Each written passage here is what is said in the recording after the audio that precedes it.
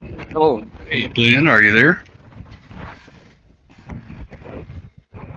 Is Glenn there? Test 1, 2, 3.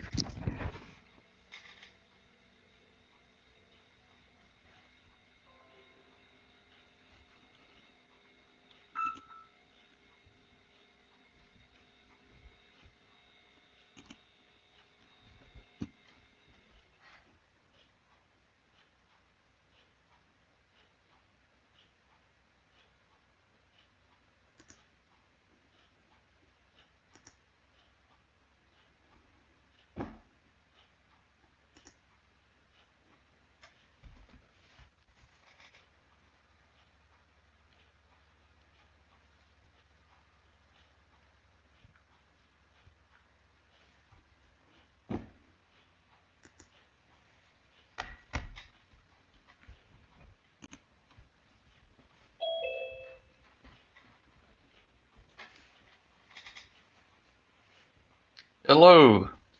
I don't hear you. I think something's muted. Let me look. Yep, you're muted. Yeah, it always mutes when it starts. Oh, okay. All right. Very good. Where are you, man? Are you down in Nashville yet? Oh, no. I'm between Louisville and Nashville. Okay. Now that it's unmuted, as soon as I get a chance, I'll mount it into the okay. the mount here. All right. Very good. In a couple minutes. You're actually early. Yeah, a little early. Yeah. Right now it's aimed up. I'm looking out the sky window. Yeah. Yep. All right. Yeah. Well, yeah, let's see. Let me see if I can get that room up here.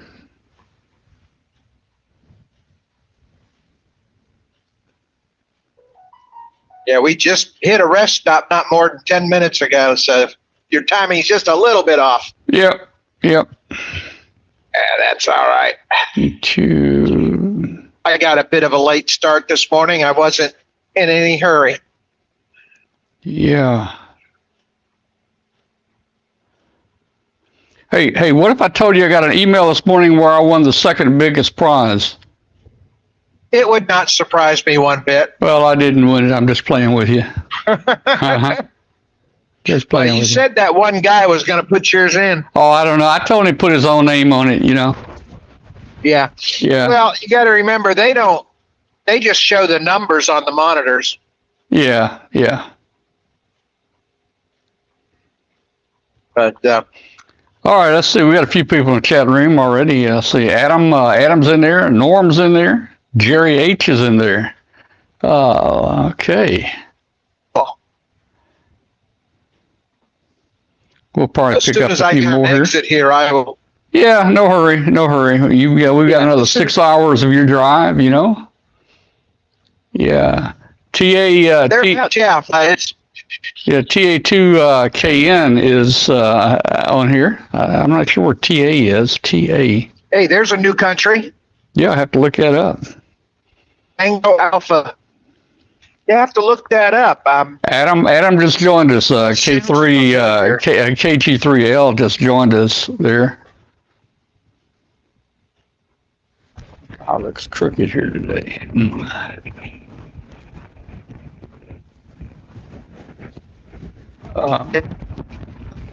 Today is formal attire on the show. Yeah. Here we go. Gil just came on. Gil, KS4YX just came on.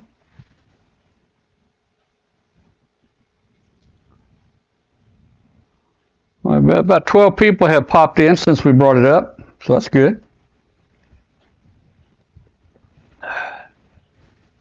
We'll change. We will change Glenn's camera in just a couple minutes.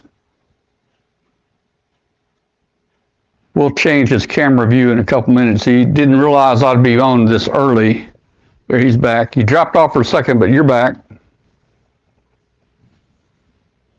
I don't know what you're doing here. You're muted, of course.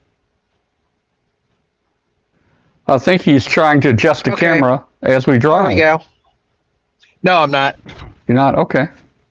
Yeah, I am going to take the Elizabethtown exit here Yeah. in about a mile, and I'll get the camera set up.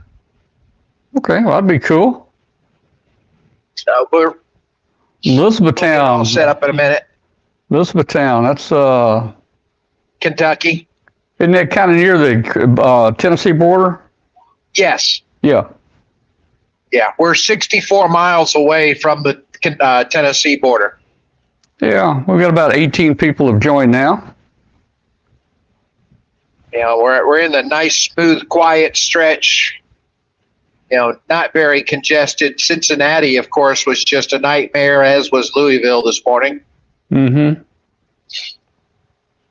But we got through there okay. So you just spent the night and headed out early this morning. You didn't go back out there. Right. Yeah, that's what we started doing the later years. It's too tiring. I thought about going back out, and yeah, it's too tiring, and we'll get into that in a little bit here. It's too tiring to leave on Saturday about 3 or 4 o'clock. Right. Yeah. But, you know, I thought about going back a little bit, but it's like, no, a lot of people leave on Sundays, so kind of what's the point? Yeah. Hey, Mark went dumpster diving yesterday afternoon, and he found a whole tub of brand new microphones. Wow. That somebody had thrown away. Bobby Whitaker says on 71 now. Okay.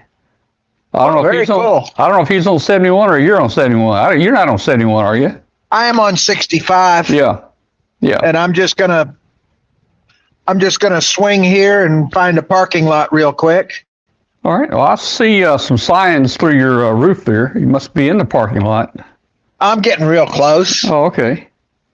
And once I get a shot here. Oh, I need to change the ticker. Let's see. Let me change the ticker real quick. It's wrong. Yeah, we are about to a spot where I can pull over and mount the camera and get back on the road. Let's see. Let me edit that. Okay, we're heading into a parking lot. That looks relatively full, believe it or not. But we're okay. Let's have fun with the Starbucks folks and let them think I'm coming in. All right, here we go. We're going to mount it. Hopefully I don't lose you or do something stupid along the way. So easy to hit a button. We had David just joined us. Good afternoon, KW5GP, Pittsburgh, Pennsylvania. All right, Tom, how's that looking? Well, I see a brick wall. Oh, looking good. All right. looking good. You can go. Hey, you can go a little bit more to the left if you want to. To the left. Yeah, hang on. Oh, to this way. Yeah. To the left. I'm seeing. I'm right at the right edge of your auto radio. Not even seeing your auto radio. So you can give us a little bit more view, probably out the front window. Well, it's a little stiff in the mount. That's fine. Oh, that's perfect. That's good. Yeah, because it's mounted in here for shock resistance. Yep. That's good. Okay. Well, you'll get a good clear view here in a minute as I head back out. Yeah, David, he's got the camera mounted back toward the back of the seat there, so we're going to see a little bit of his dash and a little bit of his sun visors up there. That's the way we had it coming up here. Maybe next year we'll get a mount closer up to the window where we can. Yeah, we'll get a suction cup mount or something for the window. Let's see how this looks here. Let me go full screen here. Okay. All right.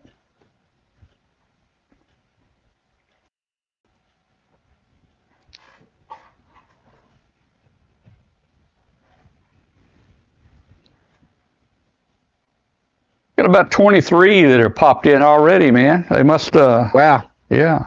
All right. So how's this view looking right here? Well, it's looking good. Looking good. Okay. I saw a red truck go by. Yep. We're about to swing back out here and head towards the interstate. All right, very good. You could have grabbed you a hot dog or a hamburger while you were in there, man. No, I had lunch before I got here. Okay, cool. When I stopped for the rest area, I had me some lunch. So we are rocking and rolling here. We'll say hi to Phil, AG4ST. Okay. Turn left on North Bavarian Street, then on the right. As long as we got the angles good, we will lock it down. Yeah, we got George, EBNJ. I'm not sure what that stands for. EB, maybe somewhere in New Jersey. I don't know. Checking in. George. Hello, George. East Brunswick, New Jersey, maybe? Maybe. Maybe.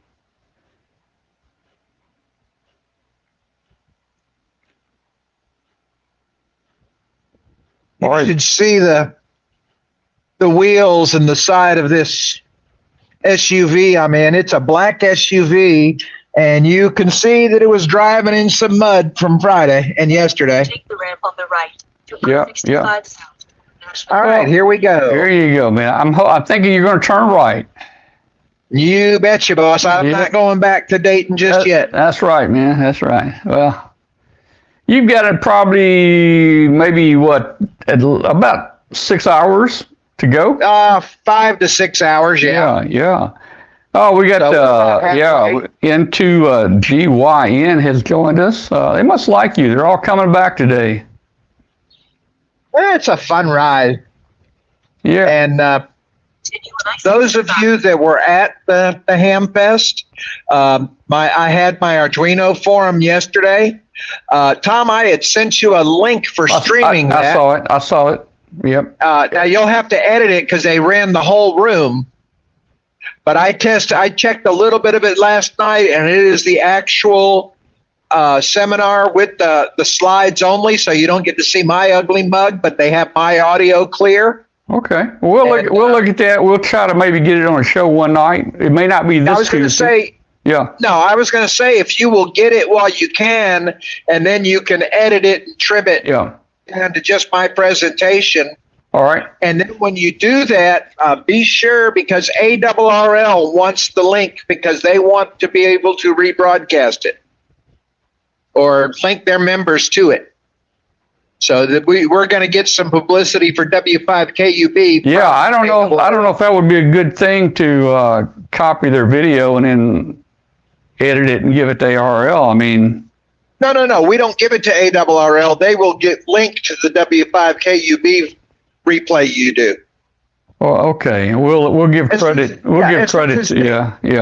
Yeah, but since it's Dayton Hamvention and it's streamed on YouTube, it's already public domain stuff. Yeah, okay, we got Bill Lowry's in there. Hey, Bill, W5WPL. Man, we missed talking to you on 40 meters. We're going to have to get our nets going back, or just get on 40. Man, I need to get back on. I'm wanting to do that, man. Let's see. What's with the black suit? Well, it is. Yeah, I guess it is black. I thought it might have been navy, but I guess it is black. If it is navy, it's very dark. Just got home from church, and hey, I thought it was important to get Glenn on the webcast here so we can keep him awake and make sure he didn't take a wrong turn. Speaking wrong turn, we drove up there 40 years, Glenn, and coming back, the road splits. I guess they're on 71.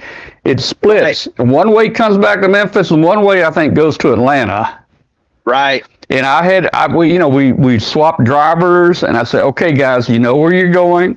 Oh yeah, we know where we're going. I said, now when you get to the split down here, be sure you take the right direction, And hey, we'd wake up and we'd be halfway to Atlanta, man. Yep. That was way back leaving out of Ohio. Yeah. Because I was on 75, and if you don't get off the 75 and over to 71, you're going to end up in Atlanta. Yeah. But no, we are on 65. As soon as the traffic lightens up here, we'll get back up to light speed. All right. We got about. We'll get you some pew rather than read the We've got back about end of this truck. You got 25 of your friends have just joined.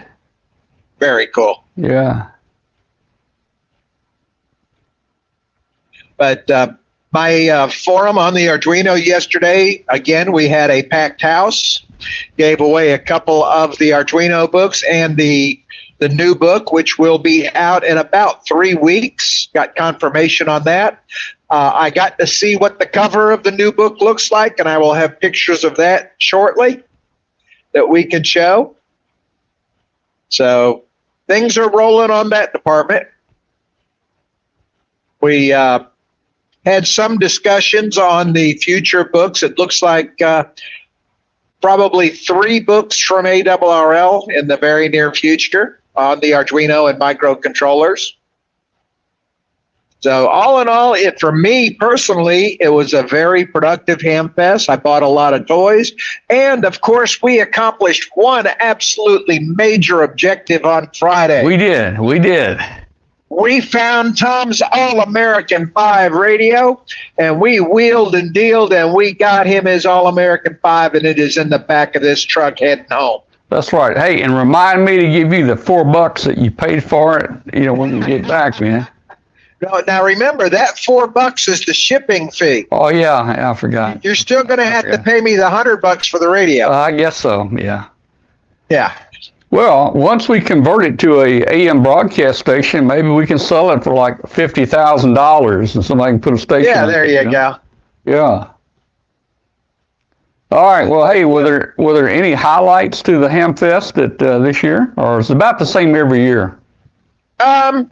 It was pretty much the same every year. I was very impressed and surprised at the amount of Collins gear, very clean Collins gear that was there. A lot of good Hallicrafters gear, and of course some great Heathkit gear. But there was a lot of it this year. I think more than even last year. Yeah. But of course, the indoor vendors. I've got some interesting things I picked up from a couple of the new vendors they had in there. Who was that? Was it Una-T had all the really nice test equipment at good prices? They were the ones with the digital scopes and stuff. Yeah, I saw those guys. So there was a lot of good test equipment there. At the ARRL booth, I signed books immediately after my forum yesterday, and believe it or not, we sold them out again. Well, that's good. Good. Seems like every time I'm there to sell my books, they don't bring enough, and we talked about that and had some good laughs about it. It's like that, no matter how many they bring, it's always not enough. Yeah. Hey, And, hey, George is asking, what is an All-American 5? Let me tell you, George, what that is, and tube-wise, what it is. The All-American 5 is a very popular series of radios that were built late 50s, early 60s. It was a tube radio. It had 5 tubes in it. The All-American 5, that's how it was called, a 5. It did not have a transformer in it. And the tubes... basically, the filaments were in series, and they added up to 120 volts, or somewhere near there. So you had a 50C5 audio output tube, you had a 35W4, which was the rectifier, and then you had 2 other 12-volt tubes. So you had the 35, 50, 12, 12, 12 up. That comes somewhere around 120. So that was the line voltage. The interesting thing about that radio is no transformer, and one side of the AC cord was grounded to the chassis. Now, back in the late 50s and 60s, we didn't have polarized plugs or 3-prong plugs. So it was very possible to plug that plug in the wall, where on the chassis of that radio, you had 110 volts. And let me tell you, if the knob was off and you touched that volume control shaft or whatever, you could get a good shock if you were barefoot standing on a tile floor or something. So I grew up in my uncle's TV shop there, and I worked on a bunch of those over the years.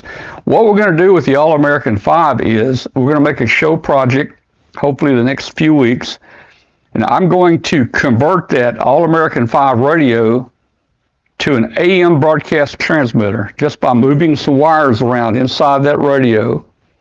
It's going to take one extra capacitor. We will try to steal a capacitor from somewhere in the radio where it's not needed. So with 0 parts, we're going to change that All American 5 radio to a AM broadcast transmitter. The tuning dial will actually set the frequency for transmit, and hopefully we'll be able to talk into the speaker, and that will be the microphone. And hey, we'll have an AM broadcast station here. And just to give you an idea what the All-American looks like, I don't have it, but we picked up one radio here a couple weeks ago. This is very similar to the All-American 5 right here. Very simple tuning dial, volume control. You can see the, power cord. That's about it. This one has some weird tubes in it. The tubes do add up to 120 volts, but they're not the tubes that I'm familiar with. I think this could be a European radio or maybe made somewhere else. I don't know. But anyway, Glenn found one, and we got our project ready to go. Yeah, I'm trying to remember the manufacturer of the one I got. Yeah, I don't know, but we checked it. It does have the 35W4 and the 50C5, and that's the right one. Right, it is? Yeah. Unfortunately, it's just out of reach in the back of the SUV here. Otherwise, I'd grab it and hold it in front of the camera. But I think y'all would rather me get home, stay between the lines here. Well, look, man, we need to get that All-American 5 back. Don't have an accident. The All-American 5 is precious. That is precious cargo. You betcha. I'm expendable. The radio is not. Well, we won't say that on here. Yeah, we won't say it. Oh, by the way, I ran into Riley Hollingsworth there and had a chat with him yesterday. Yeah? What did he say? He says that he wants to come back on and he will get with you shortly. Man, I've tried for years to get Riley to come on. He'll get on one time, and then the next 15 shows, something either is babysitting or the ARRL won't let him talk or something. Right. I've tried. I've almost given up, but yeah. No, we talked about all of that. Yeah, is he still with the ARRL? Yes, he is still with that, what is that, the Observers Group or whatever? What do you call it? The Voluntary Compliance or whatever? Yeah, the monitoring. Yeah, the monitoring group. Something monitoring group, yeah. All right, but so it looks like then it sounds like we may be bringing Riley Hollingsworth back to our show regularly. I hope so. Well, I don't know if he said regularly, but he was very apologetic about not being on, and said he's going to get with you sometime in the next few weeks to set up coming back on the show. Well, I'll send him a note. And welcome him again. And hey, he doesn't have to be on it for 4 weeks a month. If he wants to come on twice a month, that's fine. Right. I'd like him just to come on. They give a report every week on the monitoring situation. And it's public that the ARRL publicizes. Yeah. He could come on the show and just do that every week. And Tom, I don't know if you're aware of this, but the logbook of the world is currently down. Well, I knew that. They have had issues. I'm not going to go into the details that I have. Just stick with the published story. But they have had issues with Logbook of the World, and they currently do not have a ETA for restoration of services, but they are working as hard as they can on it. Yeah. And I think they'll eventually get it back up, but it's some type of database problem. Yeah, but I don't want to go into the details, even though I have the scoop straight from the horse's mouth. Yep. But no, it was a fun ham fest all the way around. Got to meet up with a lot of my friends, high school buddies even, and just a total fun. At the bed and breakfast I stay at, a couple hams and his wife and a couple other folks. We had a little bluegrass concert out in the parking area. So we got a bluegrass concert yesterday evening. So it was just really fun, enjoyable trip. I almost went back this morning, but I said, no, I got to get home. Got to get this All-American 5 to Tom as soon as I can. All right. Well, hey, you don't have to drop it by today. We'll get it. We'll get it someday. No. You know, we'll I'll get it to you sometime during the week here. Yeah, we'll get it. All right, man. I'm getting excited about. We got now the hamvention over. I'm getting excited about getting back on the air and doing some things, building some projects. Exactly. Oh man, you know. You know, and to be honest, I really did not buy a whole lot. I bought things that were on my list. And I did find an official Heathkit HW16 tuning dial because the one I've got is cracked. Yeah. And found that out in the flea market. You caught me buying that on camera the other day. And as it turns out, Tom, I don't know if I told you this. Do you know why I was absolutely dragging at the end of the flea market on Friday? Well, don't tell me it's because you had the radio in your backpack. Well, that too. No, I don't know. Did you? I have a pedometer attached to the back of my backpack. Let me guess. You walked 10.7 miles. No, not quite. What was but I was surprised you guessed that high. What was it? 7.5. Oh, okay. All right. 7.5 miles. That is, yeah, George knew that. He said it's in the chat room. I should have been reading the chat room and I would have guessed it. Wow. Very cool. But that flea market, if you go up and down every aisle, counting the trip in from the parking lot, 7.5 miles. Yeah. And of course, I did it in the rain to earn my Frogman credentials. Yeah, and you know, you got a new name this year. Your official name now is called Frogman Glenn. And well, fortunately, the next Hamfest I have planned, this is not necessarily the next Hamfest I will go to, but the next one I have planned is Huntsville, and there's no indoor swimming at Huntsville Hamfest. Yeah, that's true. Yeah, that's climate controlled, all inside the convention center there. And so no Frogman for me until maybe Orlando in February. But that doesn't say there's not going to be Hamfest between now and then. I think you had mentioned a possibility in Nashville. Well, I think Nashville has. I'm hearing they have one in July. I might like to go to that. You know. Yeah, that sounds fun. You know, maybe go. Well, let's see. Hey, go to the Grand Ole Opry that night. Go to the Hamfest. You know, have fun. You know, do some Nashville stuff while we're there. You know. Yeah, and as you can see, the traffic is lightening up here. We got better view. Yeah. We're just tooling along here. We've got, I don't know where he is, SMPT E82. 220 is wrong. I don't know what he meant. Did I put a wrong date somewhere? 2024? I'm not sure what he's meaning. 2020 is wrong. Okay, he's from Germany, DO9 BSM. Hey, tell us what you're referring to on the 2020 is wrong. Maybe I've got something wrong. Date in the title. Let me see, date in the title. Let me look at that. Probably have it as 5/20. Let me look at it. 5/20/20. Yeah, let me see if I can fix that. See, I'm driving and I can't see it, and I can figure that out. Yeah, I've got one screen covering it up, and gee, let me see how I can get there. Yeah, that is a mistake for sure. Let me see. Let me change that title. Edit title. This is the year 2024. Oh, I almost put 2420. That's not good. No, that's not good. I'd be a little too old to do this. Yeah. Okay. Do I have a save button? Yeah, I got a save button. Hopefully that fixed it. Let's see if I can go back now.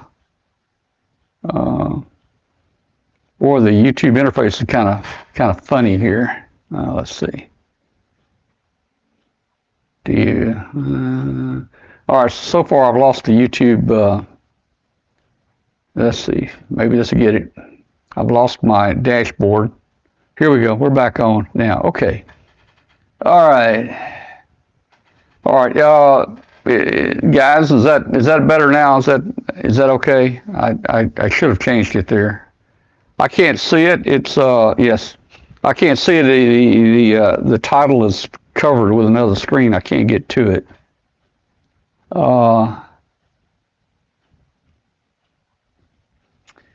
Our Germany visitor here said he's been following the channel since 2009. He'd like to come today on maybe 25 or 26. That'd be perfect. Well, come on over here. We'd love to have you, man.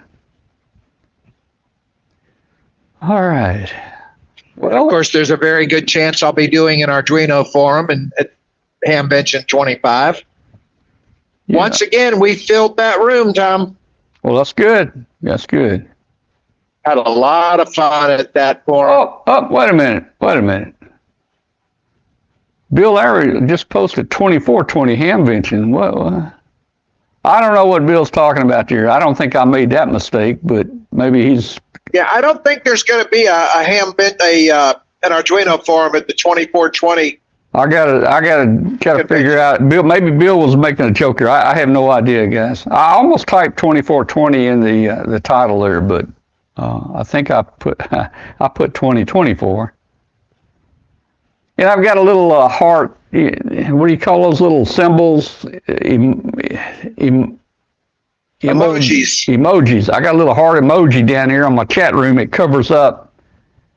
Yeah, okay.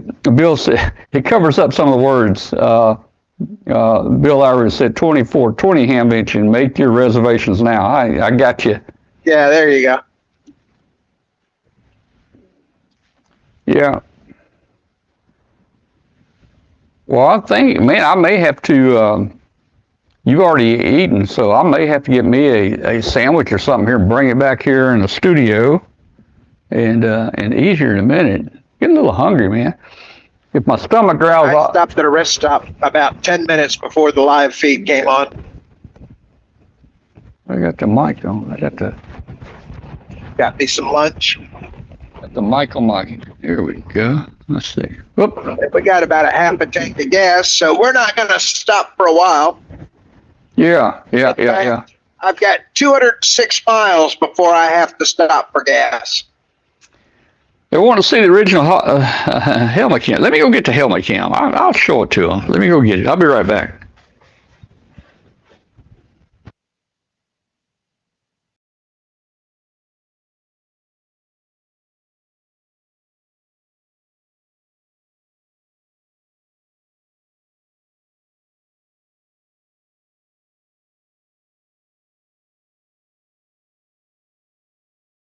For those of you that did not know, this is Glenn, KW5GP, and we're live streaming the trip home from Dayton to Memphis, Tennessee, actually South Haven, Mississippi, which is basically a suburb of Memphis. And right now, we're on I-65 north of Nashville, somewhere between Louisville, Kentucky, and Nashville, Tennessee. ETA is going to be about 5 p.m. Central Time. It's 12:27 Central right now. So I got about another 4.5 hours on the road, plus a few stops I'm going to have along the way, I'm sure. And as you can see, traffic's a little bit of dodgeball this morning. But that's to be expected when you're driving in the South. Best thing you can do is stay out of their way, and you'll be fine. All right, I'm back. All right, they want to see the helmet cam. Let me show you guys the helmet cam. This is what started off our webcast about 20 years ago. This thing's heavy. I like to have dropped it getting it off the shelf. There it is. I don't know if you guys can see that or not. And I remember seeing him wearing that thing at the Huntsville Ham Fest. Let me see if I can take it out of the me see if I can take it out of the case here without breaking something. Yeah. Yeah, we need All right. a ham radio Hall of Fame to put that thing in. There we go. Well, I don't know what that's doing in there. Here we go, guys. This was the helmet cam that we started off many years ago with. We learned we had to turn slow. We would turn like this, and everybody was getting seasick. So anyway, let's see if I can put it back together here. I have no idea what that is inside there.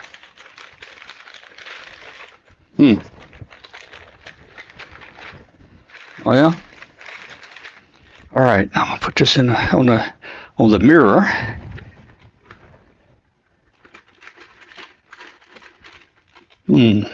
Okay.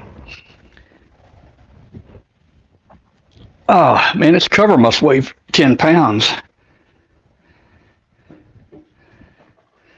All right.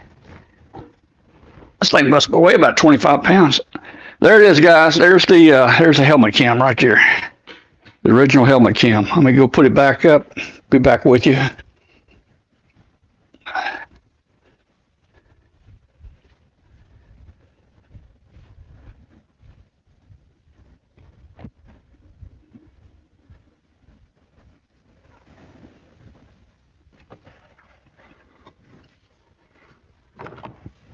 I think we're about 64 miles away from the Tennessee border, so we're still in Kentucky. And there's a Buc-ee's coming. I love There's Buc-ee's. one already on the trip. Love Buc-ee's. Discovered that yesterday, and there's another Buc-ee's that's coming soon. So we'll have two Buc-ee's to choose from on the way to date. I tell you what, next year we will stop at one of those two Buc-ee's. Maybe do a little bit of a walkthrough for you. Let's see what I missed in the chat room. Okay.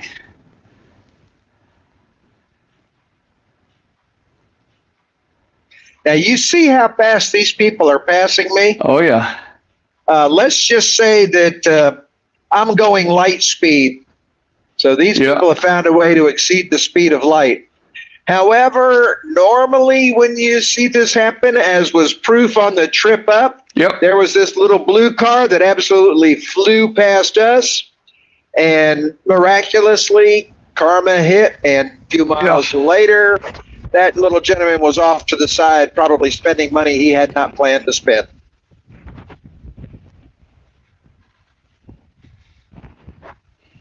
Tom, I don't know if you can see it on this truck in front of me, but it looked like he had that radar bar that you wanted me to get you. Oh, really? Oh, man, yeah. Yeah, he's got a radar bar up there on the right side. Cool. At least that's what it looked like. Of course, we're playing leapfrog with this truck here on the left. And, of course, he doesn't have a good handle on staying between the lines. Maybe he's kind of like me. When I was kids, I could never color within the lines either.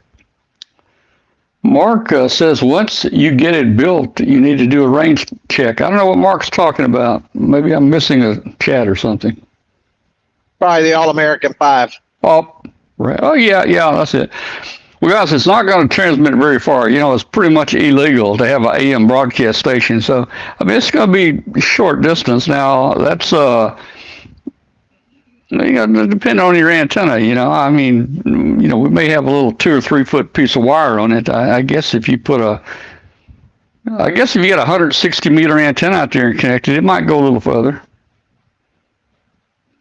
Well, actually, you remember back in the day, we could do public domain type transmission on the broadcast band, but it's super low power, like the milliwatt range.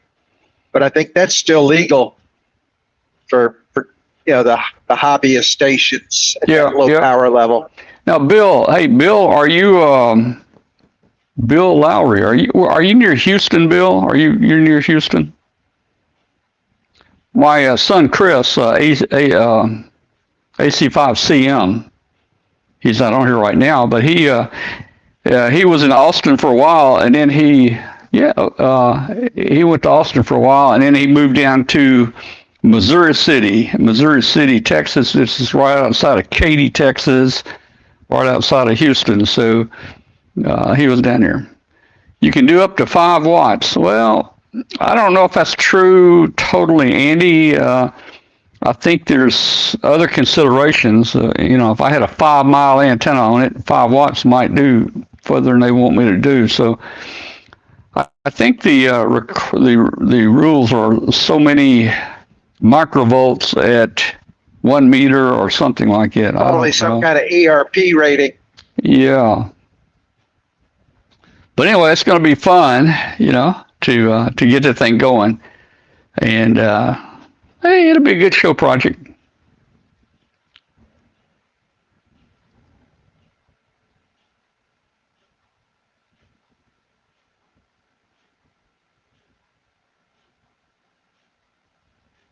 Yeah, I think we're about 60 miles away from the Tennessee border. Now let's see. Bobby says I've got 130 feet of 1 5/8 hardline on a Prius. Yes. OMW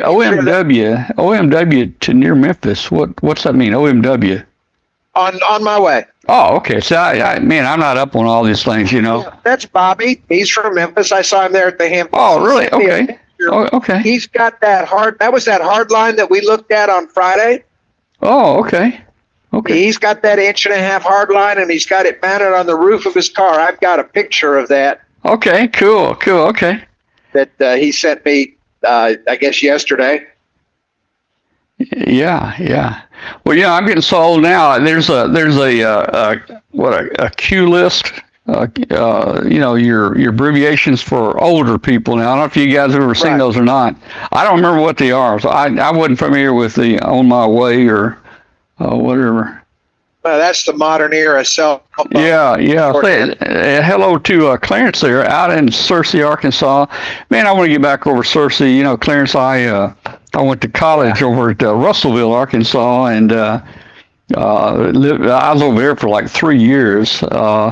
That's in the western part of the state. Loved it. We went back here for the Ham Fest a couple months ago, and I went back maybe a few months before that and got a chance to tour my old college dorm, and that was kind of cool. Hadn't been here in like 50 years.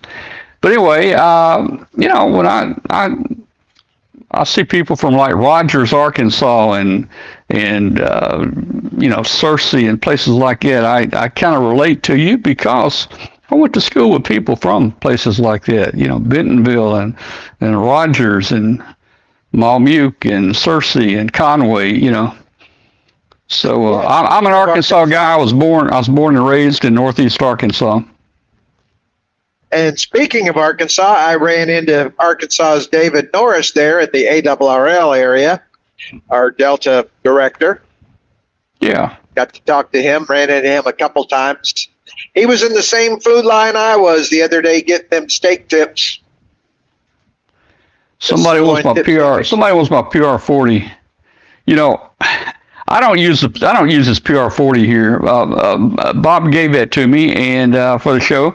Here's the deal, guys. Let me show you what the problem is with the PR40. I mean, it's a good microphone, but you've got to work it right. So look, I'm gonna show you guys something. I'm on my lapel mic right now, 1, 2, 3, 4, 5. I've got 5 computers here in the studio that I turn and I work 5 different computers. I've got, YouTube dashboard, and we got chat room, and we got the webcast, and we got, everything going. So you're hearing me now talk with the lapel mic. Now let me show you what happens with the PR40. Go into the PR40. Okay, I'm on the PR40. It probably sounds okay, doesn't it, guys? Test 1, 2, 3, 4, 5, 1, 2. All right, but look what happens when I get right here. You probably not even hear me. And look what happens when I get over here and I look at this computer over here. I look at this computer here and I look here. And then I have to kind of get back close by to the PR40. So that's one reason I like to use this lapel mic is, hey, I can walk 200 feet away and still be on the show. Hey, Bill. Blytheville is in northeast Arkansas. I was born and raised in Wilson, Arkansas, and if you look at Blytheville on a map, Highway 61 right by the river, Highway 61 Blytheville, and then just south of that you got a town called Osceola, and then the town below that's called Wilson, Arkansas. So that was my upbringing, just across the river from here, not too far, about 30 or 40 miles from here on the other side of the river. Yeah, and with the microphones. Yeah. I could probably make, Go ahead. I could probably make, they're saying the PR40 sounds better. I could probably make this mic sound the same on the mixer here if I just turn some knobs. Let's see. Let me look here and see. Yeah, the PR40 had a more full audio, a little more bass, chopped the tinniness out. It was a really good quality fullness to your audio on the PR40. But yes, it's highly directional, and you could hear the levels change as you turned your head. Yeah. Oh, yeah. Let me play with the mixer here and see if I can make some change here. If I give it a little bit more of that, that looks like that's the high. I gave a little bit more high. Let me take some of the mids out. Take some mids out right here. 1, 2, and take some of the lows out. I don't know. Does that sound any closer to the other mic? I would take some of the highs out. But I really didn't see much of a change. Yeah. Well, let's see. Just looking, the mixer's set about the same. Of course, the mic have different elements, of course. So now I've got my mics all messed up. Let's see. Let me turn the volume up so I can hear myself a little bit.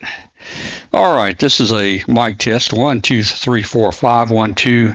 1, 2, 3, 4, 5. There's a little more bass right there. Brought the low in. Let's see, the highs are in, maybe the mid. Yeah, that's sounding a little bit warmer. That's 1, 2, 3, 4. Okay, so that's the lapel mic, and let me go back to the PR40. All right, we're back on PR40. 1, 2, 3, 4, 5, and there's the lapel mic. Hey, they're probably close. They're getting very close. Yes. Yeah. Okay. Well, I'll leave it like that. There you go. I'll just leave it like that right there.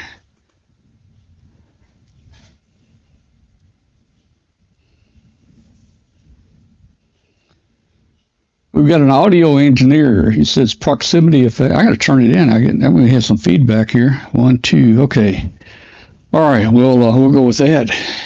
I'm not an audio guy here. And guys, when we do the show, we need an audio guy. I need a producer. There's so much going on in the background here that I need help to run a show. But the bad part about it is it might look like I'm not paying attention to a guest, and that's because I'm handling the chat room or the mixer or switching video. I'm doing a lot of things when I should be paying attention to our guest.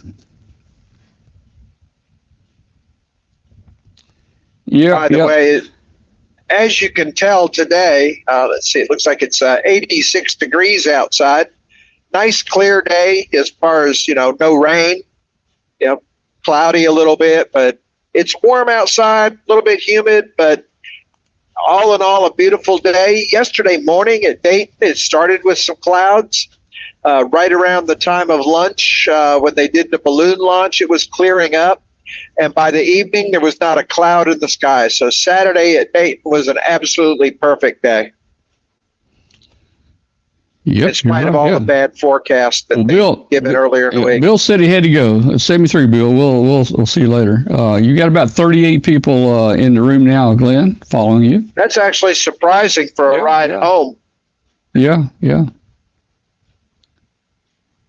But no, all in all, Dayton was Dayton. No disappointments other than the rain, but that's a given. Yeah. I had a new hat that had a wide brim, and that really helped me in the rain.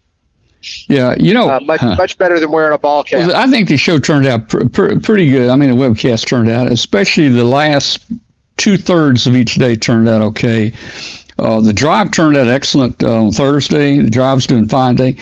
Our problem when we try to go live on like Saturday, we had too many video people coming in. I had 6 and 8 people coming in with videos, and several of them were having technical issues. We're trying to fix that, and we're getting feedback, and it was a mess. And the reason we wanted multiple people, we were afraid that we weren't going to have enough people to stream all day at HamFest, so we had multiple people.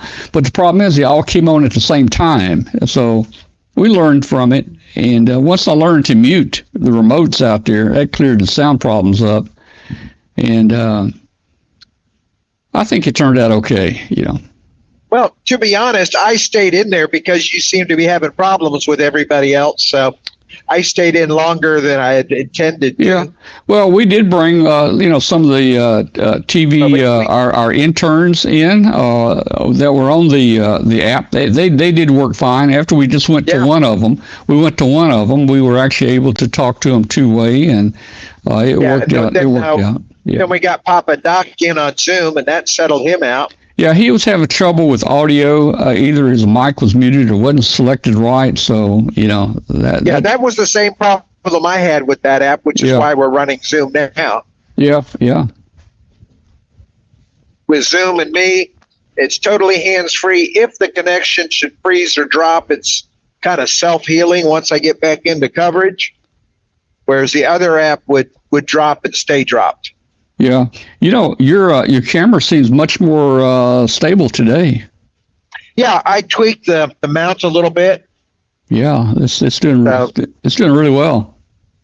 Yeah. Of course, next year there'll probably be a passenger in that seat, so we'll have to come up with another way to mount. Well, you have to mount it up on a dash.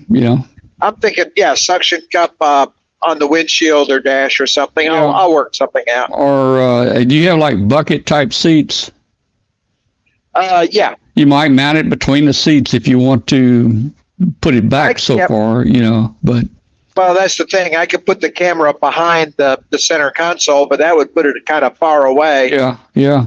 And I really I don't get to access the telephoto controls on the camera that way. So no, I've got some ideas. We'll address that when that time comes. Well, I see Teresa in there. Teresa Williams. Is that our old friend Teresa? Man, I haven't seen Teresa in a long time. Seen her in a while. But it's because I typically don't get a chance to look at the chat room much during the show. So, yeah. Into GYN, he's watching us on a 55-inch TV. Good hi-fi stereo. Good. Yeah, that's Teresa. She's down I guess, Teresa, you still down in Texas, I assume. And we'll say hello to you. Hadn't talked to you in a long time. Good to see you again.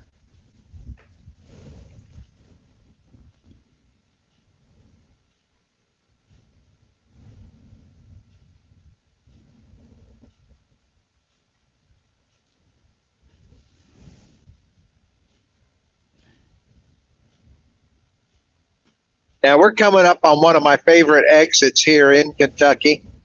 Normally on the way up, this is where I stop for gas.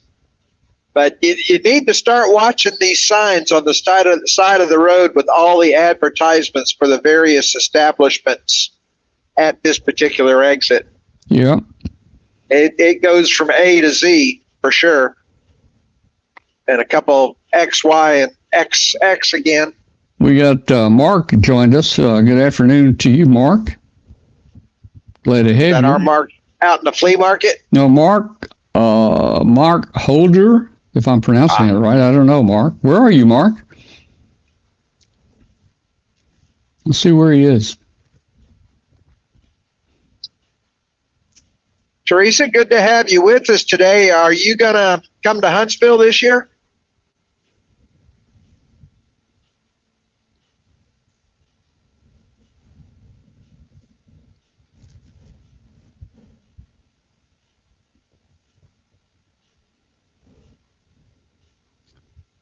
She'll probably answer. She'll answer. Yeah. She'll answer. She'll answer. There's a delay. You remember that unique thing about car tags you and I talked about? Yeah, I do. Do you realize that I still have not seen one without that idiosyncrasy? So, by the way, Teresa said she does not know. It work depending on whether she goes. Now, back to the tags. You're a good ways away. You're still seeing the Tennessee blue tags. Are they still having a B in them up where you are, up there in? Every tag that I have seen from Tennessee has a B in the tag. Well, I thought maybe of just this part of, the western part of the state. But man, you've been in central. It has been every Tennessee tag I have seen. Guys, what Glenn is talking about on the new Tennessee license plates. I noticed they've gone to letters and numbers, and the numbers can be in the front, letters in the back, letters in the front, numbers in the back. Just it could be any kind of mixture. And I noticed that there's always the letter B, Bravo, in the tag.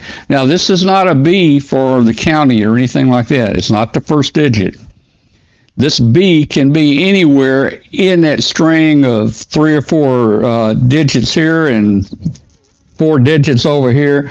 It can be anywhere in there. You can have a double B, you can have a B space B, but you will always have a B somewhere in that tag, whether it's at the end, the beginning, in the middle.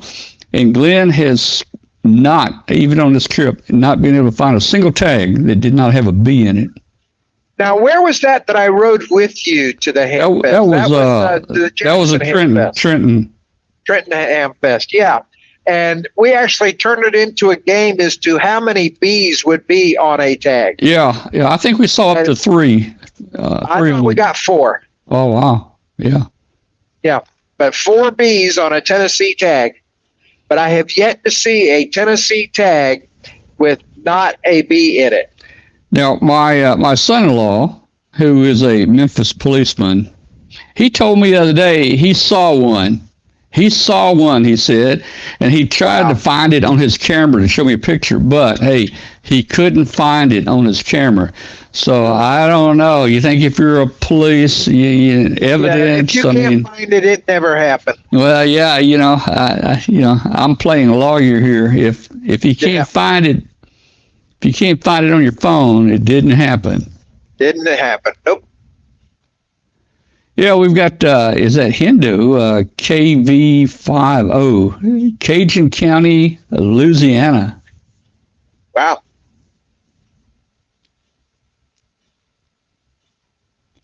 Evangeline Parish in Cajun County. Okay. Yeah.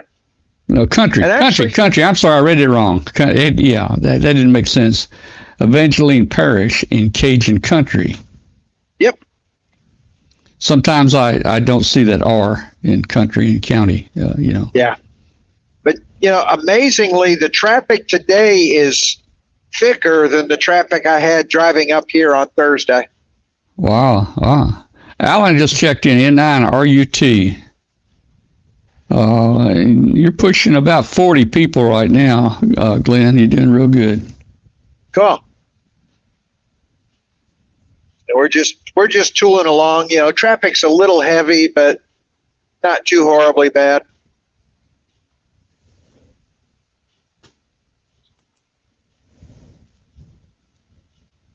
But typical Sunday drive. We're just tooling right along.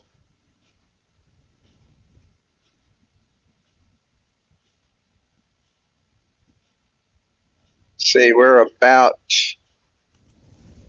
I think it's like 37 miles north of the Tennessee border.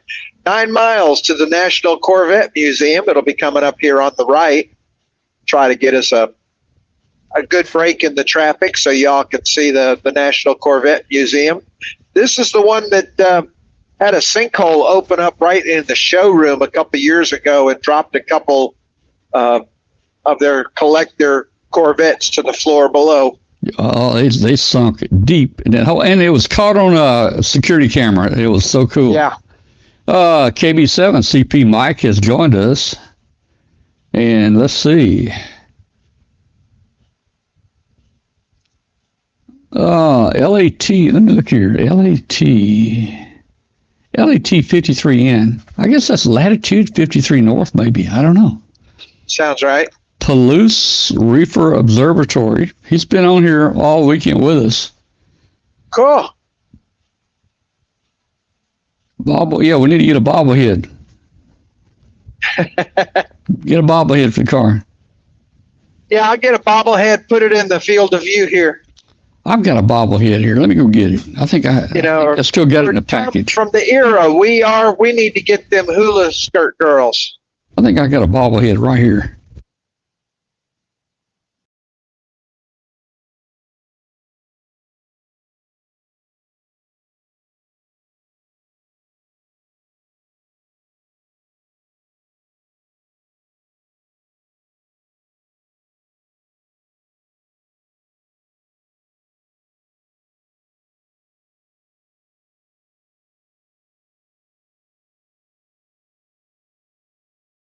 Well, my bobblehead's gone.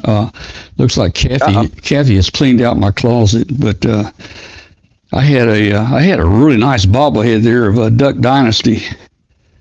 That'd have been a good one. We got Brett. Oh, we need to get a Tom Medlin bobblehead made. Okay, Brett says, don't know if you have a camera person available to broadcast it. What's Brett talking about? I have no idea. Brett says, I don't know if you have a camera person available to broadcast it. Did I miss an earlier comment from Brett? Let me see. There it is. Okay, they're doing the final drawing.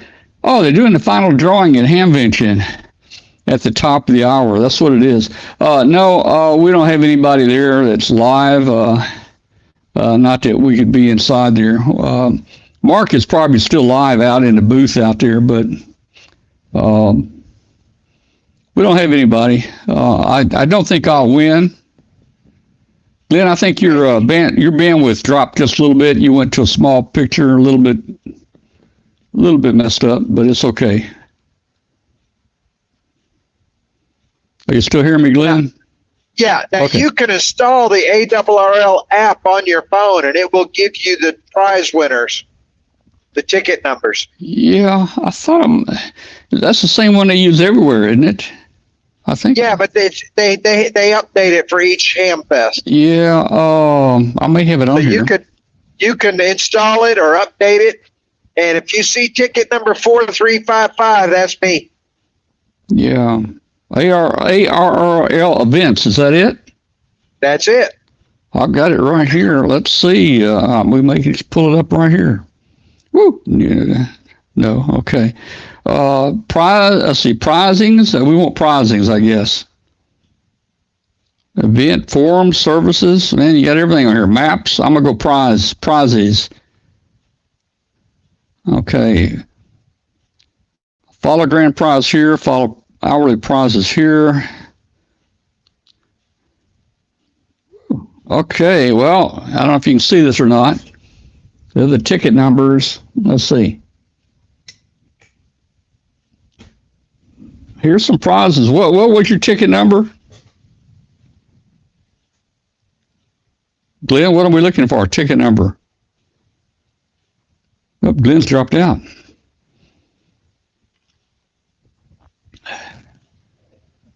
Sorry, That's all right. Sorry. What was well, now your picture sideways. I don't know how we're going to fix that.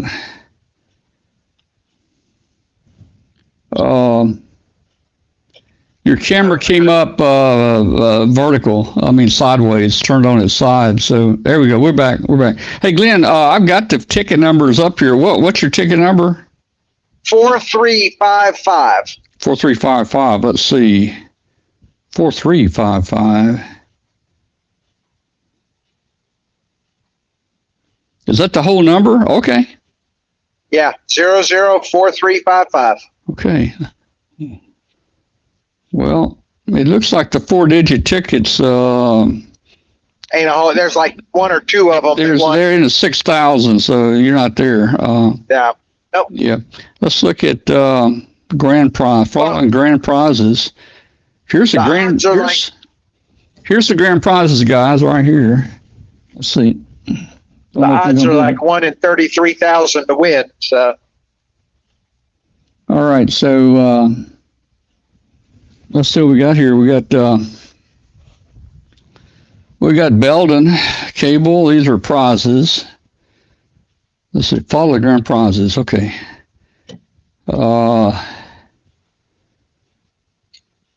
Rotator. You got to be present to win those hourly prizes at Dayton. Yeah, correct? yeah. Spool, 500 feet of Belden. 500 feet of Belden. Stepper IR. Nice. Tar Heel antenna. A Bird 43 watt meter. MFJ 99 Ford tuner. Pro 7 headset. SWR analyzer from MFJ. Well, okay. Well, I didn't win, so oh well. Teresa, we didn't go to Dayton last year. We stepped out.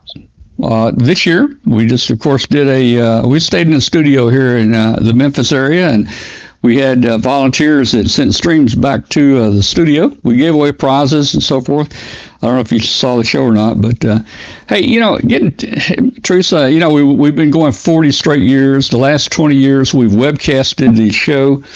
That was a lot of work, a lot of expense. We didn't get a chance to look around. It was very tiring. Y'all can see off to the front right here, there's the National Corvette Museum. All right. Corvette Museum to the right. Yep, Bowling Green, Kentucky. Sorry to interrupt, Tom. Well, that's okay. That's okay.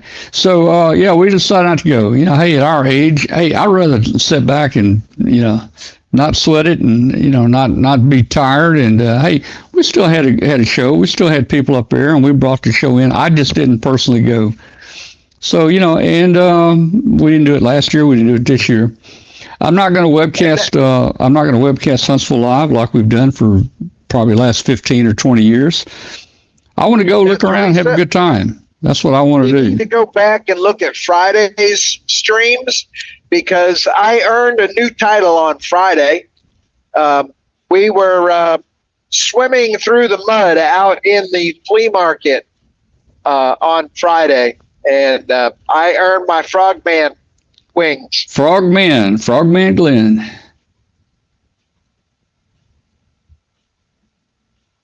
Well, I tell you, hey, let me talk dumpster dive, guys. Mark sent me a picture yesterday. He looked in the dumpster right next to the booth that he's at outside. He found a whole tub of brand new microphones. Somebody had thrown it away. A whole tub of brand new microphones. So, wow. There's some good stuff that gets thrown away out there. Yep. If you're willing to dig, you can get some good stuff. Yeah. And this is the thing with a lot of the Dayton material. We were talking the other day that a lot of it never leaves Dayton. It just shows up on a different table. And it's the same with the dumpster stuff. You throw in a dumpster and it still has a really good chance of being on somebody else's table the next year. That stuff has, 9 lives. Yeah. Well, Tim is talking about the technology we're using today versus what we used. I guess what he talked about in the early days of our show. In the early days of our show, even the internet was bad. If we had a 27K connection in the car, we were doing good 20 years ago. Things are much better. We've got much better software and different things. One of the things we found here, this app here that I'm using that switches, the videos and all that, we'll bring Glenn or people in on a video link that we can link into the show. We found it was a little unstable. So what we're doing right now, we're bringing Glenn in on Zoom, which seems very stable. We're bringing Glenn in on Zoom, and I'm connecting it through cables over to this PC that we're broadcasting with. And if Glenn drops out, it will automatically reconnect. And hey, it really works well. His 10-hour drive Thursday, we didn't even have a single dropout. Yeah. And on my phone, I typically have a 5G connection. And as such, you're getting HD video off of my phone.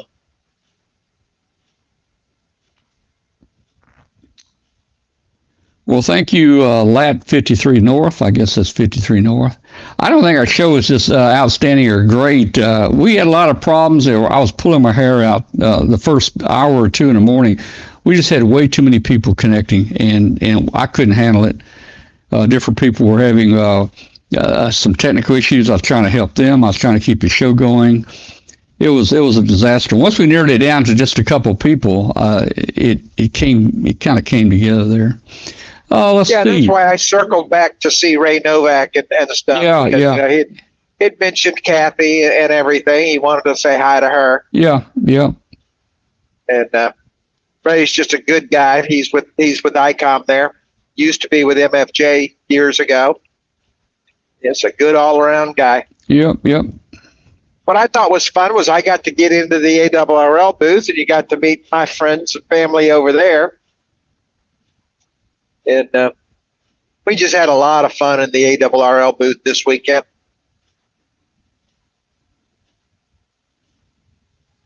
And I may have dropped there. I went under a bridge.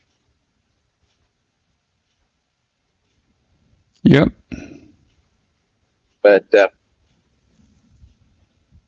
we are in Bowling Green, Kentucky at the moment, getting ready to cross it. I noticed about midway in your windshield, you had a couple bugs or smudges out there. Now those were on there when you drove up, so I know you haven't washed your windshield. Actually, when I left this morning, the windshield was spick and span. Those are new bugs. Oh, they are? Okay. Yeah. Now, I can clean them if you want. No. That'll make a mess. Yeah. We don't need smeared bugs. Yeah. It looks good. But no, the rain on Friday had totally cleaned off the windshield, the car itself. Everything looked really nice this morning when I pulled out. Yeah.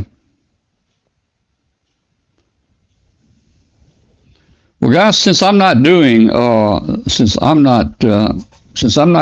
weather forecast right here, I need to probably go change and get out of the suit, get to something a little bit more comfortable. But probably most people never see me in a suit, so yeah, it's kind of different to be on dressed like this. And I'm in my drive home from Dayton casual scruffies. You didn't get the memo about wearing a suit and tie today? No, I did not get that memo. All right. I make it a point not to check my email and stuff when I'm on Hamfest trips. Oh, yeah. I've got probably 500 messages to respond to when I get home. Yeah, you go ahead and change. Maybe grab yourself a bite to eat real quick. One person commented here. It's the Undertaker look. Yeah, there you go. Yeah. Oh, man. Well, see, if I was on our other system that I normally use for Tuesday nights, I could throw a hearse up in the background, and I could do all kinds of stuff. But I can't do it here without a lot of pre-planning here. But that'd be cool. Yeah.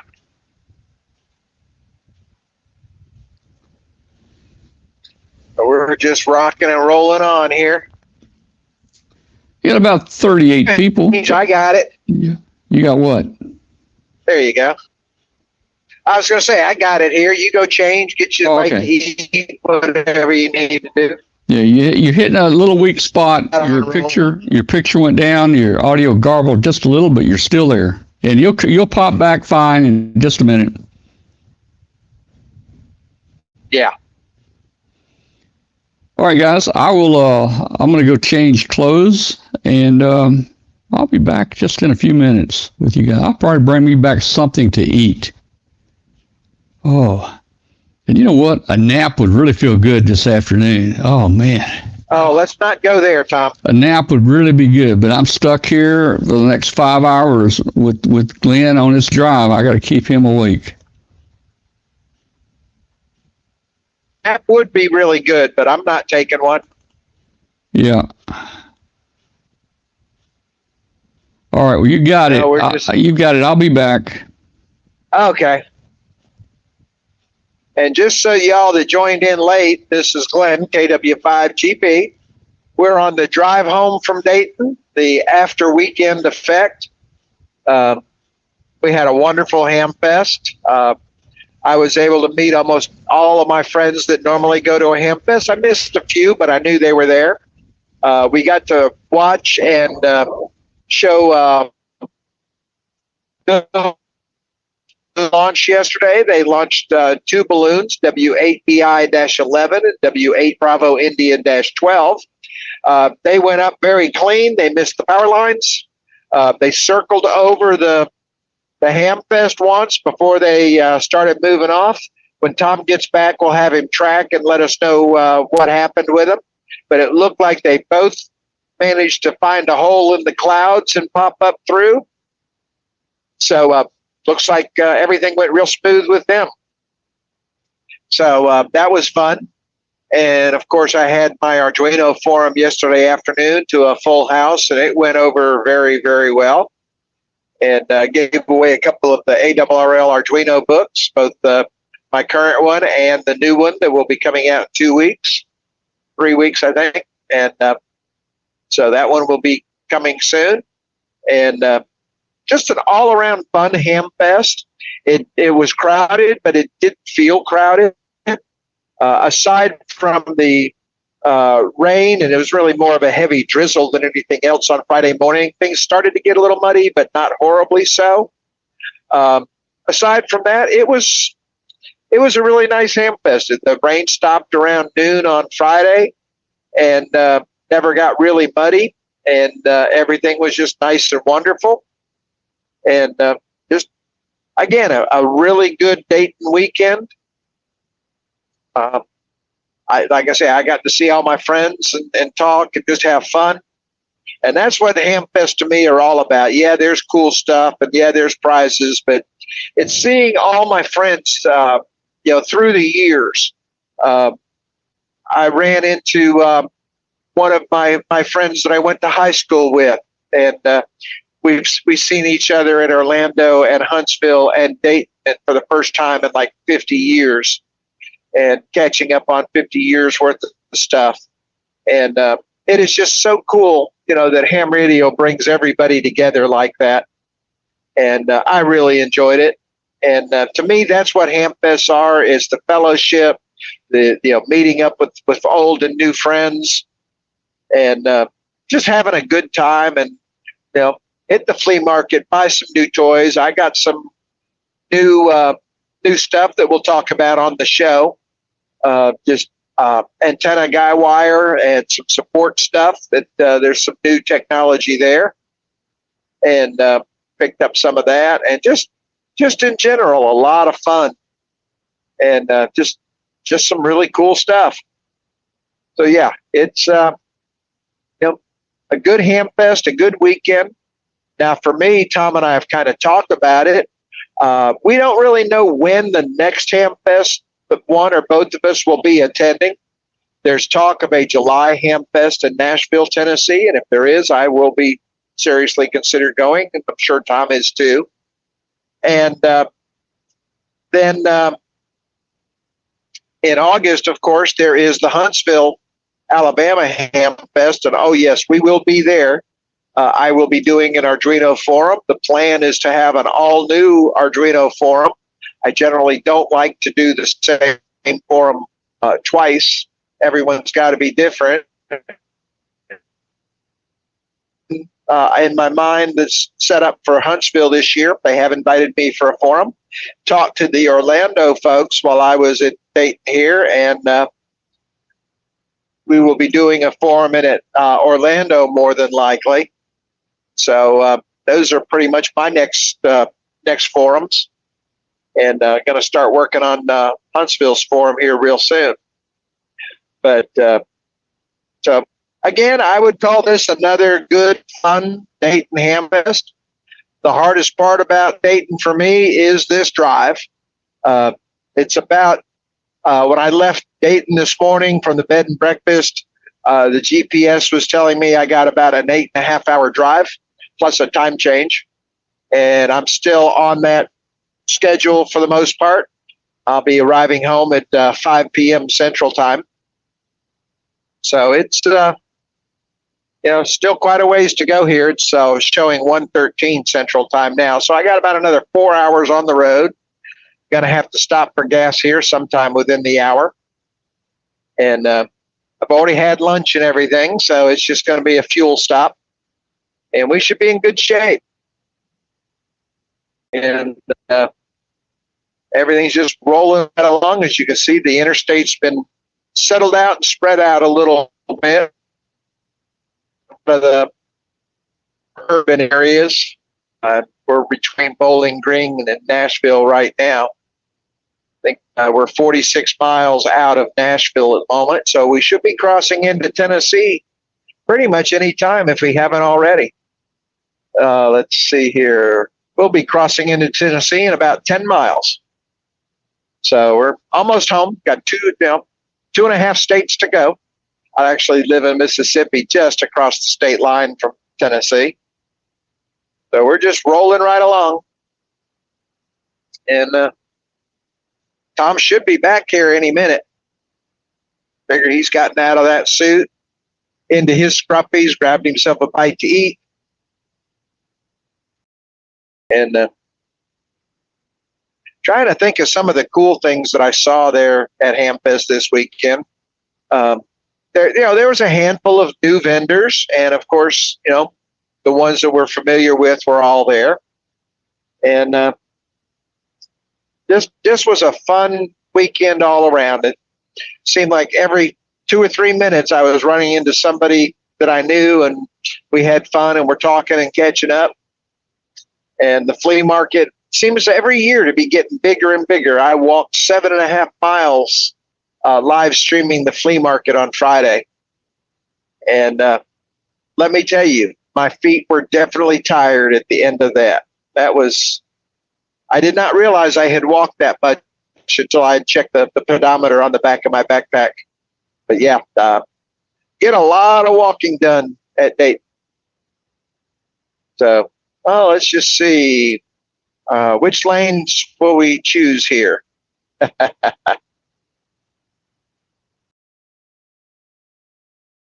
That's half the fun.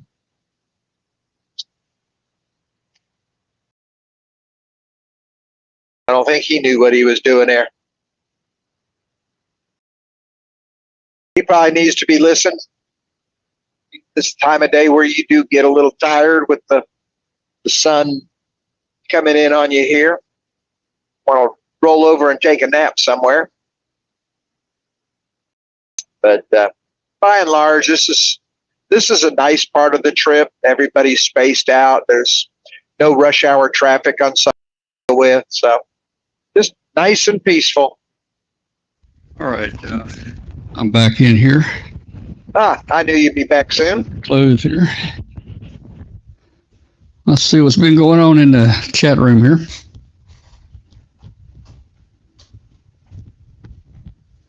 Get my wireless mic on. Next project here is going to be lunch for sure. All right, let's see what's going on here.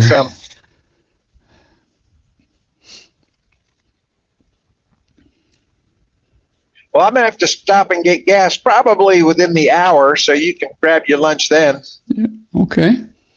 Looks like we got a report that said the balloon is near Panama City, Tennessee. Panama City. Florida. They've got Panama City TN coast headed to Florida. I don't know. Looks good. Blah, blah, blah, blah. Highway looks good, real smooth. I was going to say, call up APRS and see where the balloons are. Yeah, I'm gonna check that out here real quick and see if we can tell where they are.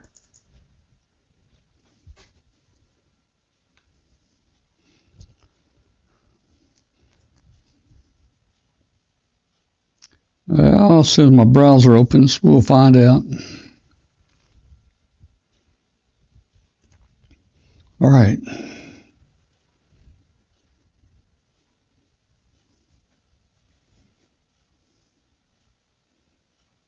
It were 39 miles north of Nashville,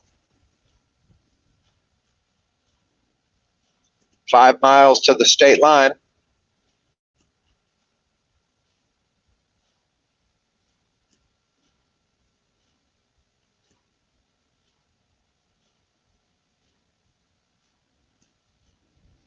All right, let's see.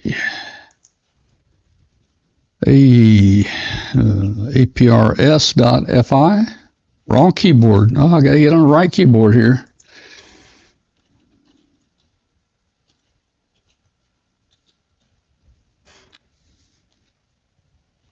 All right.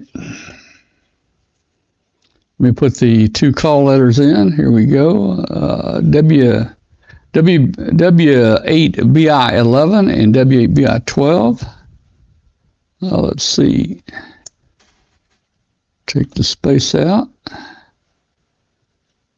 And let's go 24-hour tail. Let's see.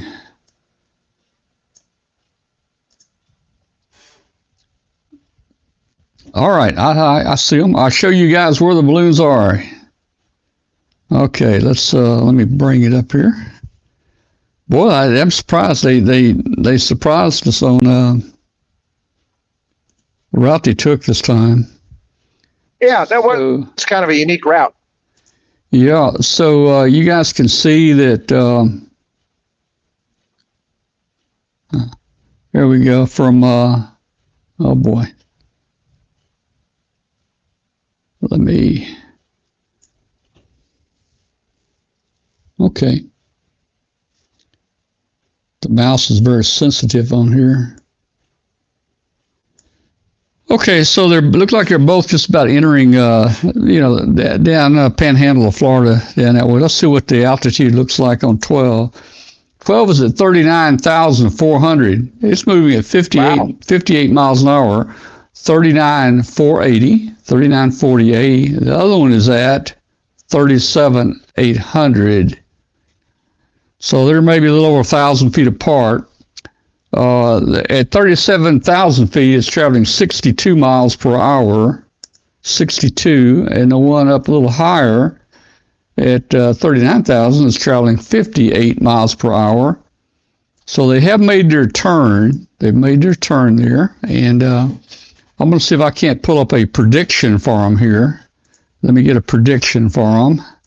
And the interesting thing, one of those is a Yokohama balloon and the other one is an Orbs balloon. So there's 2 different types of balloon material. Yeah, the Orbs, I've flown the Orbs. The Orbs and the Yamaha are just, they're different. They're different manufacturers, but they're very similar balloons. So both of them are good balloons. Amateur.sondehub. It must be an org instead of com. Let me try that. Too many dot org. All right. Okay. So we're gonna get the we're gonna try to get the prediction on where it's going. Let me get up here and get the call put in. W8BI-11. Both of them are going to take the same path, so I'll just look at one.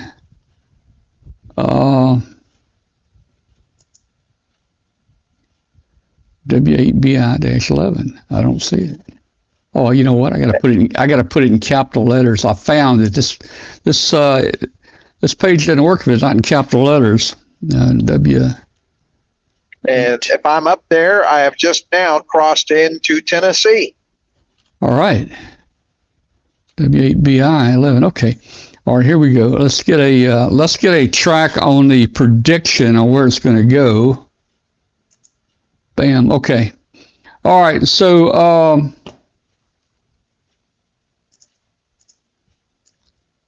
let's see if I can figure out how to turn that off here. Okay. All right, here's a prediction. We've got a prediction on where it's going to go. There it is right there. It's going to circle over kind of northern Florida. It's going to head out into the Atlantic there with a little bit kind of northeasterly route. But that is the predicted model of where the balloon is going to be going, and that's over the next 72 hours, I believe. Yeah. All right.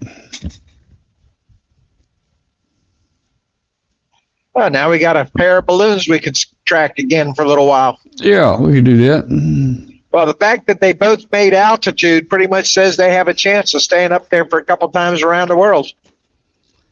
They're asking what it cost in gas this year. Glenn, how many miles to gallon do you get?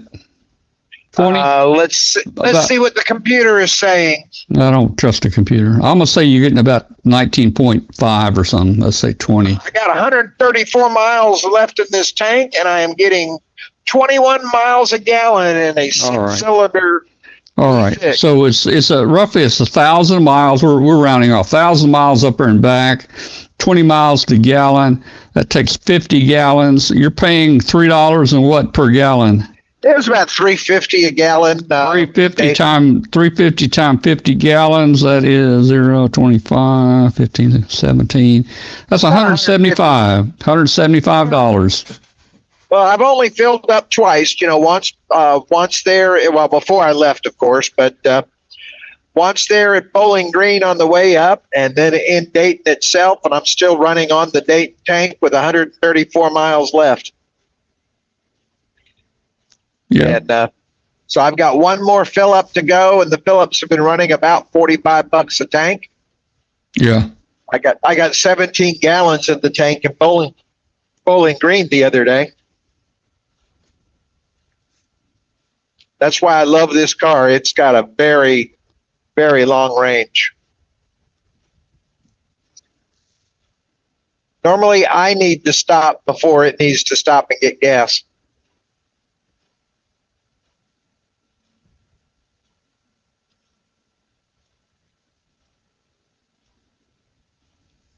Good thing is it's a very comfortable ride. It's an older car, but it's got all the nice comforts, all the nice seat covers. It's got heated seats if I needed them and stuff like that. So this is one of those seats that you could just sit in and drive for days.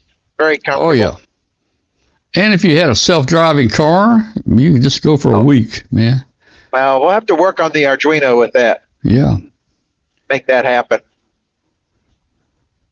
Oh, well, hey, this brings me back. When we get out on the highway, it brings me back to ideas. And I may need some Arduino help to design some systems for my next endeavor. Uh-oh.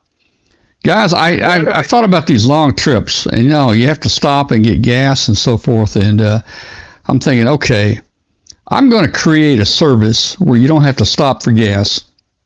And nobody else has done this before on the roads, actually. I'm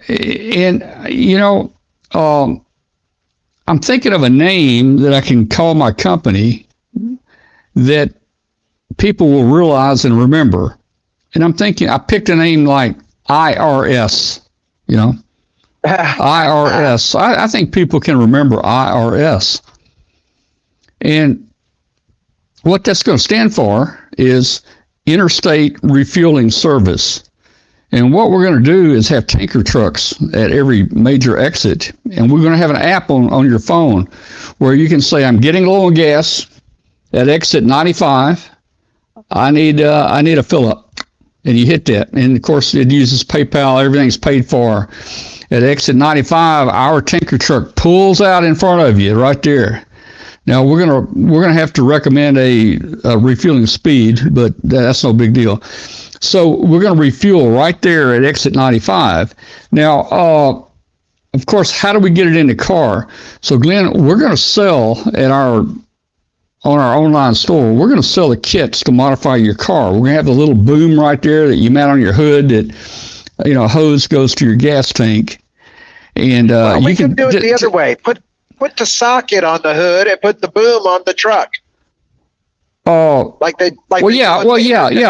boom will be, the hose, the floating hose with the little cone will be coming off the back of the truck, but you'll need to pipe that. I'll need a fuel. Yeah, you'll need the pipe that goes into there, to connect. Okay, then we're going to refuel you. All right, and then, hey, you can go another 500 miles, man. You don't even have to stop, man. Not even have to stop. If you made that a dual connection hose, you could also make it so that I personally would not need to stop. Well, I know what you're talking about there. We have actually a cheap solution for that. To design that, to design what you're wanting, it would require a vacuum pumps and stuff on the truck and additional tanks, and then it would have to deal with the mess. And when I say the mess, you know what I'm talking about. Yes. So we'd have to deal with it. So we're also going to sell, in addition to the mod kit there, we've got a kit that what you can do typically on most cars, like in the back seat. Now, this may not work. We'll have to work it out for the driver. But like in the back seat, what we're going to do is have a kit where you cut a hole in the floor, and we've got a door that actually fastens on there. So it's a pretty cheap mod. You just open the door, you do your business. It hits the pavement, you close the door, everything's good. So, that's another aspect. That can be a subsidiary company of IRS. Yeah. So we've got the IRS, we got the bathroom part covered here. Now, you might want to eat. So another sub company. What we do, you say, hey, give me 2 cheeseburgers, French fries, and whatever. All right. Well, and you could call that one FBI. FBI. What's it stand for? Food by Internet. Food by Internet. That's a good one. FBI. That's a good one. We're a subsidiary called FBI. Yeah. So you pull out there, and what we do, we get your order ready, man. Special orders don't upset us. We're going to pull out there. We're going to have a fast car. I don't care how fast you're going. But our delivery car is going to pull up right beside you, get really close to you. And what we'll do, we'll put some rubber bumpers on the side of the car so we won't damage you. But we're going to get really close where we can pass on the food, through the window to you. All handled by the app and so forth. And, man, look at that. Go across the U.S. without stopping. There you go. Yeah. And then get a self-driving car, and man, we got it made. You wouldn't even have to be in a car. You didn't have to go. Yep. Yeah. Well, if I want to get to where I'm going, I probably would have to be in the car. Yeah.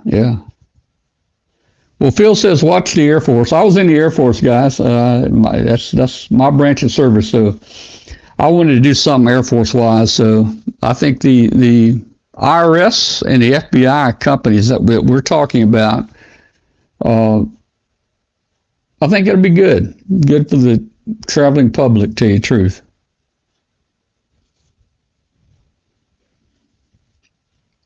Yeah, I think it's a good idea. We'll have to play with that.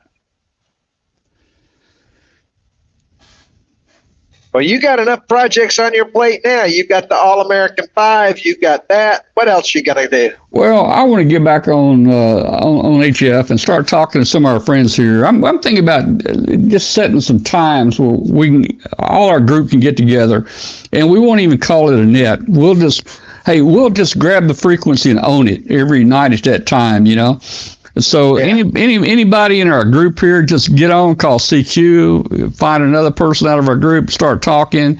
You can join, I can join if we're available. We grab the frequency, man. There you go. Yeah, I'm going to do that.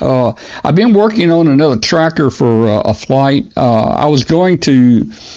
I thought we were going to be able to float at about 65,000 feet. I found a new balloon, but we tested it and we blew it up the other day. And when I say we blew it up, we actually literally blew it up. So it told me it was not going to work, but it had the volume to float at 65,000 feet. These balloons you're seeing here are going to float at around 40,000 or so. And I was wanting to break that glass ceiling again and go up. I think we're probably one of the first ones that floated around the world at about 52,000. Most people now, most of the balloons just won't go over 50. You're going to be 40,000, somewhere in that area. So right. I was hoping to do the numbers in the spreadsheet said the balloon was going to fly at 65,000 feet. The balloon popped. Okay, so that's out. I'm thinking about a Well, you beach could ball. get that thing to super pressure. I'm thinking about something like a beach ball. You see these beach balls advertised, on TV. They're like 5 foot in diameter, and it shows adults and kids jumping on them, and they can't break it. That's what I got to have. I got to have one that you can't bust. Yeah, but will those tolerate the cold temperatures? Well, I don't know, but I'm going to start looking for a red and white striped beach ball. I'm going to fly a beach ball, 65 or 70,000. So one of the other projects I was working on, Glenn, is the tracker here. I've got a bunch of trackers built working. I'm having trouble on the voltage reporting. You've got an internal. You got an internal reference at 1.1 volt internal reference on the Arduino, and for some reason, my voltage divider is giving me the right voltages, but it's not reporting. It's not reporting through the data to whisper the right number. I got to think it's got to be something wrong in the firmware in the code that tells it. That tells it, hey, if it's this number, make it, transmit, X. If it's this number, transmit a Y. And if it's this number, do a Z. So Exactly. I don't know, and I'm not a programmer. I don't know how to do that. So I may ask you some questions later. I'll hit Bill Brown to help me with that. Yeah, send that sketch to me and I can dig through it. Yeah. And all I want to change is just get the voltage part working. And we've been flying without the voltage calibration on most of our flights. It didn't make a lot of difference to see the voltage, but it'd kind of be nice to know that, okay, the voltage is getting low, it's starting to get dark, It doesn't mean a whole lot. That's one of the projects. Hey, I just took my new FT891 out of the box and getting it ready to take to North Carolina or somewhere. I think instead of taking a 7300 over for portable, I'll take that 891 over and play with it. So I got that out of the box the other day and put me some power connectors on the end of the cable, power poles and stuff. I want to build up, I want to do something different for the balloon. And that's the reason we haven't launched one since we launched our other one that stayed up over 400 days. The last one stayed up, we ran a 100 milliwatt transmitter. Typically, the balloons are running 10 milliwatts. And they're running 10. I built an amp on that last one. We ran close to 100 milliwatts. I'm thinking about running 1 watt. I think I can run 1 watt up there. Man, that'd be nice. That ought to do good on Whisper. 1 watt at 60,000 feet. I think it'd do good. So that's a project I'm working on and playing with the spectrum analyzer here with the tracking generator is just really cool to take inductors and capacitors and build, low pass filters and stuff. I maybe build a low pass filter to put on there. All kinds of stuff going on here. I need to get my coax up outside and pull an antenna up for 6 meters. I want to try to get on 6 meters, see if I can talk to our friends down at Corinth. Yeah, I want to do some 6 meters this summer as well. Yeah. Teresa says go have 7300 too now. Yeah, I have a 7300. And I've got a 7610. I use a 7610 mostly. I don't use the 7300 for much. I might use it for Whisper. I used to take it when we go to North Carolina, but Teresa, I don't know if you knew or not, but I won another 7300. When did I win that? 7300. Well, you won something. You won the 891 at Russellville. Yeah. And then you won something there at the Free Fest. I don't remember. I ended up winning 2 7300s over the time. I sent Chris one down in Houston. I sent him a 7300. So, yeah, I have a 7300, and I've got some of my older gear here. I've got like the Kenwood TS2000s and TS570s, and. Well, then you also got that one you won at Free Fest, and then again at Corinth. Yeah, I got those. So I need to clean the shack out so I have room to put stuff in here. It's a mess right now. Yeah, that was also some of the fun as I ran into Joe Eisenberg half a dozen times over the course of the weekend. Oh, okay. Well, hey, Had did some fun together. Joe win any prizes? I don't know. I didn't run into him after they'd started drawing prizes, so we'll have to find out later.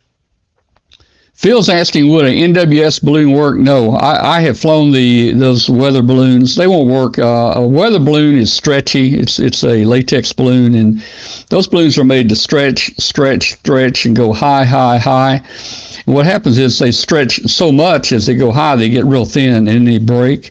Also, I talked to the company that makes those balloons, and the weather balloons actually are made to deteriorate with UV light. So they're made to not stay up over a few days. It takes a very special balloon that we fly. And right now, the best balloon that we discovered about 2 years ago is the Yokohama balloon, which it only has a capacity. It's a 32-inch balloon. It has a capacity of about 1/4 of a cubic meter of hydrogen. And it'll float at about 45,000 feet. That's the maximum altitude for it. I was interested in these new balloons I found because instead of 32 inches, they would get up to 5 feet in diameter. That's 72 inches. Is that right? Yeah, 72 inches. And they would hold an entire 1 cubic meter of gas. So that was going to let us float at about 65,000, maybe a little higher. But it won't handle the pressure up there, so that's out. So I don't know. I got a lot of projects going right now. A lot of things going on. Want to have fun. Me. Yep, I'm getting ready to get my cobweb fixed up from the winter, get it back on the air, start getting on the air a little bit myself. Want to do some 6 meters also, and should be finishing up the remodeling, refurbishment work on the house sometime this week. And so that's when I'm going to start turning back to the shack and getting stuff done in the shack. And of course, we're going to start working on projects for the next book. We talked to ARRL and got plans for that. Yeah. Oh, man. You got to get away from the book. Well, I want the cobweb on the air. I want to get on the air some this summer too. Yeah. Yeah. The cats are mad at me because they can't work FT8. So the cobweb's down. All right. So Joe didn't win anything. Wow. Didn't win anything. That's a rarity. Well, KW5 was asking, could I tether a couple balloons together for better results? Actually, no. If you think about this, one balloon, when it gets to its maximum float, let's say 40,000 feet, and you fly a second balloon, its maximum altitude is going to be the same. It's going to be 40,000 feet. So you're going to get a little bit more weightlifting capability, but no, you might get 10% higher. You can actually get maybe upwards to about 10% higher altitude. So if they're normally flying at 40,000, you might get 4,000 more, 44,000 maybe. The problem with that is if one of the two burst, and if either one burst, it will come down because one balloon cannot carry the weight of both the balloons. So that's the problem, and that's the danger of running dual balloons. And they've been known to fail quite often, and you're doubling your failure if you put two balloons up there. We did we've got a video, guys. If you search on YouTube for KW5GP high altitude balloon, we did a high altitude balloon, and we have it where we chased it. Pretty good video. We sent it up. We had 3 cameras in it, 3 cameras and 2 different GPS systems. and we set it up to 108,700 feet is where it popped. 108,700. But we knew exactly where it was going. There's a program that will plot, knowing what the winds are at different levels, as it goes up, as it comes down. That computer program is so accurate. We knew exactly where it was going to come down. We launched it over in Tennessee. It took about an hour and a half to reach 108,000 feet, and it popped. And it took an hour and a half to come down. And it came down in Mississippi, and we were down there waiting for it. Actually, we were in the neighborhood where it was going to come down, and we recovered it within probably 1 minute, 2 minutes after it hit the ground. So we got that. You were one street over because you missed a turn. Yeah, we got the video if you want to watch that. We got the chase truck. We even had an airplane, guys. We had an airplane that took off after we launched it, about an hour after we launched it, to go down to the recovery area. And the airplane circled, looking for and listening to the beacon. And the balloon was coming down almost right on top of the airplane, but they never saw it. And we actually have the route of the airplane drawn on the map. So go to KW5GP on YouTube, look for a high altitude balloon, and that was a great chase. Well, I never do another one because that one came out perfect. It went up to 109,000. Improve on that. We knew exactly where it was going. We went down to Mississippi. We had breakfast, and then we waited on it. It almost landed in our laps. We recovered our 3 GoPro type cameras, and all was well. That was fun. Next time we do it, it will go in a swamp somewhere where even a boat wouldn't get to it. So we were very lucky. Yeah, that'll get swallowed by an alligator, and then we'll have to start tracking the alligator. Buena Vista, Colorado, WA6 NUT joined. Sheila joined. Welcome, Sheila. And Glenn, you're making me hungry. You've already had lunch. I'm going to go get me a sandwich and bring it back here. All righty. And we'll eat here. But so you can... What do we got coming up here? I'm looking at your signs on the side there. Yeah, we are on the outskirts of Nashville. Oh, really? Okay. Yes, sir. Well, it's almost 2 o'clock here. You probably got 3.5 hours at least. Thereabouts, yeah. Might even be more. Because it's going to take you some time to get through Nashville and from the north. And I got to stop for gas. Yeah. But we're going to be swinging west here in about 10 miles. Yep. To I-40, heading towards Memphis. But yeah, you go ahead and grab a bite to eat. Yeah, I got it. I'll bring it back here. I'll be back on here in a minute to help you with the chat room. So, okay. You're live. Just you take it. Let's see. Okay.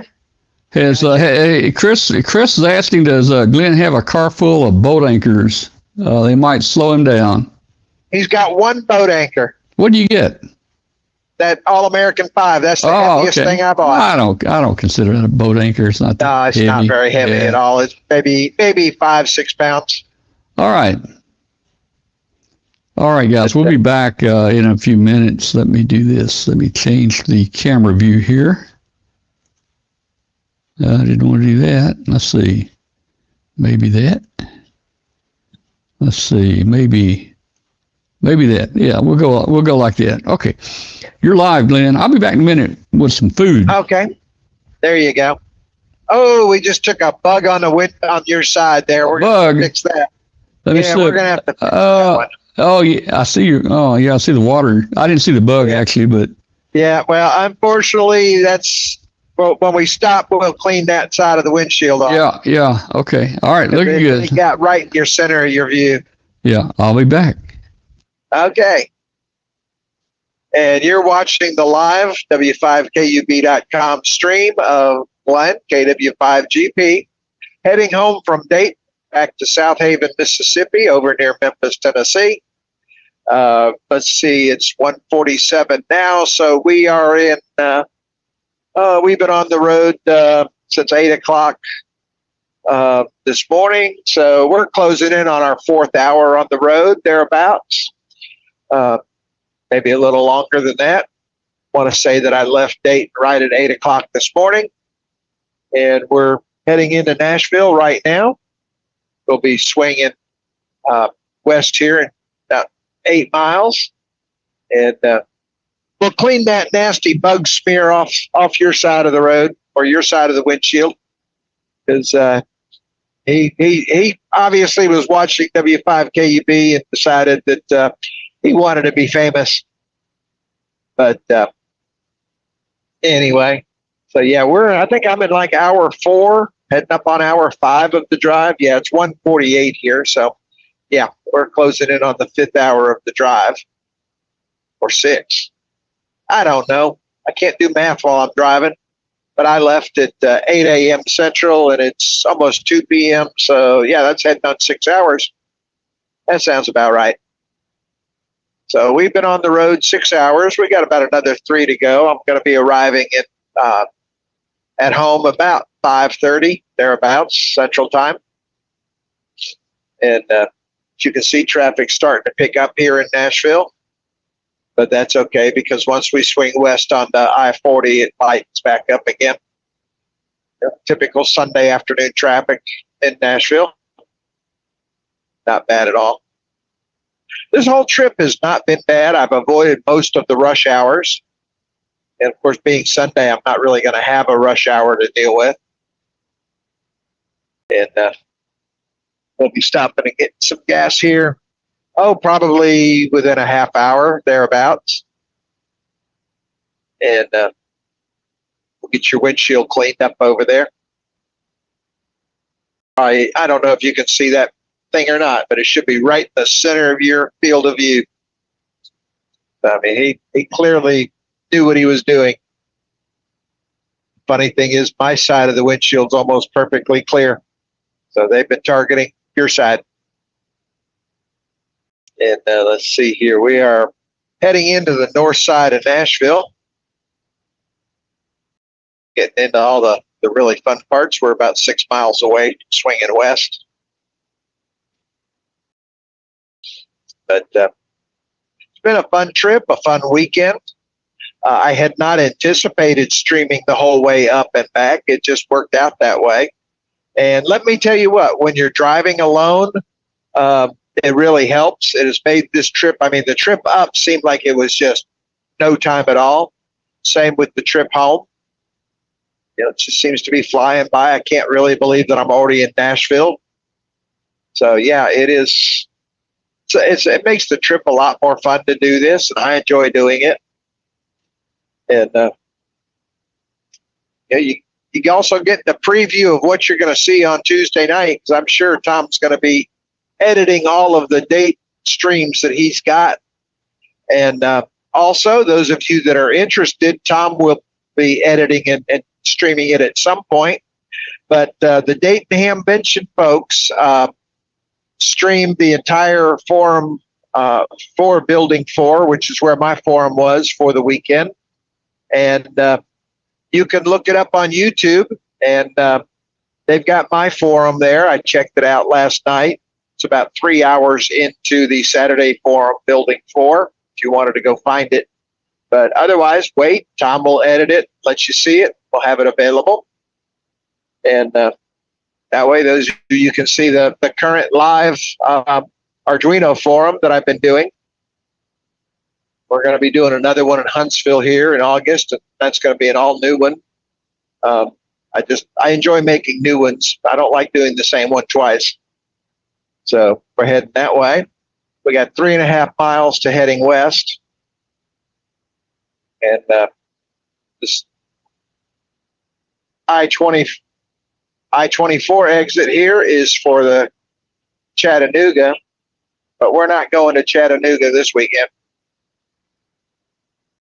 And I've got GPS instructions in my head from the earpiece and on the dash.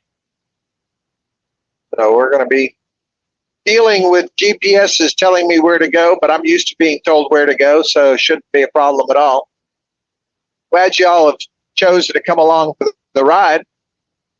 I know you had a choice of streams to choose from, so we appreciate you, rolling with us this weekend.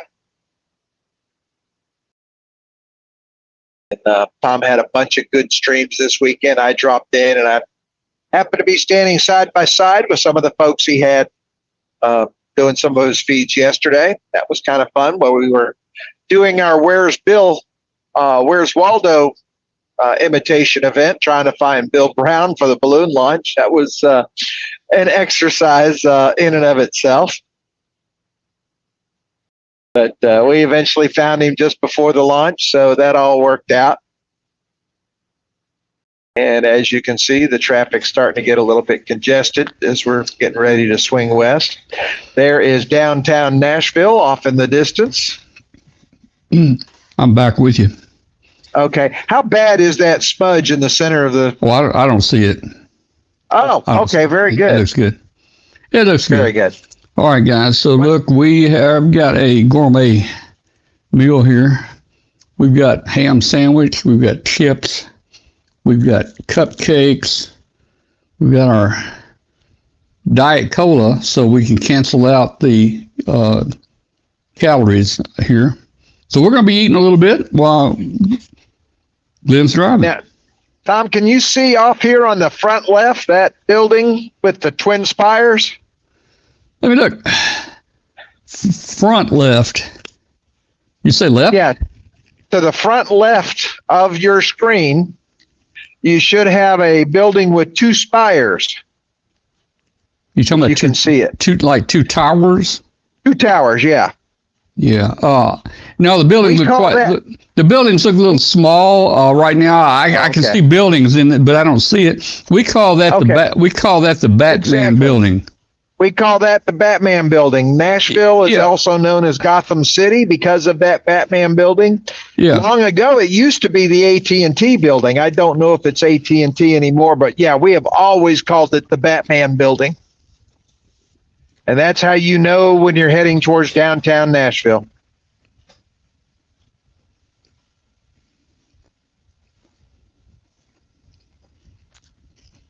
And everybody's trying to find and get out of their lanes and get into their lanes here as we're getting ready to swing west.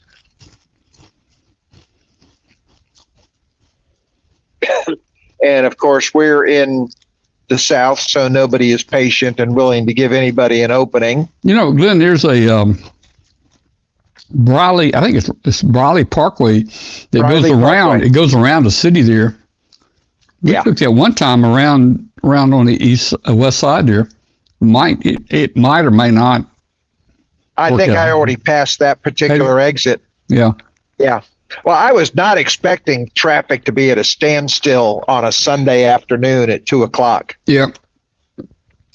Yeah, but obviously that's how it works out.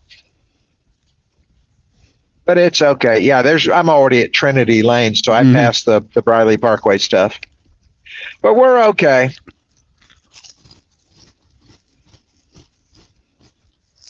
Yeah, they're closing lanes on 65 South before exit 85, so that's probably what's causing the traffic here. Doing the major construction on a Sunday rather than on a weekday to mess up the weekday traffic. So that's okay. I've got 1.4 miles of this, and then I swing away. It's not a problem at all. You know, kind of gives me a little bit of break from the 70-mile-an-hour stuff. Yep. And you can see the Batman building there at the front left. The Nashville skyline's in front of us here. Tom, I'm going to try to work with this truck in front of me and get a mid-interstate refuel if this other car will finish getting his fuel. Oh, yeah. We'll try to we may need to buy some of those trucks. Yeah, we're going to need to buy a couple of them. Yeah. You know, and if we do it right, we can get one with like 3 booms, and that way they can refill on the center lane and either side, so you can fill 3 at once. Yeah. Now, help me again. What did FBI stand for? Food by Interstate. Oh yeah, food by Interstate. Let me write it down. We're gonna have to copyright that. 1 mile. Take the exit on the right to I-65 South toward I-40 West. Got this bright orange and yellow tow truck here on the right.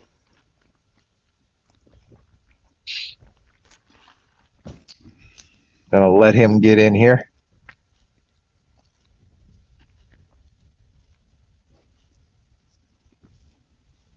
You know, Tom, this truck looks like he's got all of the equipment we'd need. We just need to replace his hook with a boom. Mm-hmm.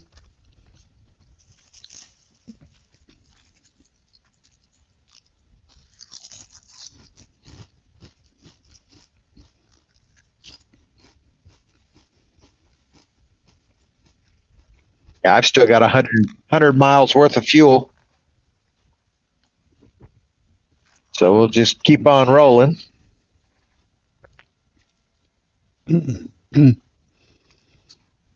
tell you, man, when you're hungry, a ham sandwich really tastes good. Oh, absolutely.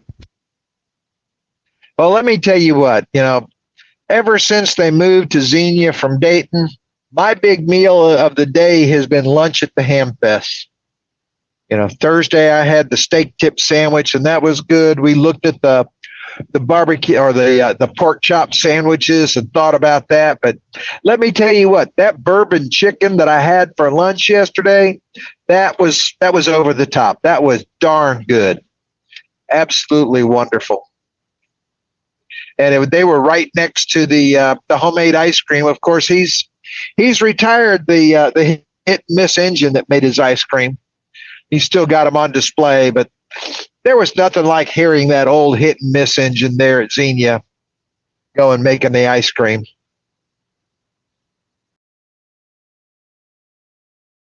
Yeah, that's one of the things I miss this year. But we got to see it there on Friday as I walked by. But yeah, I definitely am not lacking for food. I probably gained 10 pounds over the weekend.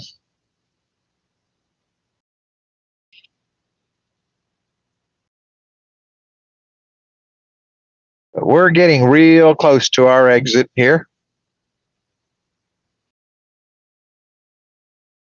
0.6 miles. I could keep going straight and I'd be at Huntsville and wait for you 2 or 3 months.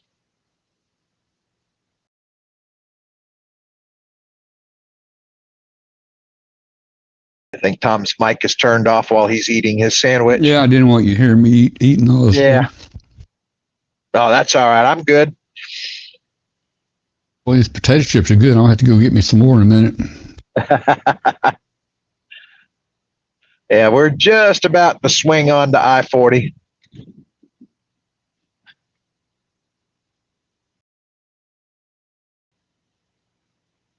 And the congestion is lightening up a little bit. Once we get through this, I'm sure we'll be back to light speed.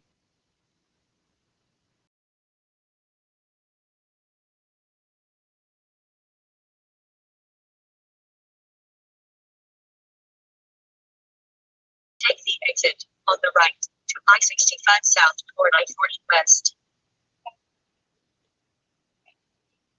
There's our tanker. Yep. IRS would look good on the side of that, man. Wouldn't it? Yeah.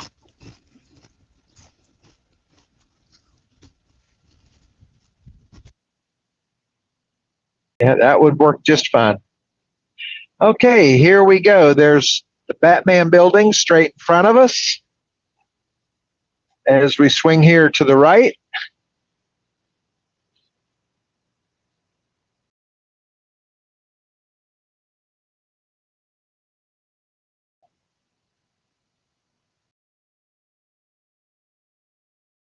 And actually, we're still on a little section of I-65 here. A lot of dragonflies. Hopefully we don't take another one on the windshield. We're getting a couple of them. That tells you the mosquitoes are thick right around here, around the river. Overlooking the river walk there, down on my right.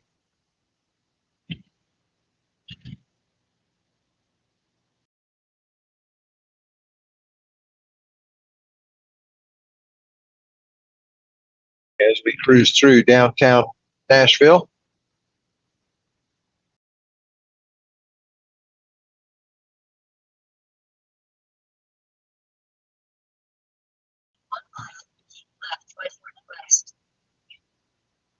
And we're going to have to change lanes here a little bit because we're going to the left. And look, you know you're getting home when you see your home city start showing up on the street signs.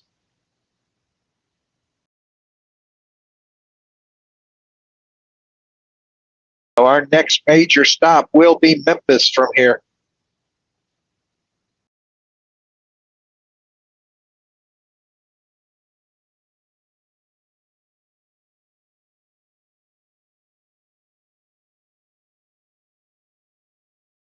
Left 20 west. Met Tom there at that museum one year for breakfast. They had a really outstanding buffet. And here we go. We are now on the way towards Memphis. And just rolling along here. And look how the traffic just totally cleaned up. Nobody's going to Memphis today. Only crazy people go to Memphis on Sunday.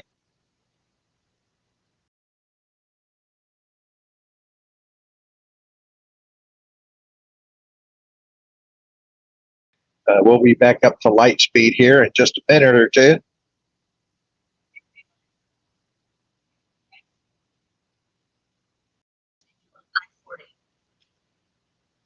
Away we go.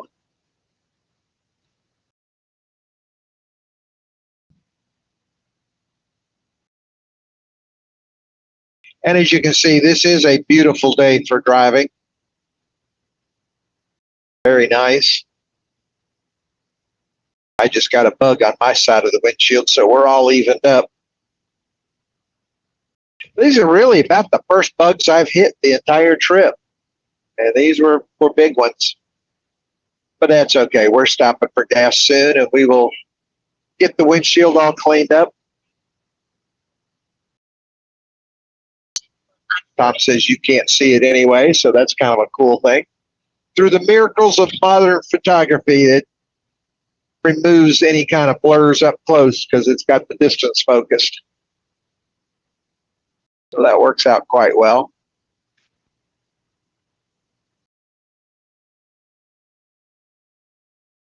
And here we go. We are now swinging towards Memphis again.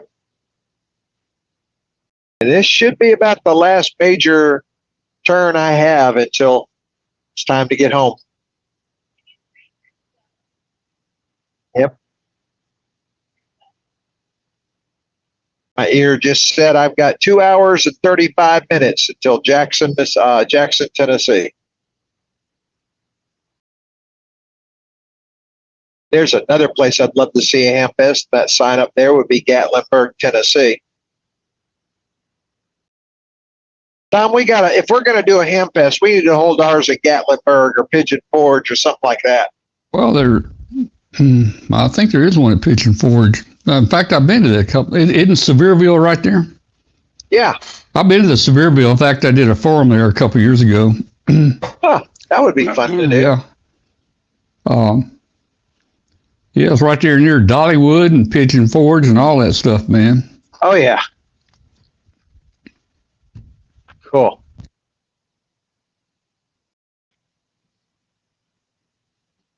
See what Bruce says here. He said Bruce in 7XGR hospital. He's in the hospital for the third time because of infection caused by chemo lowering my defenses. Yep.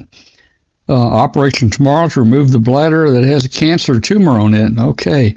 Well, Bruce, we'll pray for you and wish you a good, speedy recovery there. Doctors, they can do some amazing things now. I'm trying to think where Bruce is. Bruce, what city will you be having a surgery in?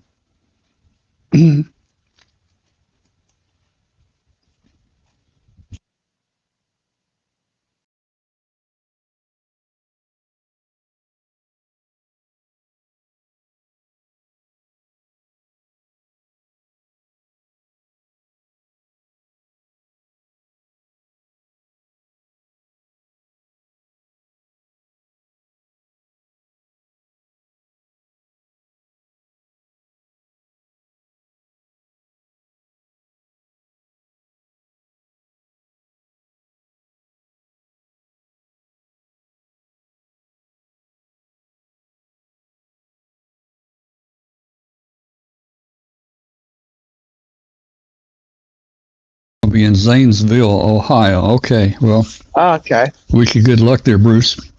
Tell you what, hey, I hate you having to go through that. Hey, I had a biopsy of my bladder done this past year, and the doctor said we'll just go in here and we'll take a little biopsy. He said we can do it right here in the room, or here at the doctor's office, or we can put you to sleep. And I said, man, if you do that, you're gonna put me to sleep. So I went in and they put me to sleep, and let me tell you, yeah, I'm glad I did that. Yeah, I was going to say, I don't want to watch that kind of thing happening. That's just, no, I'll pass. Thank you very much. Put me to sleep and wake me up in 3 weeks. Yeah, yeah. Okay. Well, Tom, we hit a stretch where the dragonflies were thick. Yeah. Caught a few more, but none on your side. They're all on my side. The highway is looking good. Not a lot of traffic. You're doing good. Yeah, it's lightening up. Straight and shot. I've still got about 100 miles worth of fuel, so yeah, we're going to pass a few gas stations for a while here. Get closer to home so I don't have to refuel as soon as I get home. And we will make this entire trip on 3 tanks of gas, so it's going to make it right at about $150 in gas. Yep. And if you think about this, I am in an SUV that comfortably seats 4. So if I had 3 other passengers, your travel expenses would be less than $40 for the trip. Yeah, that's true. Yeah, and there's the difference between driving and flying. And the bed and breakfast where I stay at, they rent it by the room, not by the individual. And many of their rooms have multiple beds and stuff. So it's a really nice bed and breakfast. And the breakfasts are all, handmade, almost to order. This morning we had egg. Oh gosh, what did she call those? Casserolettes, I believe. They looked like they were almost in little muffin dishes, and they were omelet kind of things. And they were wonderful. Of course, always fresh coffee. But I get to stay at a bed and breakfast right downtown Xenia. It's a over 100-year-old house. The John Allen House. It's actually a famous house from back in the past there in downtown Xenia. And the cool thing is, I've been staying there ever since the Hamfest moved to Xenia. Mm-hmm. And everybody that stays there is a ham. So we see each other every year. We book the next year before we even leave this year. And so we get to see the same group every year.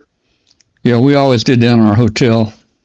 And it's just a hop, skip, and a jump from the Hamfest. I mean, it is literally maybe 5 miles away from the fairgrounds. Mm-hmm. Mm-hmm. So that works out really well.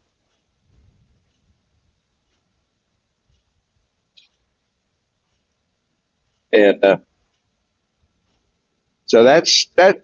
Again, when you go to these Hamfests, you find your favorite hotel, and make sure you get it reserved for the next year before you leave. The Huntsville one, of course, the best place to stay is the Embassy Suites right there, because the Embassy Suites is where the forum rooms are, and it's directly adjoining the Von Braun Civic Center. And you can actually get to the convention area of the Hamfest itself through what do they call that? Above ground walkway. Everything's covered inside, so it's air conditioned the whole way. So once you park your car underground there at the Embassy Suites, you don't have to touch your car for the weekend. Stay inside. It's all right there. The food is also great at that Embassy Suites. They used to have a Ruth's Chris, but it's changed to something else. They've got a breakfast buffet, but I'm already looking forward to Huntsville, Tom. Yeah, I am too. That's in August. I think it's August 17th and 18th this year.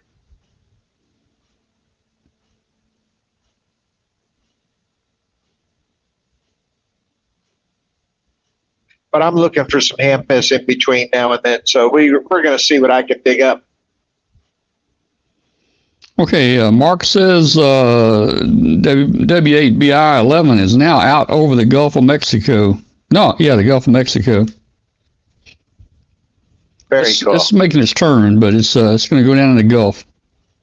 Now that one's running APRS, so we're probably going to lose the signal on that one. Yeah.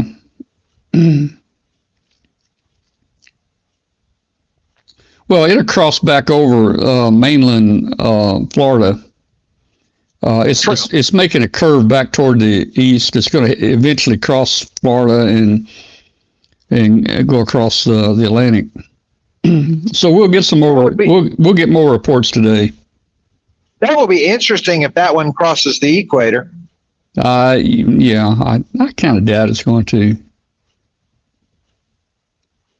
I mean, I know that's rare, but I think that would be kind of cool. Bobby Whitaker says something about Knoxville Hamfest. I'm not aware of a Knoxville Hamfest.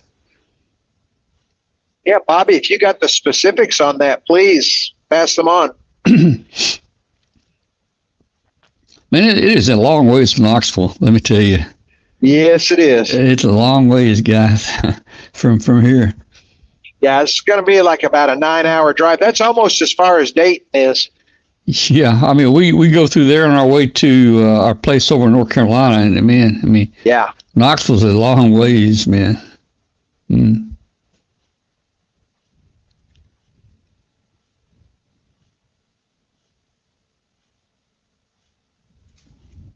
Let me pull up the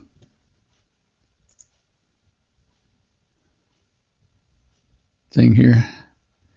Yeah, that is the, you guys can see the prediction right there.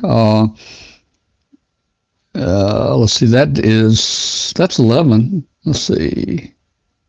APRS map. Let's look at both. Well, if he's over, let me look. If he's over the Gulf, he's just barely over it because I'm looking at him on the map here. Let's see.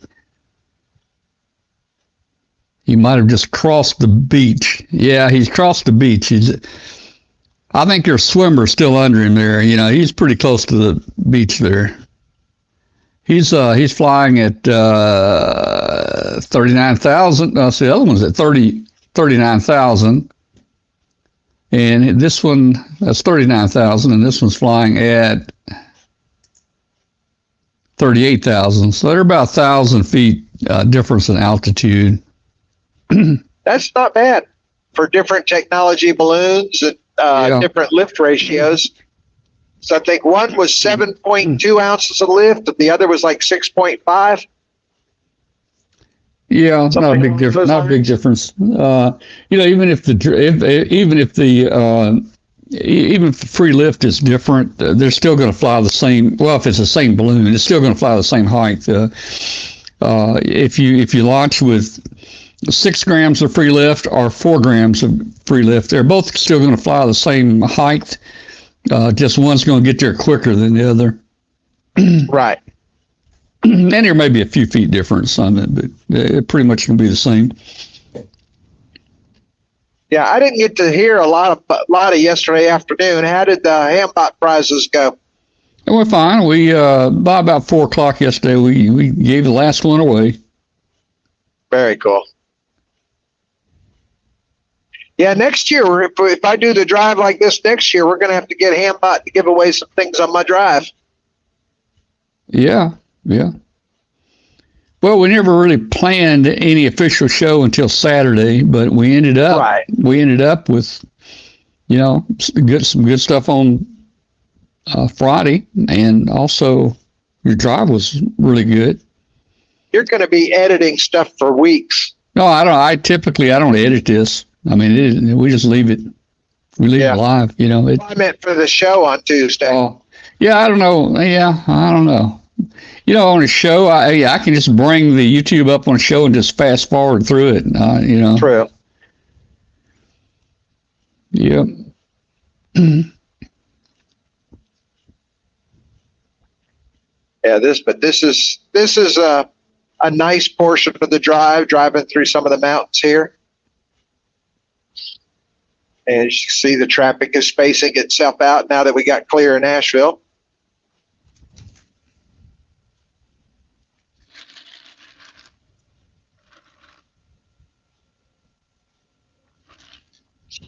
And it's about, what is the temperature outside? 86 degrees. So it's a much warmer because it was in the 70s on the drive up the other day. All right, I'll be right back. I got to get a refill, and I need a Baby Ruth or something.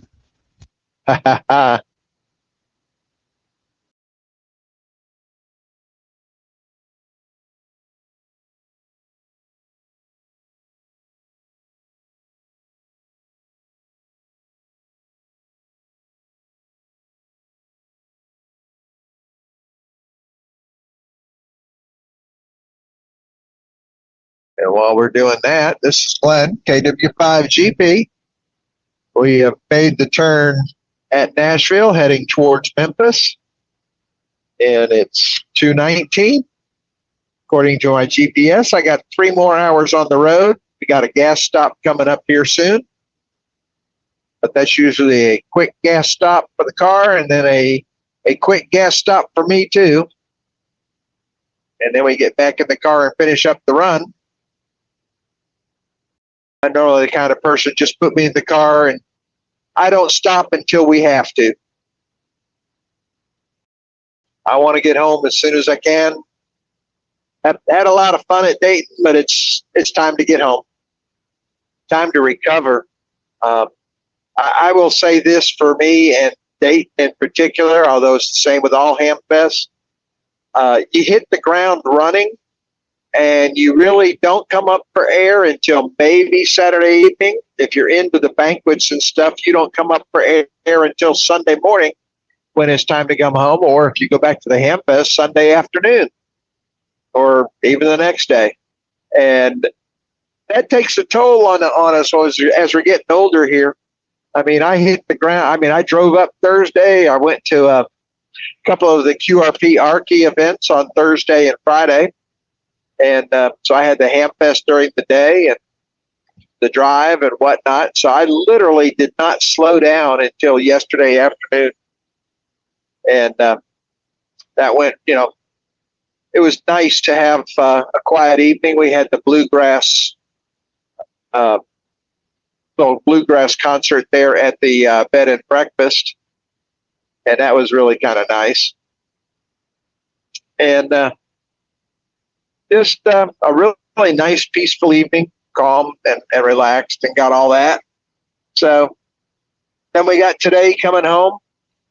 Just a nice, peaceful, quiet ride on the way home. And about 3 more hours to go.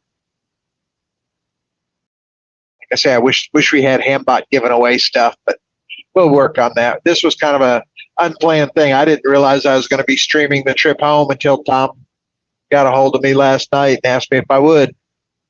So what the heck? It's fun. It makes the trip go fast for me. Although I'm not the one with the access to the fridge, I've got my ice chest behind me. I'll have to grab me some stuff when I stop.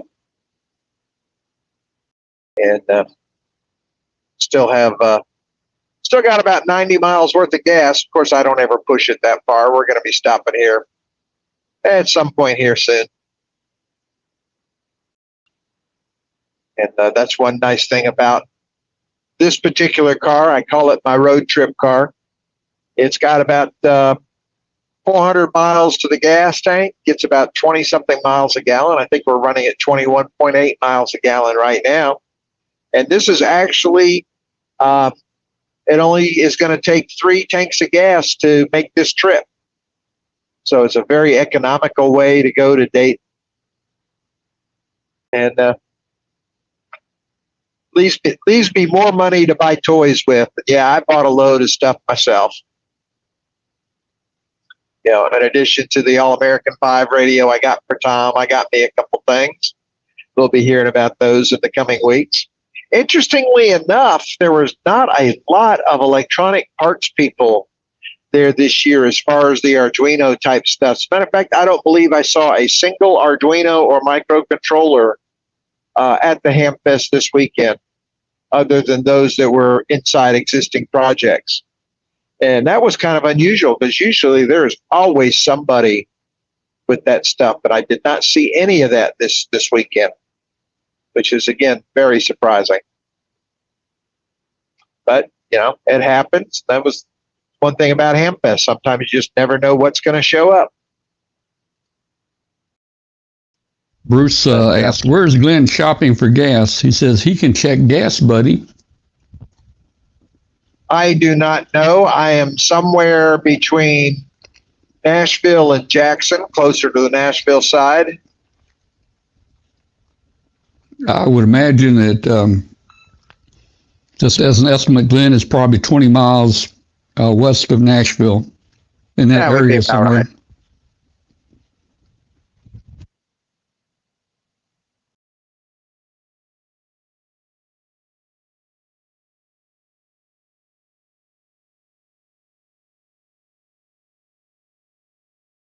But I'm not real picky about my gas prices and stuff.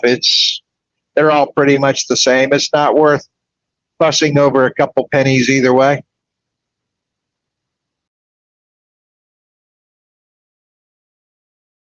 My biggest thing is easy access. I want something close to you, just right off the interstate exit, get it, go. I don't know where my next exit's going to be.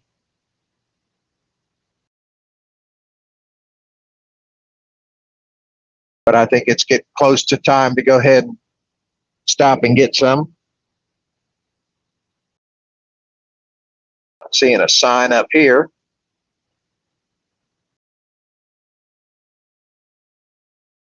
It's an attraction sign at exit number 182.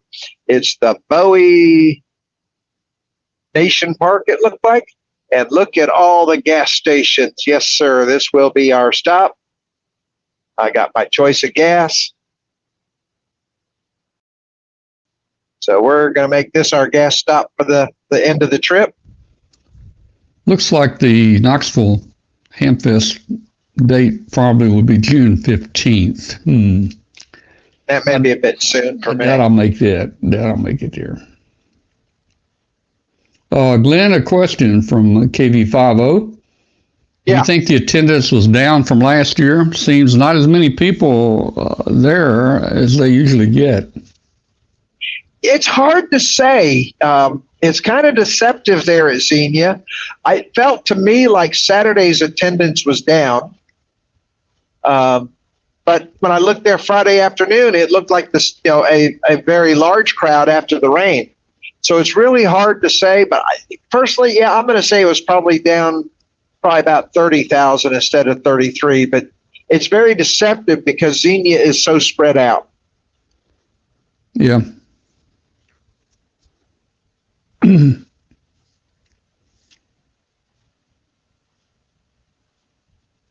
right, we'll see you taking the exit. Yep.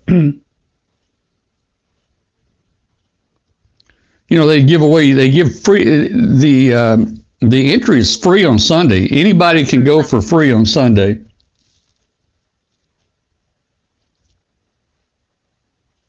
Yeah. They had initially scheduled my forum for Sunday, but I generally don't stay for Sunday because half of the flea market has already gone home. Yeah. But here is our gas station coming up.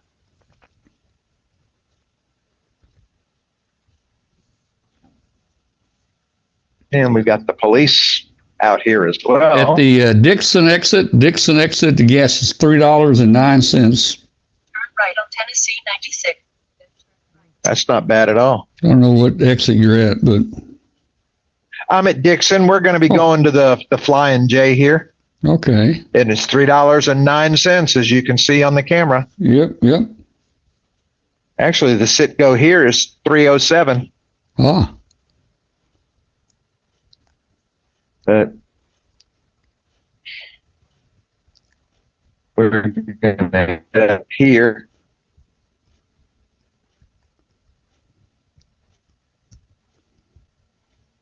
Pull into the Flying J and take our little rest stop.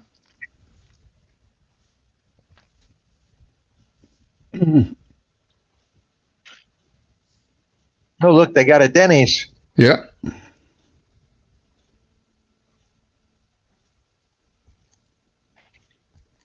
But all right, I'm going to take my little break here and I will be back. I'll leave the video up for you guys. And I'll be back shortly. Okay, I'll be here.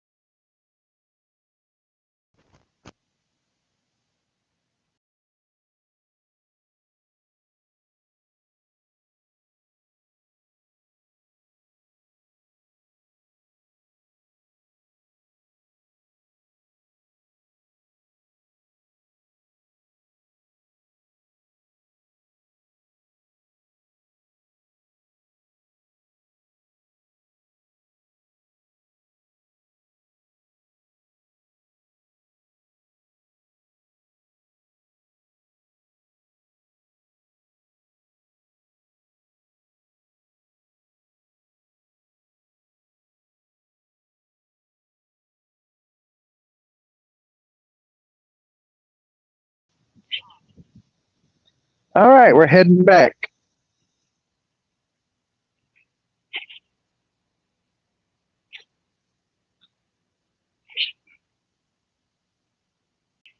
All right, looks like Glenn is ready to go. Get him something to drink there. Yep, you got my audio? Oh yeah, you're on. Cool. You're on, man. You got gas? Yep. Did you get gas? Got gas, got coffee. Gas was 18.1 gallons at $56. Yeah. So that makes the entire trip right around $165 in gas. Yeah. That's good. And we're getting 21.1 miles a gallon. Well, that's pretty good. Can't beat that.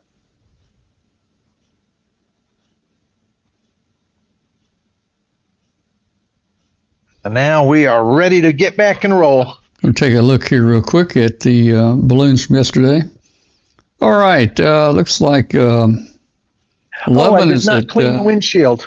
11 is Stand by. We got to clean the windshield. all right. 11 is at 63 miles an hour at 37,900. It's just about to cross back into Florida. That's at 37,900. 37,900. The other balloon's already over Florida. It's at 39,200. 39,200 versus 37,900. 38. Round off to 38. Boy, I bet your picture just got really nice and clear. Well, I don't know. Let me look. Oh. Well, it looks pretty good.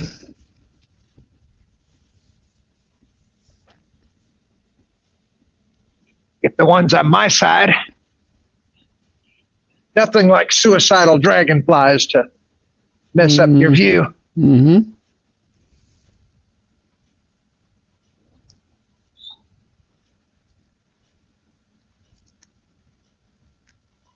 Oh, yeah. So much nicer.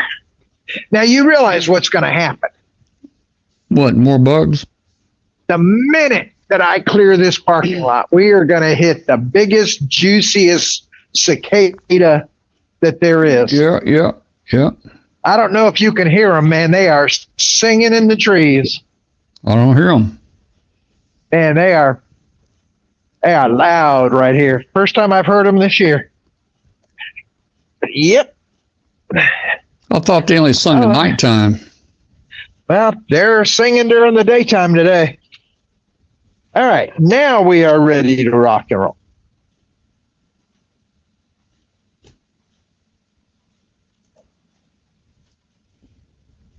So we are now set to hit the home stretch. Yep. Turn left, then turn right. Yeah, I wish you could hurry up and get home so I could go take a nap. I wish I could hurry up and get home so I can take a nap. Yeah. I think I need the nap more than you.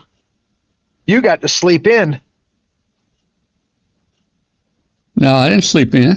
I was up about, 1/2 mile. I was up at 7 this morning getting ready to go to church.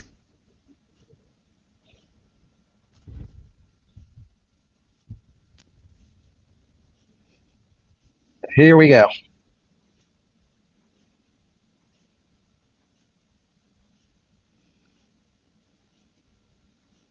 All right. You can hear those cicadas singing inside the car even. They're that loud. Wow. Turn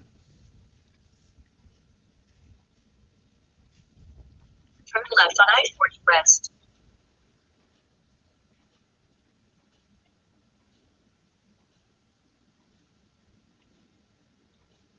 Traffic's a little thick here in Dixon, Tennessee.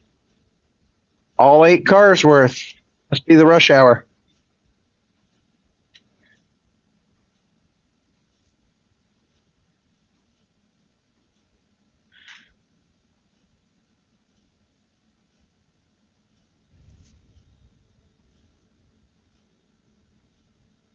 Here we come back on the interstate. You see, Tom, if you'd had that auto refuel, we wouldn't even had to stop. That's true.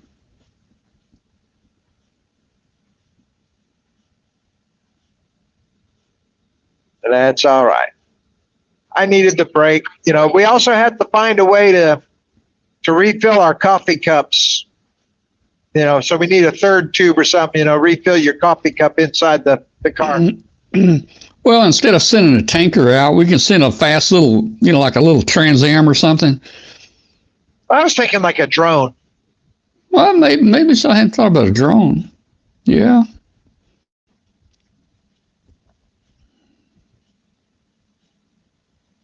We're 170 miles outside of Memphis. So Well, there's 3 I know hours to what go we could from here. do. I know what we could do. We could, yeah, you know how the mail train, they hang the mail on the side of the railroad track and it snatches it when it Yeah. goes by. What we do, we put a Yeah. little stand. We put a little stand here and we set your coffee in it, and we get to sell you an attachment that goes on your passenger window that will snatch that coffee as it goes by, man. That'd work. Man, there's all kinds of things we can sell with this company. We can even sell Yeah. T-shirts. Yeah, there you You know, go. FBI and IRS T-shirts. Yeah.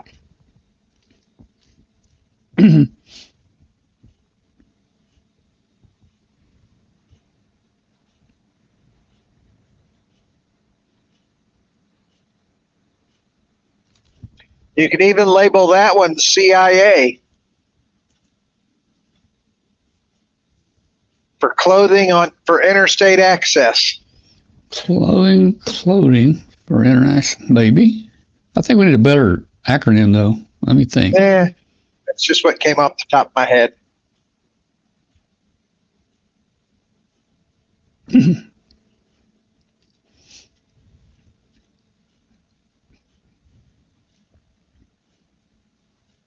Or we can go NASA, North American Shirt Association. Yeah. I think we're actually getting too far out of the scope of our original company, so that could be dangerous or detrimental to, you know, the longevity of the company if we diversify too much. Yeah. But you were the one who brought up selling shirts. Well, yeah, you're right. You're right. Well, that would have to be online, of course, because we're not going to have any, you know, physical brick and mortar locations. Well, no, your drone should be able to deliver your shirt as part of your fuel. Yeah.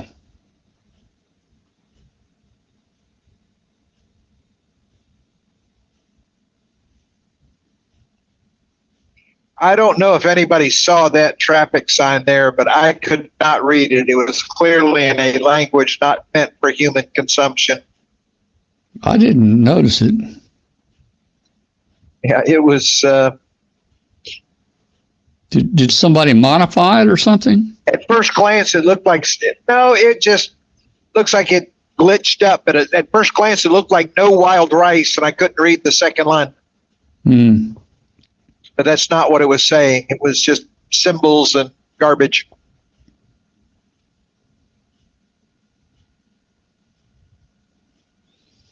Well, Glenn, you have been alive 2 hours, 56 minutes, and 42 seconds.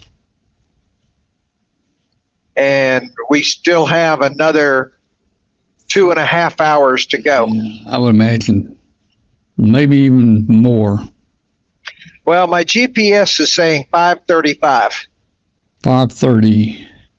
And assuming I don't stop, it's generally fairly accurate. So that's 2 hours and 40 minutes. Yep. That'd be Yeah. about right. Yeah.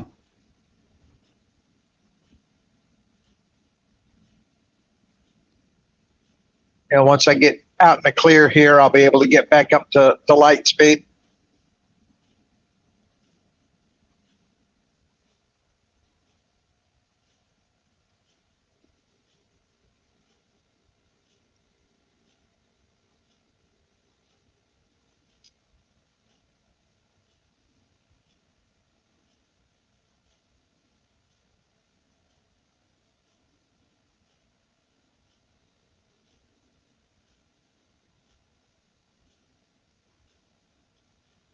Okay. Of course, this is that stretch where the semis like to block both lanes on you. So you kind of have to work your way through them. This will be a 2-lane stretch all the way from here to Memphis. Oh man, if I'm not careful, I'm gonna go to sleep on camera here.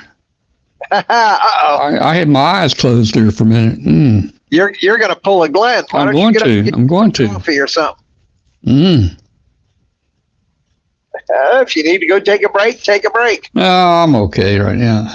We'll just let it roll. Yeah. I mean, I don't have to be. I don't have to be here. It's just anyway. I don't have to be here, but you wouldn't be getting any feedback from the chat room. True. Yeah. But as you can see, there's not much to see at the moment other than the backside of trucks. Yeah. Which is this stretch is well known for. If we had something that would read the, text to voice,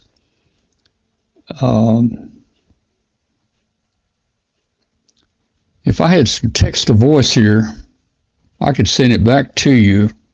Yep. You need to work on that. Yeah, I think it's possible. I don't know.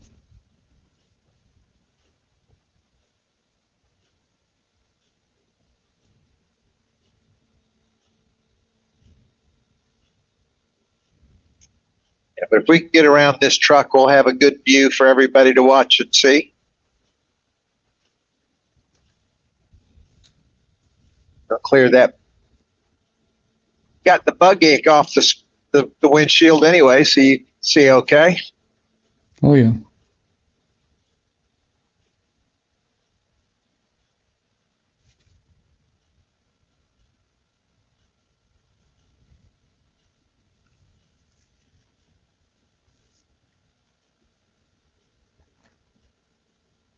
All right, he's moving out of the way.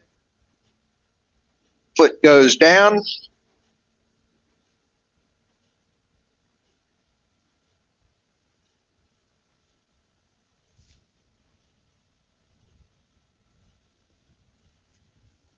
Now we've got a nice clear view. No sleeping, Tom. Mm-hmm. Mm. Yeah, if he starts snoring, folks, I can't do anything about it. That's true. We'll have to get Kathy to come in and hit you with the stick You every can few actually minutes. you can call my cell phone. It's next to me here. Yeah, but I can't reach over and grab my phone. Yeah, well, yeah. But nope, you are on your own. We'll just make fun of you on the air on Tuesday. Well, your video count's picking up. You got about 40 people in here now. That's nice. Mm-hmm. Considering this was basically unannounced, that's kind of pretty good. Yeah. I just did a quick post on our Facebook group just saying your drive was live, so maybe a few people saw it there. And also, I guess if people are subscribed to the channel, it'll notify them that we're on. Yeah.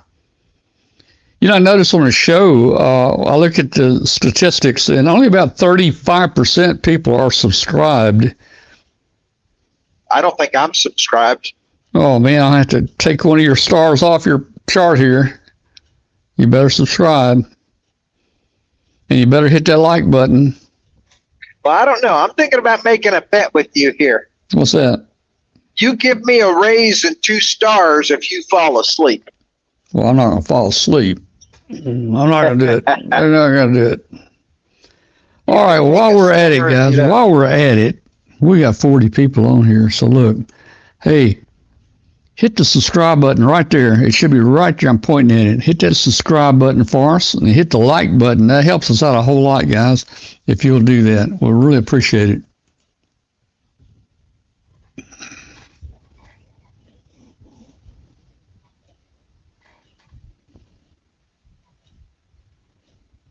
And we finally got clear of the trucks for a little while.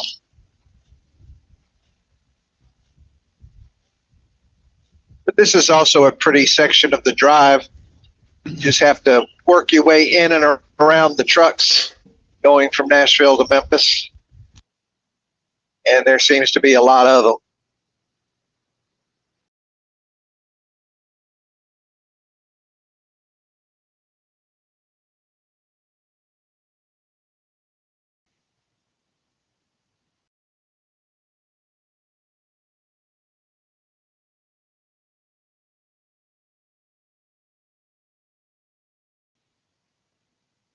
But you're watching the W5KUB.com live streaming of Glenn, KW5GP, driving home from Dayton. We're in the leg from Nashville towards Memphis. Looks like about another 2.5 hours or so. And I'll be home from Dayton. It was a good ham fest, as Dayton always is. And did need to mention, yes, we had the rain and mud on Friday a little bit. I mean, it was never bad. But Saturday morning, they had already put fresh hay out on the sections that tended to get a little bit of mud. And so there, you know, Saturday, you couldn't even tell that it had rained on Friday. So that was pretty good. Tom, did we lose you? No, I'm still here. I'm just looking. I'm walking around in a shack here to see what I can get involved in. I heard a beep in the car, and I don't know what was beeping. Thought maybe that was you falling asleep on me. I've got so much electronics in this car, I can't tell what beeps when. Maybe my headset telling me that my batteries are running low, but I'll let it tell me when it happens. I got a spare right on the dashboard here.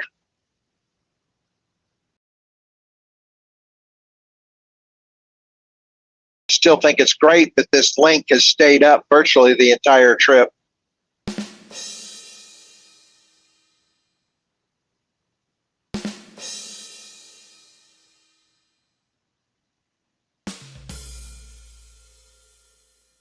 This is normally the part of the trip where you're like, are we home yet? It starts to drag a little bit.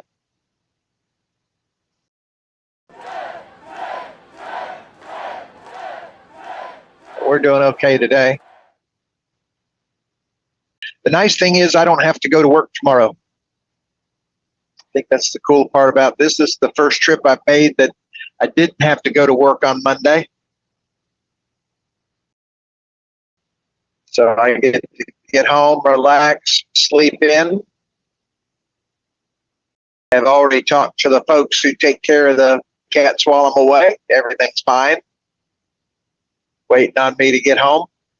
They've been alerted that I'll be home this evening, so whatever trouble they're going to get into, they're getting into right now. Probably finishing up DXCC on FT8 right now.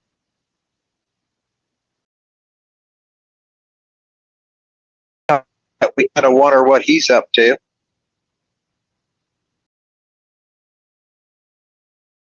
I wonder, is his picture up and is he sleeping? Oh, I've got a little thumbnail picture of me up. That's all. The big picture's you. Yeah, I was going to say, though, people see you sleeping on the thumbnail. They can see me. Yep, you'll catch it on Tuesday if that's the case, you know. Mm-hmm. Because I might not be able to see the chat room, but they'll tell us all about it on Tuesday. But it's been a busy weekend for you too, Tom. You know, you've been streaming and switching video all weekend, giving away Hambot prizes. Yep. Yeah, bet you'll be glad when this is over. Comment in the chat room. I was impressed with the number of attendees at Glenn's forum. The room was just about packed. Thank you. Yeah, it was really, really nice, and I was thankful for ARRL for donating some door prizes for the forum. We're hoping to have copies of my new book at Dayton available. Not at Dayton, at Huntsville. We had some very involved talks about Huntsville and getting my books to some of these other ham fests where they don't bring the ARRL bookstore, and think we're going to see a lot of things going on in that department in the near future. But I had a great weekend with the ARRL folks, and of course their booth was just as busy as possibly could be. And for those that didn't see it on Friday or Saturday, Tom's old booth was taken up by QRP Works. And right across from that was the Ham Radio Deluxe folks. And so they've already given Tom's booth space away. No memorial, no nothing. It's just, nope, they give it to somebody else. And he's just right down the aisle from Ron, K9 ID there, doing the gold medal idea designs, T-shirts and hats and stuff. He was busy as can possibly be all weekend. That was just, he did give us a few minutes of his time when I came over there, but man, he was busy the whole weekend. Every time I went by, he was just doing hats and shirts as fast as he possibly could.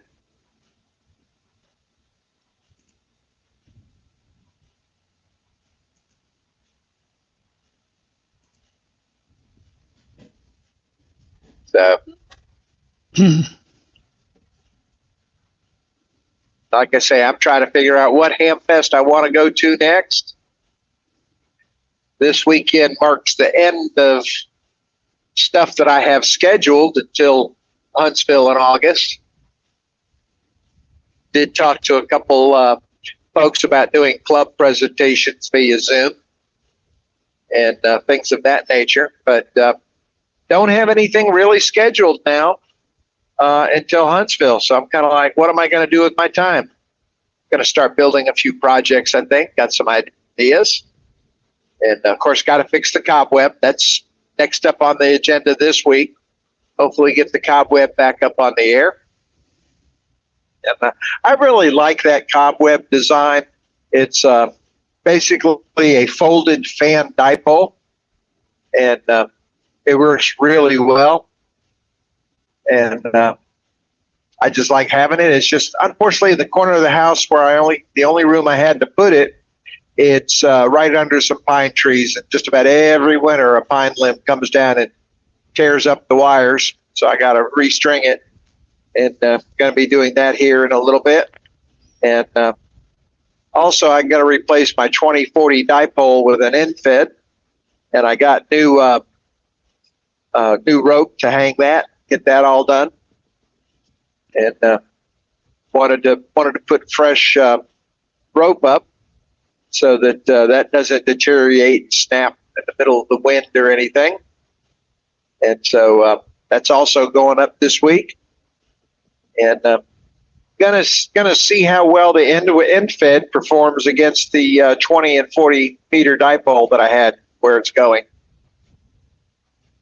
And of course, hopefully Tom and I will be playing on 6 meters here soon. I've got the 6 meter beam at the top of the tower. And I'm going to be playing with that. So hopefully we'll be able to catch each other on the air. And then, of course, field day is coming. Have not decided which outfit I'm going to hang out with field day, but you can rest assured I'll be on the air field day for sure. Probably going to be with the Olive Branch Mississippi Club, but you just never know. I'm going to be traveling quite a bit this summer, and so maybe find a club over in Arkansas and do some operating, or East Tennessee. It just all depends on where I feel like traveling for that particular weekend. And like I say, my calendar, I don't look that far out right now. I don't even know what I'm doing tomorrow.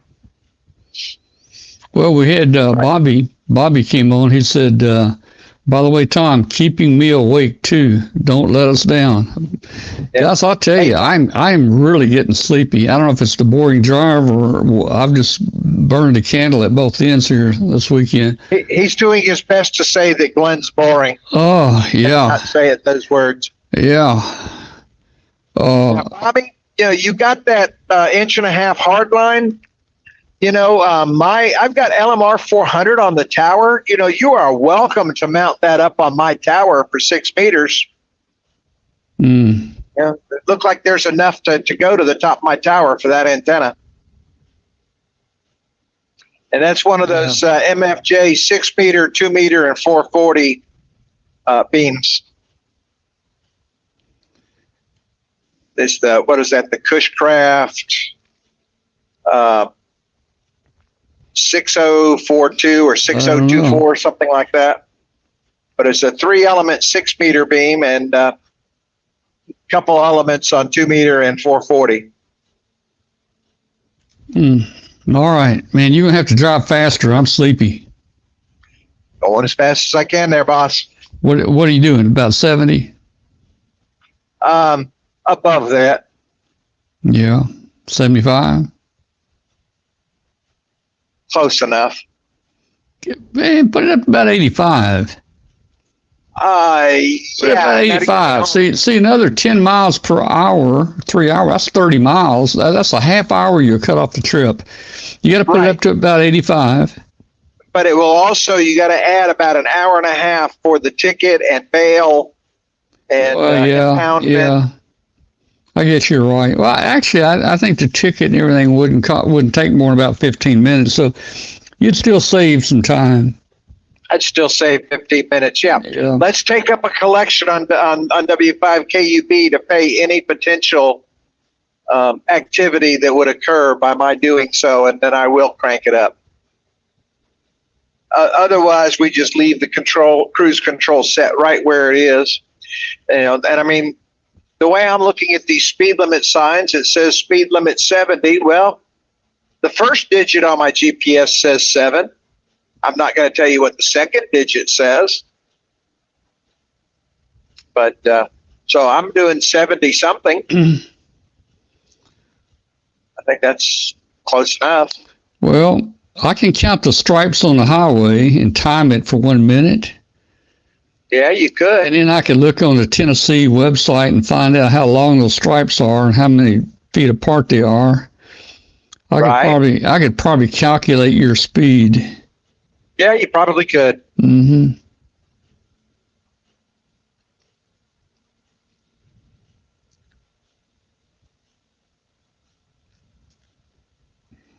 Not really that hard. Pick a number from 0 to 10, 0 to 9. I'll even cut it at half. It's above 4.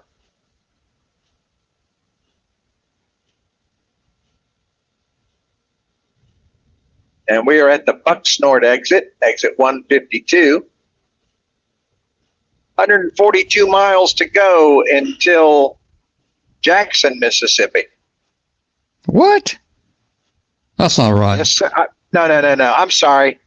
That's what my GPS said. Maybe that's to where you probably turn. That's probably your next turn or something. Yeah, I believe you're correct, because that's to 240 West Jackson. So yes, yeah, that's 142 miles to my turn towards South Haven. Yeah. I think it's going to bring me right through downtown Memphis. That is actually a shorter route than the loop. That loop adds about 15 minutes to the I know that. I usually take the loop around. Kathy likes coming down and taking that Houston Levee from the interstate. But to me, there's stoplights and traffic up and down there. I'd rather take the 385 around town. Yeah, well, I actually came in on 40 through downtown Memphis. And yes, it is shorter than me taking the 240 loop.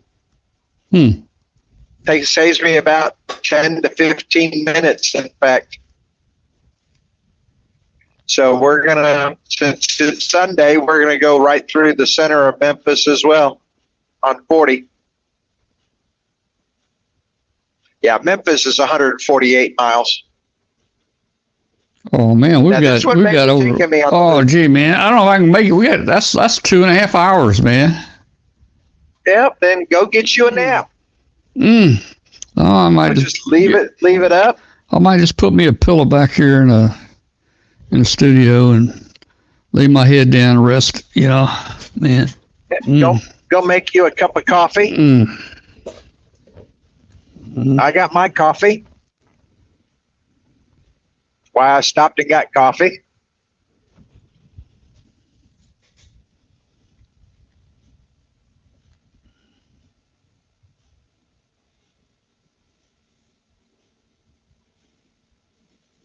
Yeah, it's easily 2 hours, Tom. You got to hold in there.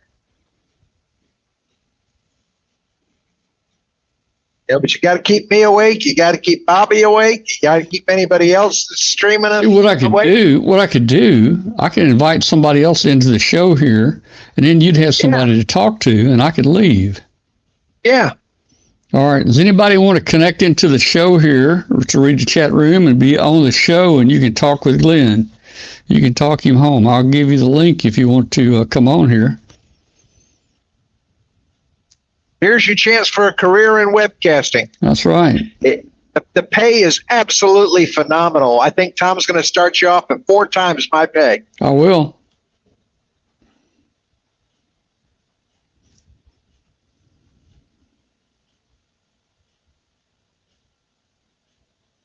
And you get a bonus of all the popcorn you can eat. So far, there are no takers.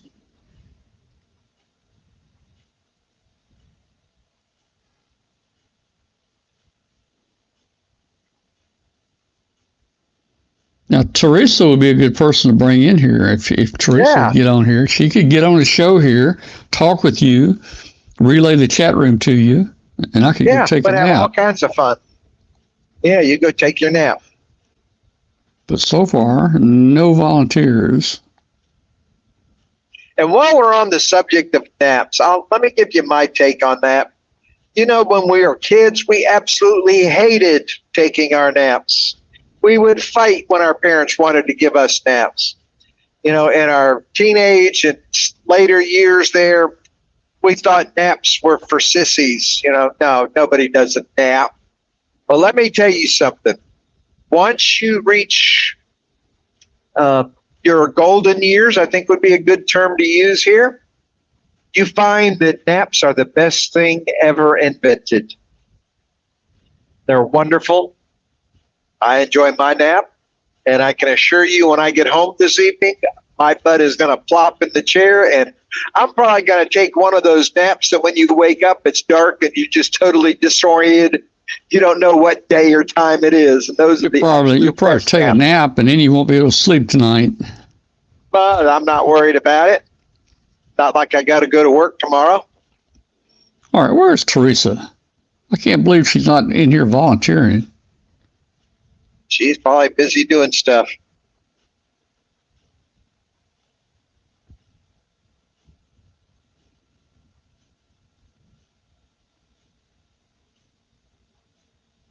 Something I need to be thinking about is what am I going to get for dinner? So we're probably going to have to stop and get us a burger or something for dinner.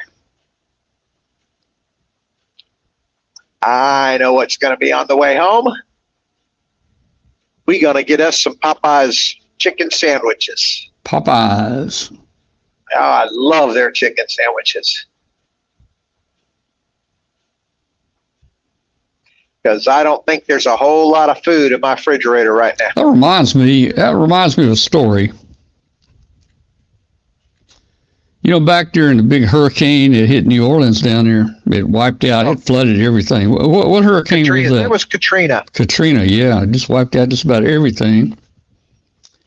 And the TV reporter was interviewing these people and says, man, this hurricane just wiped out everything. You know, all your stores, your grocery stores, you know, gas stations are all gone. All the churches are gone. What do you do?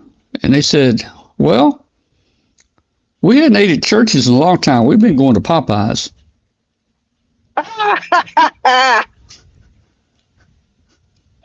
Oh, yep. That's the New Orleans spirit when it comes to all those hurricanes and stuff. Yeah, yeah. Those are a tough bunch of people, man. Let me tell you. Yeah. You know, they got the Cajun Navy to help people out in the flooding. Oh, yeah, yeah. All right, we're looking for volunteers. Anybody want to come on the show here with your video and talk with Glenn as he drives the next 2 hours so I can take a nap? You would come on the show. You'd be here just like you're seeing me right now, and you can read the chat room and you can let Glenn know what people are saying. We need a volunteer. Who's it going to be? And I suppose if you want to come on and you don't want to turn your camera on, you don't even have to do that. We can still just bring you into the show. Yeah, you can do like me. Yeah, you can do like him. There's a reason you're not seeing my face. Well, for one thing, the camera's not pointed at him. Yeah, but there's a reason it's not pointed at me. That way you don't have to deal with it. Well, he has a voice for radio. There you go. A face for radio. Yeah, that's what it is.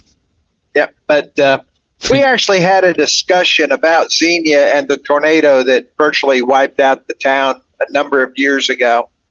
And this is one of the reasons why the Xenia townsfolk are so appreciative of all the ham radio folks that come there for the Ham Fest.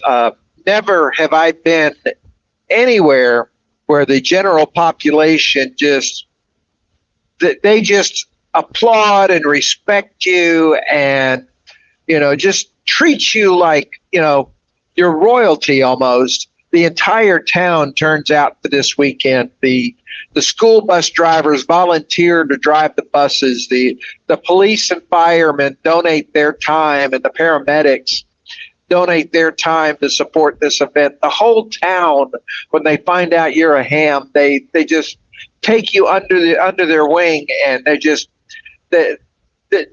are so thankful for all of the work that the hams did back during that tornado. Because the town was virtually wiped out, and the only communication they had for weeks was via the ham radio operators that came and helped support them. And they remember that. They have not forgotten that after all those years. And come Hamfest weekend, the entire town has signs up, welcoming you to the Hamfest and everything. So, I mean, you really, really feel wanted there in Xenia, no matter where you are. No matter what business you visit, they know you're a ham. They appreciate you being there. And it's really a fun, wonderful feeling. It makes that weekend just that much better. All right. Still no volunteer. Where's Brett? I saw Brett in the chat room a while ago. He's in the Twitter chat room. Brett, where are you, man? Don't you want to volunteer to come on here and get some show time? Yeah, we could talk about all the boat anchors we saw. Yeah. What's this guy got on top of his car right there? Looks like a couple of canoes. Look like they're about to fall off. Well, he's got one there on the side that's more of a small boat than a canoe. Yeah. But they look like the styrofoam covered type canoes. Yeah. Boat.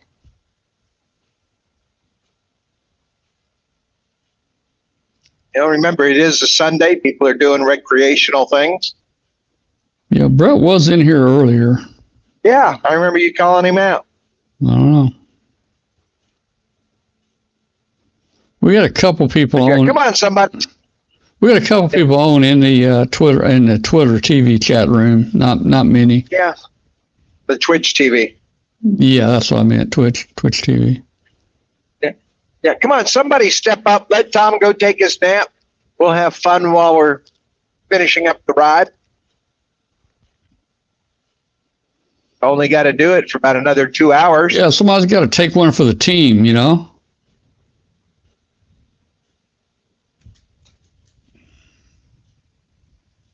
I'd do it, but I can't read the chat room while I'm on the road. Yeah. I don't have a second computer. We just need somebody. We just need someone to join a show where they can watch the chat room and talk with you. That's all we need. You don't even have to put your camera on if you don't want to, but we need somebody. We need Teresa, or we need Brett, or anybody. Anybody's brave enough to do it. I promise I'll be good. And we're also keeping Bobby awake out there. Bobby says, "Please keep me awake too." So. And Bobby's quite a few. I imagine Bobby's 3 or 4 hours behind you, man. Yeah. He was just on 71. He's got a way to go. Back there. Bobby, if you're still listening, whereabouts are you? He was going through Bowling Green, but that was much earlier. So I don't know. He may be getting close to Nashville. I don't know. I was going to say, he's probably about an hour or so behind me. Yeah.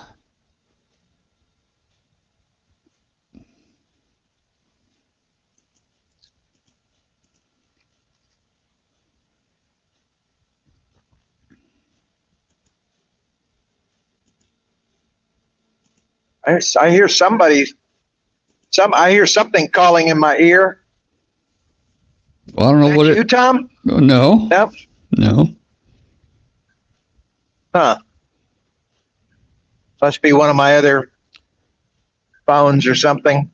Hockey One. How to log in? I don't know what you're talking about. Hockey One, unless you're wanting to be on the show. The link to come in. Maybe he's wanting to be on the show. I don't know. Just clarify. You know, you're in the chat room now. I don't know what. Yeah, I think somebody just tried to call me on Facebook chat. I cannot switch my headset to pick up another phone at the moment.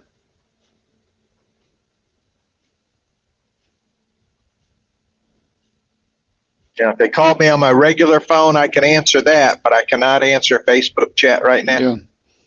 So one person said any of the many chat bots. Oh, you know who? I bet you that was Bobby trying to call me. And Bobby, I cannot pick up Facebook chat. Okay. John said Bill Brown stopped by his house. Usually my call. What's that? Any of the, how to log in? Hockey One. He's looking for, if he's wondering how to log in for the link to get on the air, maybe. Yeah, Hockey One, or I'm not sure what your question is. Are you wanting to get on the video here and talk with Glenn and let me take a nap? If so, give me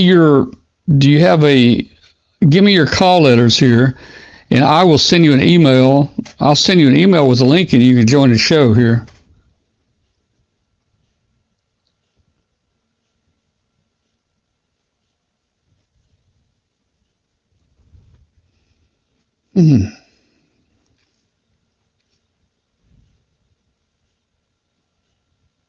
It's on my Google.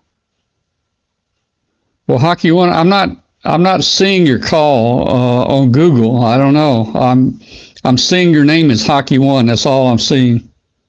Yeah. Send Tom an email at tom@w5kup.com, and he will reply with the link. Okay, here you KE5XD. KE5XD. Okay, I've got it. Okay.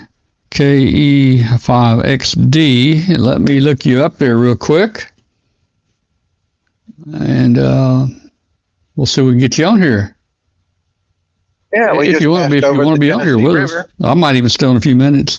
Well, I am getting pretty sleepy. Let's see.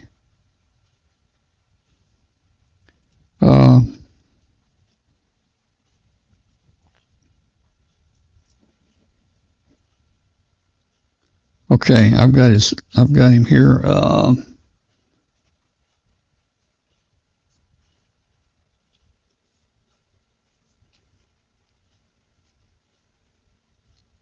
Okay.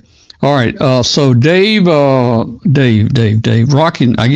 Dave, KE5XD, Hockey One, I guess that's you. I'll send you an email right now, and you can click on that, and you can join us here. So let's see. Oh, wrong keyboard. I'll get it.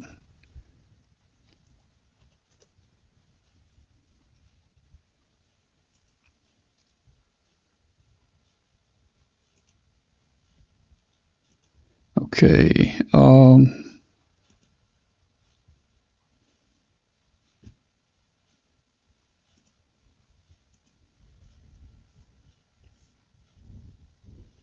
Almost there.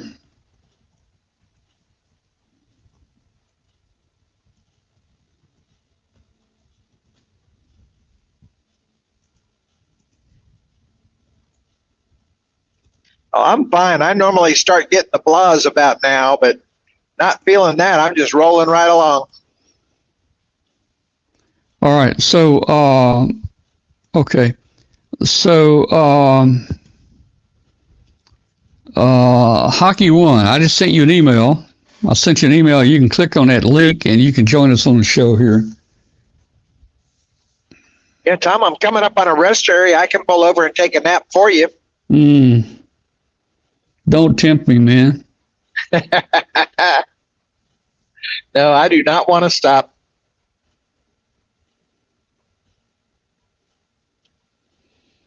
Yeah, I think I almost fell asleep in church this morning. I think Kathy had to only nudge me once, though. I did pretty good.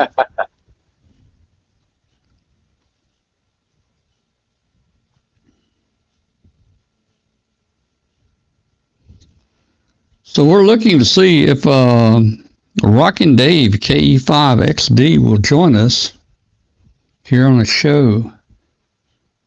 He's in New Boston.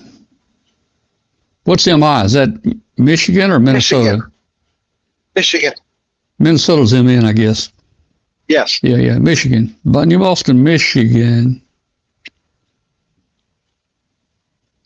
All right.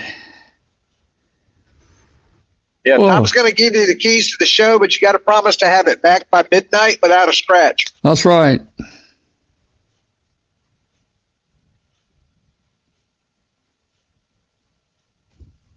He should have the email by now. With the link.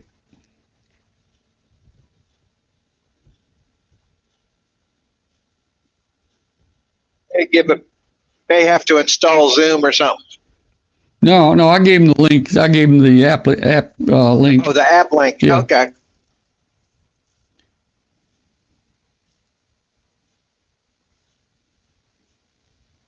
We'll see how that works.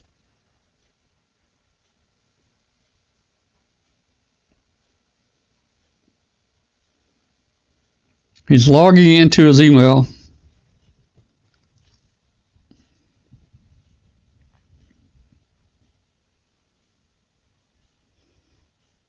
Anybody else out there want to join the show? Hey, come on. I mean, we welcome anybody if you want to. If you'd like to join in here with us, we'll get a group going on here.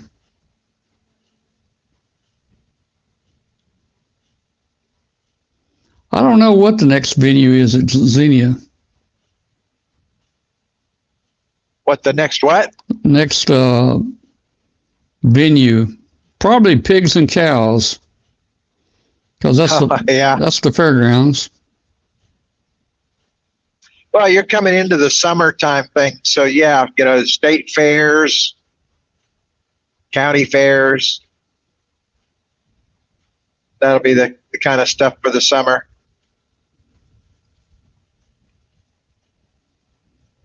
Well, I tell you, Rockin' Dave needs to hurry. My eyes are getting glassed over, man. There he is. Let's see if we can get him. All right, let's see what we got here. Hello, hey Dave, how you doing? Hello, Tom and Glenn, pretty good. All right, man. Hey, glad you joined us here. Haven't talked to you in a long time. I called it on to the show one time on the phone line. Oh, did you? Years ago and talked, yeah. Glenn, can you hear Dave? Just barely. Okay, I'll get closer to the mic here. This mic's very directional and got to get closer maybe. All right. Can you hear me now, Glenn? Hello, Glenn. Yeah, I can barely hear you. I'm only seeing myself. Let me get the telephone. And we're getting feedback too. Dave, Make sure I got Dave, we're getting feedback from you. I don't know if maybe if you put some earphones on, it might help. I can put headphones. I'm muted. Maybe feeding back through your mic, Tom. What was that? What I'm hearing is from your speakers. I was watching you guys on the tablet. I muted my tablet. Oh, okay. Yeah, I was trying to take a nap. I don't have an audio feed direct from that app. Laying on the bed listening to you guys. I was trying to take a nap too, but oh well. Oh man, hey. It's more fun to talk to Glenn and whatever.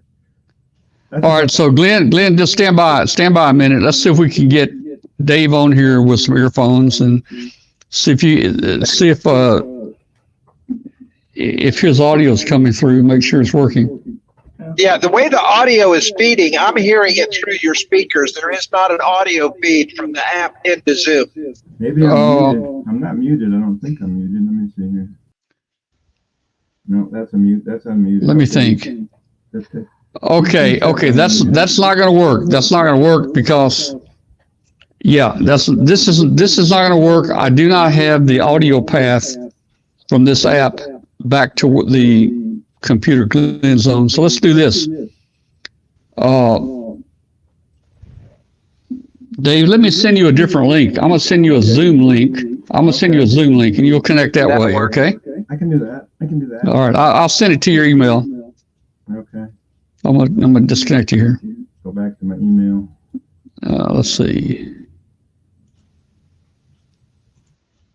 All right. All right. Let's see if I can do this. I got to juggle some stuff around here.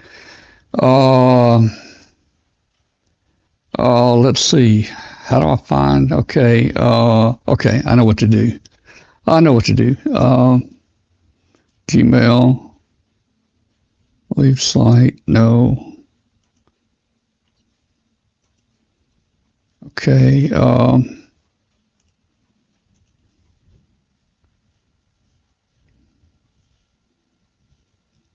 wrong keyboard. Man, I get too many keyboards.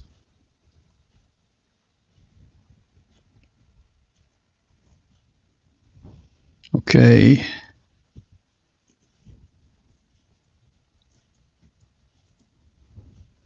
Okay, I almost got it here.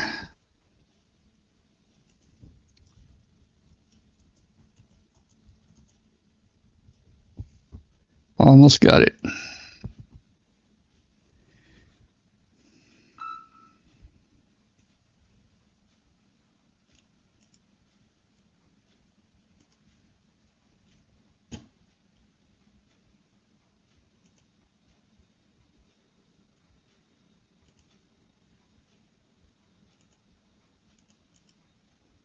Okay. Okay. All right, he should be getting that link. Dave should be getting that link. Now, the problem I've got, and I can fix that, Glenn, we'll have two inputs coming in on Zoom instead of just you. So Right. if I can set that up where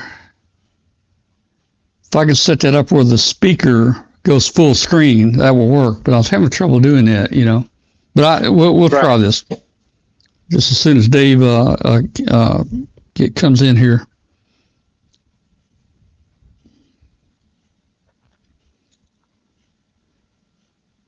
Yeah, there is a nap for that. I'm trying to take a nap, but guys, I can't leave Glenn and Bobby out there on the road alone. That's a long, boring If we drive. stall long enough, we'll get home when he won't get his nap. That's true. That's a long, boring drive, man. And you know, I've been in some of those long, boring drives before.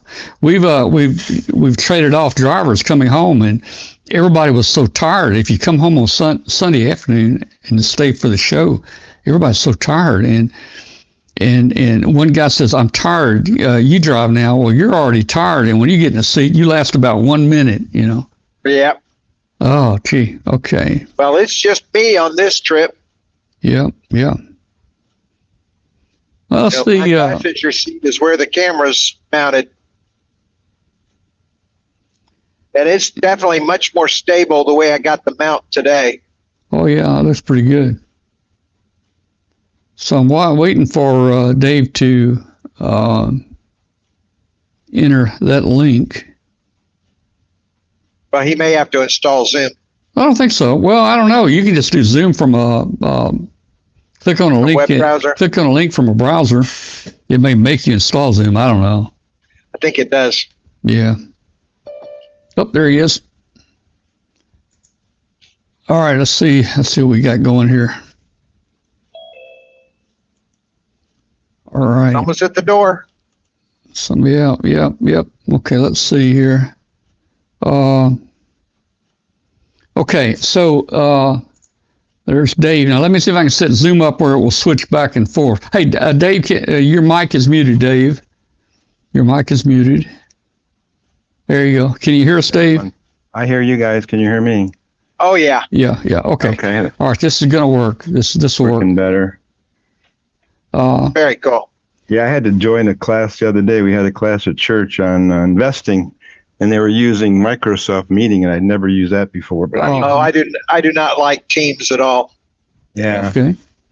All right. Yeah, I got Glenn's full list. So hey guys, things are working well here. When Dave talks, he's on the video, and Glenn, when Dave stops talking, if you start talking, you'll have to say something, I think, to get the camera back on the road. Yeah, to get it switch over to me. Yeah, there you are. Yeah, you're back. There you go. Yeah.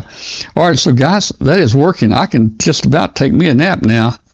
Hey, so let's see. I was laying down taking a nap, and I was listening to you guys on my tablet. And Oh man, somebody said, "Oh, I'll just get up and do it." I'm so sorry. Appreciate it, Dave. I'm so sorry, man.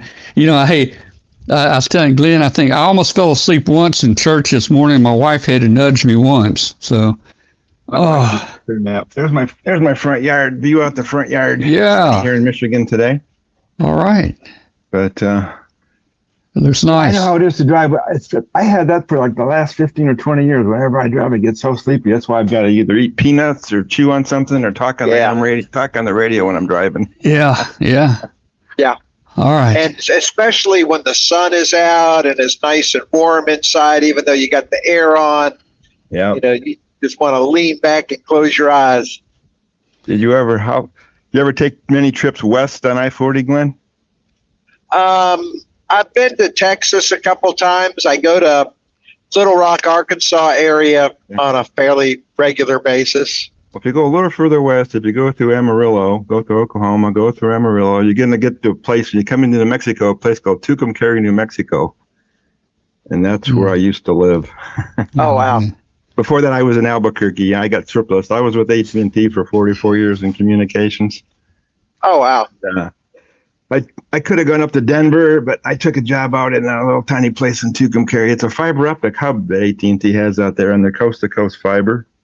Cool. And I used to drive 3 hours to get to Albuquerque, like where my boss was at or where our training facilities were. So I had to drive 3 hours in the company truck and try to stay awake. Oh, gosh, yeah. One time I picked up a hitchhiker, which we weren't supposed to do, but I had somebody to talk to anyway.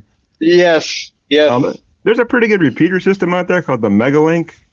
I think they've got like 60. Yeah, it used to be 16. Maybe it's even 20 some repeaters now that are linked, and it covers part of Colorado, Arizona, New Mexico, maybe a little into Texas. And for some reason, they're not linked to the internet. I don't know why. I think the guy that owns it doesn't want to be on the internet, which is kind of a bummer. Hey, Dave, do you have a chat room where you can see it? I'm looking at it on my tablet. Okay, I see Bobby on there. So yep. Okay, good. Because we're trying to keep Bobby awake also. Right. Okay. Bobby's on the I-65 also, or where's he at?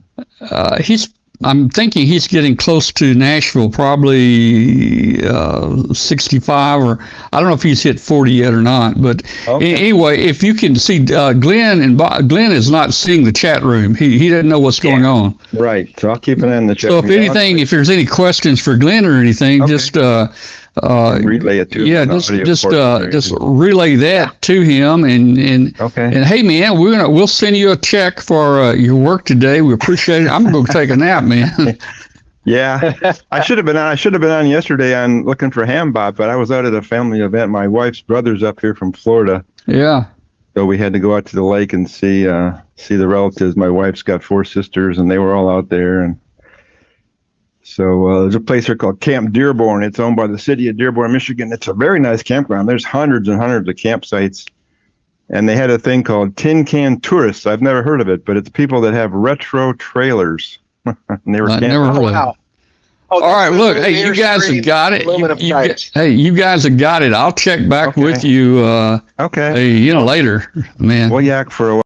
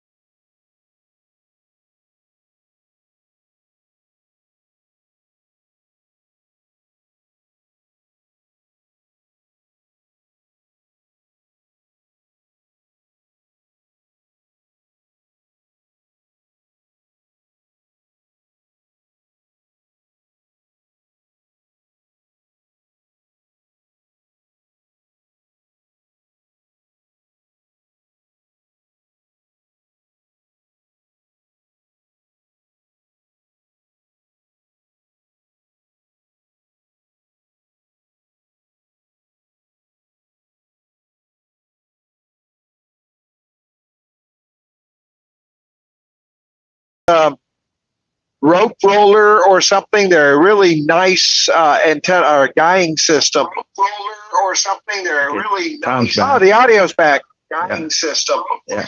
Or something. They're really Turn this down. Oh, the audio's back. Yeah, we're back on audio. Tom Tom must have fixed the audio. Yeah, it must have died when you signed off, Tom, you think?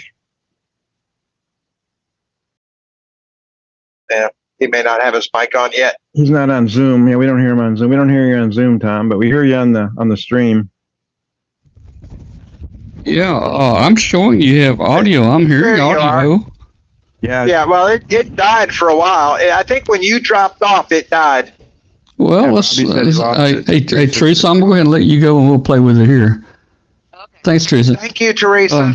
Okay, so let's think about this a minute. When you're talking, Glenn, you're moving the VU meter on the app. Right. The audio came back the minute you reconnected with your thumbnail. It has something to do with you being missing. Oh, really? Really? Yes. Yes, Oh, the minute interesting. you dropped off and your thumbnail went away, the audio cut I out. wish you guys had called me earlier. We You could fix left that. I didn't know. We Yeah. just found out. Bobby mentioned it, and then Teresa mentioned it, so we figured out it was actually gone. We thought it was just the issue. Bobby had an issue, needed to reconnect. Or something. Wow, man. Well, okay, all right. So, But Glenn and I have had a really nice conversation. Interesting. We've been chatting about a lot of stuff and yeah. keeping him awake. All right. Well, where is Glenn right now? I'm 27 miles out. Out of Memphis? Yeah. All right. Well, you got another hour to get home, or more than that. Let's see. It's 4:41. No, I've got 50 minutes or thereabouts. Yeah. Yeah. Okay. So a little under an hour.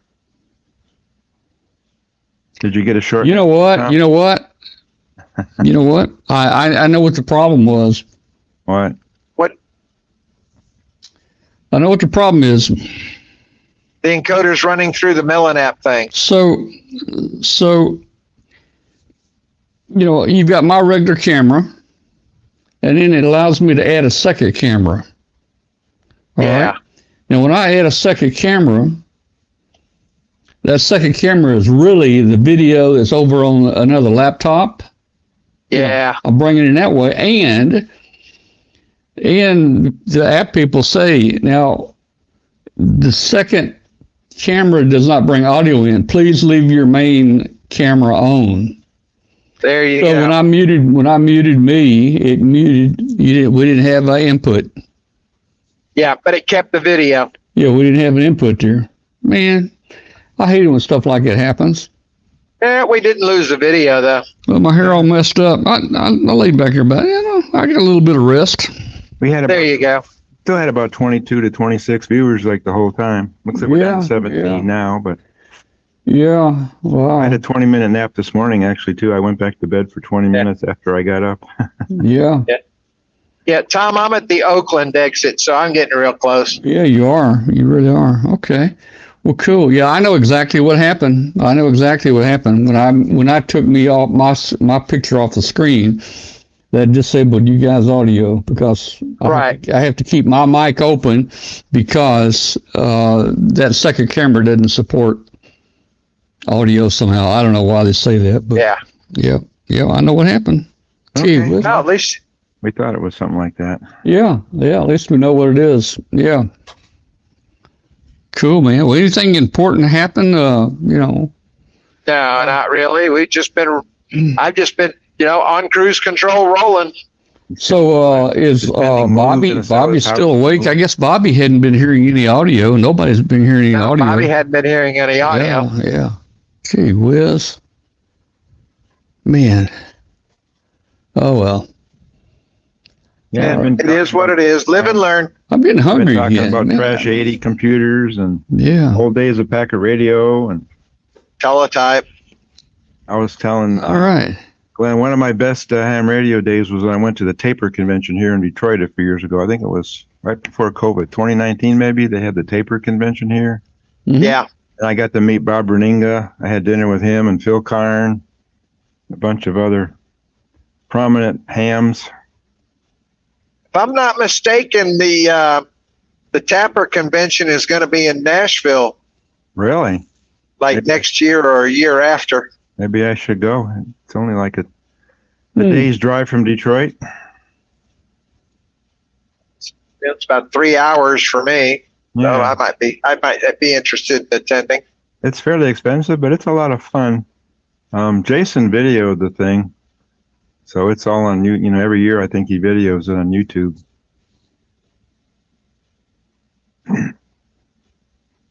But yeah, it's all good stuff. Yeah, I have to think about going to Dayton again sometime too. Like I said, I've only been to Xena the one time in 2022. Yeah, I was telling Glenn, I bought your antenna in 2022, Tom. You had a UHF antenna on your table. You remember that? Oh, Years ago. where was this? When? At Dayton, Dayton? 2 years ago in A 2022. UHF antenna. Let me think. Yeah, you had a Yagi, a UHF Yagi. Was it a? Oh, okay. It was one of those 440. Yeah, I bought that up. Yeah, I had a bunch of those out. Yeah. Okay. Right, I got the last one. Oh, okay. Yeah, I remember now. I remember somebody also. I gave him a scope. I made somebody. I think I paid somebody to take the scope. If I don't remember correctly. I need a newer scope. Yeah. I've always wanted a Variac. I was at a ham fest. I spent like $25 for a Variac, and I got it home, and it doesn't work. I don't know what can go wrong with a Variac.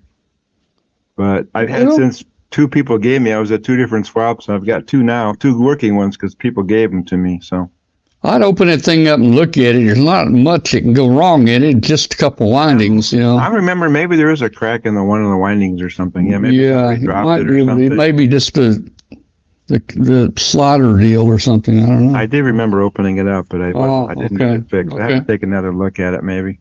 Yeah. But yeah, I got an antique radio collection, tube radios. Glenn said he picked up an All-American 5. Yeah, he picked up one. We're going to use that on a show here. Okay, that's cool. Yeah. Yeah, I just bought one. I bought a little RCA. What's the name of that thing? It's a portable radio.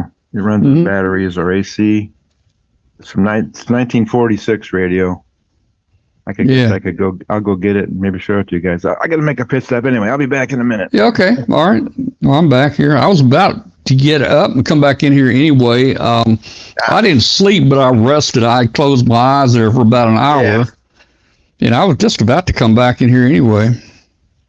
Well, I mean, I'm doing good. I'm not really tired. 20 miles before I swing south. So, doing good. So let's see if Bobby is still in here, man. I mean, he may have gone to sleep and run off the road. I don't know. Yeah. We'll check and see if he's in here. Because this is that time of day with the sun coming in the front and just keeping you warm with the air conditioner on. And, if you close your eyes, you're out in a heartbeat. Yep. But no, because I've been on the air and talking on this trip, I'm nowhere near as worn out and tired as I normally am at this stage of the game. Normally right now I'm pushing as hard as I can to make it that last hour of the trip. Yeah. But, I've virtually driven this thing nonstop without any problems. Mm-hmm. I mean, the stops I made for gas, they were just 5-10 minute breaks. Yep. And I'm just now passing the Galloway Oakland exit. So you know exactly where that is. Yeah, they're going to be putting a Buc-ee's out there right about in that area. Right. Yeah.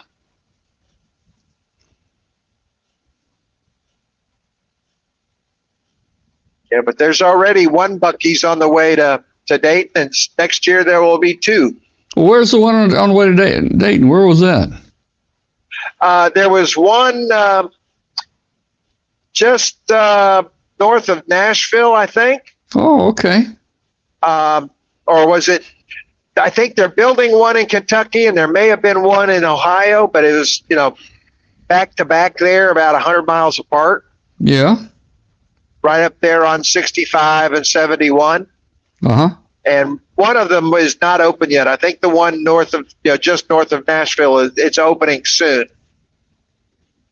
And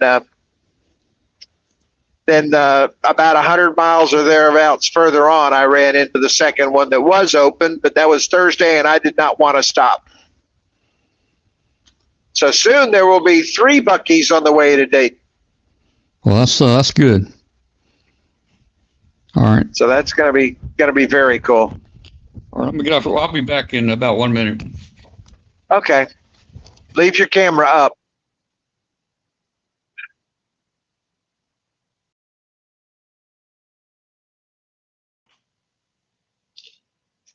By the way, those of you that have stuck this out, this is Glenn, KW5GP, on the ride home from Dayton on W5KUB.com. And we're in the final hour of the trip. Looks like I've got about 40 minutes to go. And we're doing real good. Again, it's been a great weekend. Glad that I'm getting close to home. Going to be sleeping in my own bed tonight. Not that the place I stayed at was bad, but there's nothing like sleeping in your own bed. And so looking forward to getting home. Sounds like we're going to make a stop at Popeye's Chicken on the way home for Popeye's Chicken sandwiches. And that will be my dinner this evening. And I'll be fighting the cats off for that when I get home because they love their chicken. And then tomorrow I'll start playing with the stuff I bought. I'll probably get the All-America 5 radio to Tom Monday or Tuesday before the show so he can show it on the show. And he can start getting start modifying and playing with that. You can see that I was just really glad that I was able to find one in the flea market on Friday. How much did you have to pay for the radio? How much was it? Amazingly, only $10. $10. That's what I paid for this RCA, $10.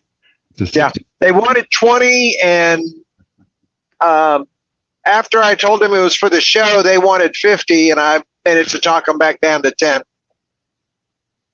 That's good. Yeah, this is it's called an RCA 66BX is a model number. The line cord is like just crumpled up. I got to change out the line cord on it. But yeah, it's I don't remember the model number or the type I got. I want to say it's a Motorola, but okay. don't hold me to that. I've got a Motorola that's in a metal case. It's a small little tiny little radio in a metal case. Yeah, no, this is in that insulated bakelite style case. Oh yeah. Yeah, those are cool. But it's behind me and I can't reach it. Right. I put my hat on. This is a Hambot hat. I won this at Hamcation, probably 2022. I was watching W5KUB for the Hamcation, and I actually got lucky with the Hambot and won a hat with my call sign hat. So I wear this to all the ham. Wow. When I go to all the There you go. I go to all the local ham fests. I wear my hat. I got lucky this year. I bought a new hat for the outdoor venues because a ball cap, my neck was always getting sunburned. Right. So I bought me a wider brimmed hat this year, and that actually was my salvation in the rain. And so that worked out well this year. And of course, I bought a waterproof hat, so it was bought just for that purpose, and it really came in handy this year. Yeah, I was there in 2022. I was live streaming Dayton on Jitsi to my friend in the UK, and my battery was about to die. Wow. And I got to one of the tables, and the guy had one of these nice little solar batteries. It's a auxiliary battery for your cell phone and solar power. I bought that for $10, and that kept my cell phone going the rest of the day. So that was pretty good. That's like. Did you hear me say, Tom? I got this hat through you guys through Ham. Well, I was going to say that looks like one of the hats that we give out. Yeah. I got it from Hamcation 2022, I think. Yeah. Okay. All right. Well, I got one just like it. I was going to say, yep, I know that hat. I'll bet you do. Yeah. In fact, we gave away a couple of them yesterday. Did you really? Uh-huh. Yeah, I couldn't figure out how to register. Like I say, it was coming up as Hockey One yesterday, and I think, well, I'm not going to be able to win anything as Hockey One. I guess I could have, but yeah, sent you an email or whatever. Hockey One's actually my wife's email account. Well, we're in a different chat room now, so Hockey One, you would have been eligible for prizes. We took all type of names yesterday. Okay, yeah, I guess I could have just. Yeah. I was going out the door too. I was watching it just before we left to go to the lake, so I didn't have a lot of time to stay around and monitor the room or whatever. So, But yeah, Yeah. it's nice to talk to Glenn. I'm gonna have to get Glenn's book. I was weird talking. I've got Bob Berninga's book. I've got Ward Silver's book, and I do like autograph books. So maybe I can meet Yeah. up with them and get it autographed sometime. Sounds good to me. Yep. I got the book here that when I was working for AT&T, one of my customers gave me a book. See if I got it right here. It's about the death of Jimmy Hoffa. If you ever followed that. Oh, saga. good heavens. Yeah. Did they say where he is? No, they never found out. They think he could be in one of the piers of one of the freeways here in Detroit. But Yeah, it's I thought he might be at the what is it, the stadium, one of the ball stadiums up here. Yeah, Giant Stadium. I think they disproved the Giant Stadium one. right. Yeah, this is called Digging for the Truth: The Final Resting Place of Jimmy Hoffa by Jeffrey Scott Hansen. And the author gave me the book, and I never thought to have the author sign the book the day he gave it. Yeah. Oh yeah. Oh, man. Yeah. I installed internet at the guy's house. But yeah, my last 10 years of AT&T was a nightmare. I was an internet installer. I installed cable TV and internet for Uverse. I don't know if you guys got Uverse down there, but No. yeah, I had a good job. I used to do a little bit of fiber optics and microwave radio and Mhm. a lot of telephone special services working for the FAA and a lot of good stuff. It was a fun. Nope. The first 30 years was fun. The last 10 years was a nightmare. I just turned off my AT&T stuff. Did you? Yeah, I got rid of their cell phone too. They were charging me a fortune. They wanted like $100 and some a month for a home phone, a landline. I went to Magic Jack for my landline.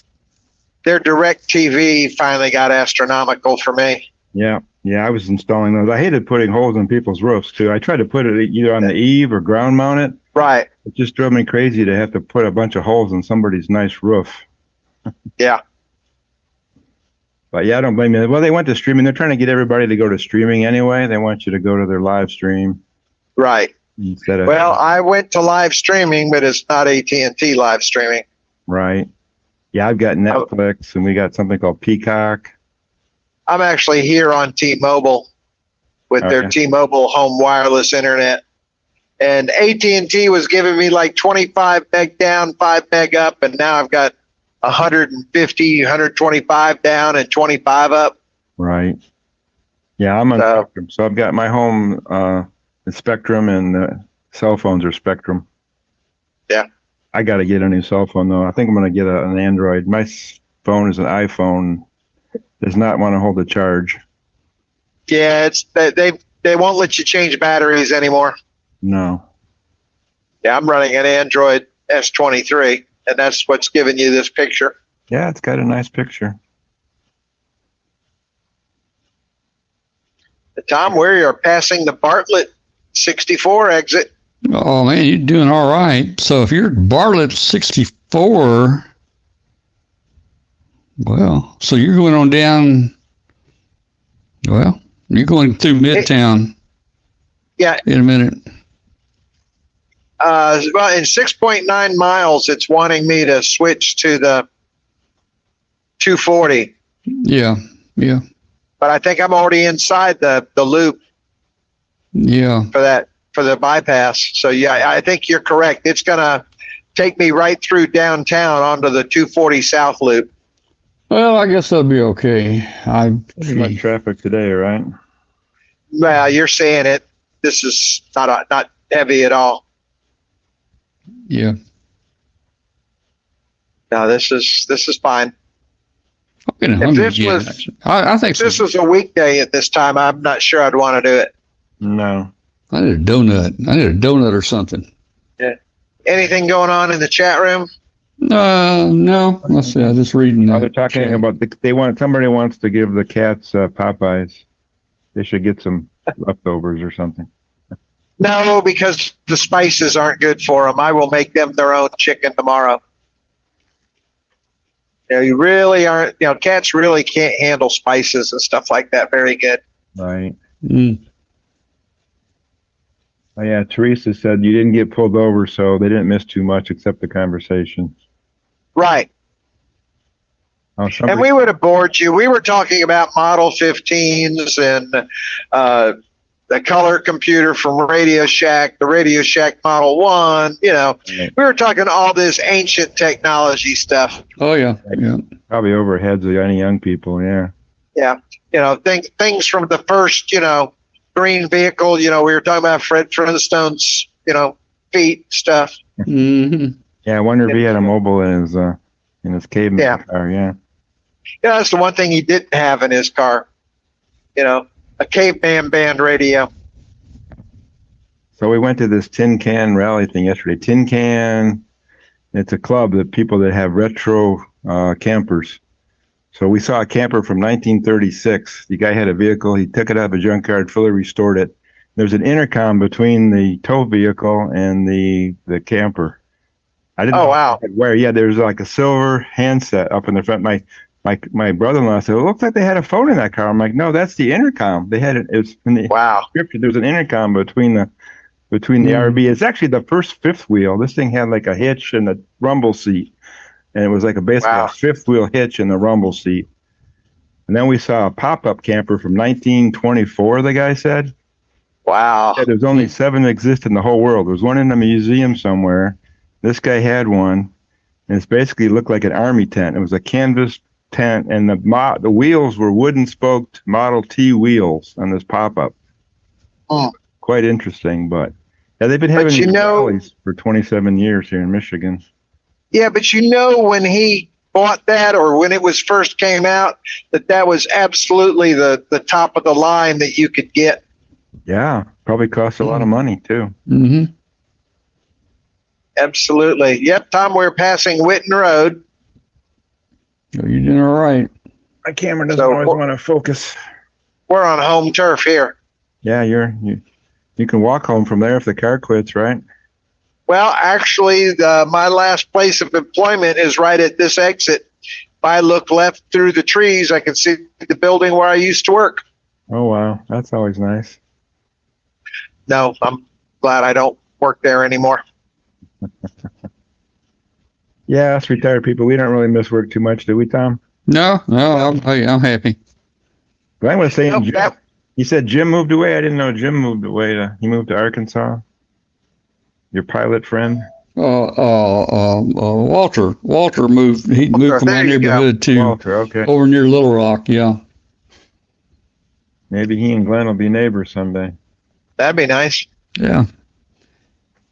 Yeah, you need to find somebody that has already has a tower up already or something. There's a web page that has a bunch of people that are selling ham stations. Have you ever seen that web page?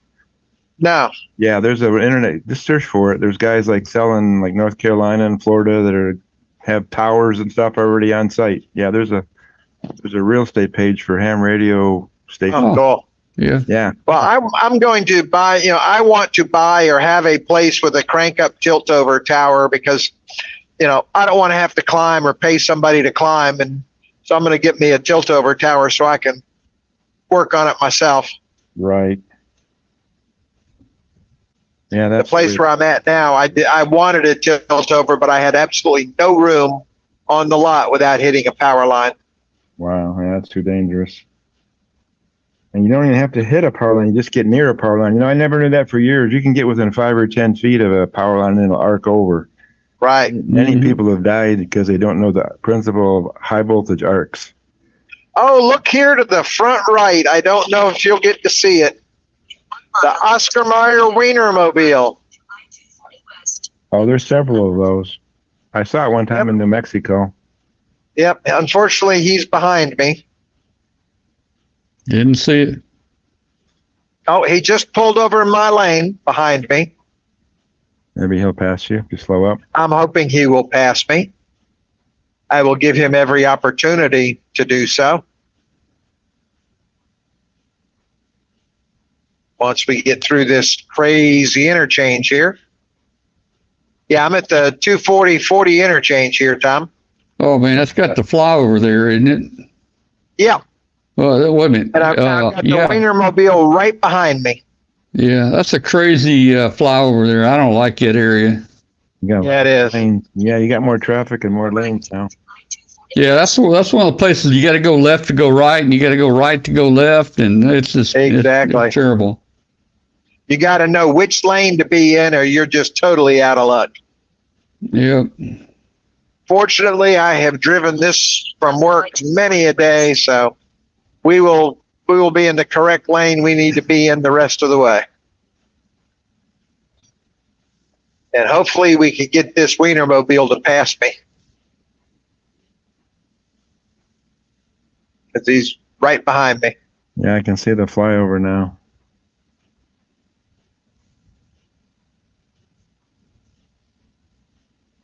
Guy's got his washing machine with the door open. That can't be good for it.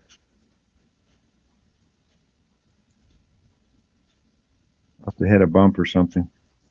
Yeah, I did. Or him, yeah. Let's see if I can't get this Wienermobile to pass me. Oh, Teresa's asking, how is Walter? I guess Walter's fine. He's building a new home over in Maumelle, Arkansas. That's just right outside of Little Rock. He should just about be finishing up the house right now. They moved over there in that last Thanksgiving. They moved over there Okay. and rented a house while they're building. Teresa said her first computer was a Tandy as well. Okay. Teresa, at the Swap Fest out there at Dayton on Friday, they had a perfect working TRS-80 Model 1 with the matching cassette recorder right there on a table. Tom's got that on video. Well, I've got a VIC 20 up in the attic with the matching tape recorder. Really? Yeah. Yeah, but back in the day, the VIC 20 was the ham, the microcomputer for ham radio. They had a lot of ham radio apps on that VIC 20. In fact, I've got a card. It's a plug-in card that goes in the back called an Air 1, and it'll do CW. Yeah. It'll do CW, yeah. Really? Wow. All right, we have done our speed just right, and the Wienermobile will be passing us on the right here very soon. All right. Yeah, we're watching. We're watching. Well, I'm doing my best not to get run over and stay above the speed limit. Yeah. Because in Memphis, if you drop below the speed limit, you will get run over, shot, or both.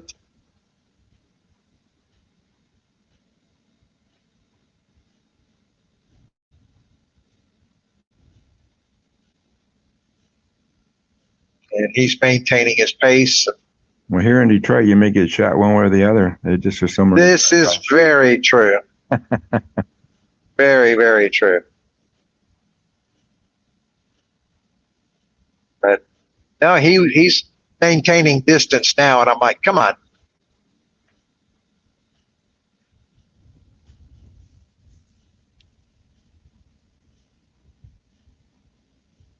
But as you can see, going the speed limit in Memphis buys you absolutely nothing. Right. I feel like I'm standing still. Oh no, there is a cop car going to nail somebody in my rear view, or is that an ambulance? I believe that is an ambulance. So let us get over and out of his way. Good idea. I think I see some tall buildings in the distance. Yeah, that is the Memphis Hilton, but right now we're going to let the emergency vehicles get past us here.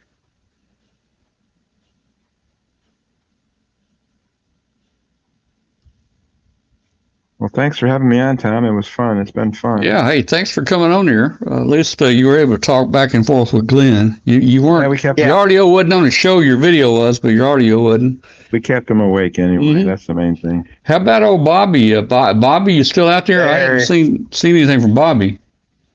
There goes our emergency vehicle.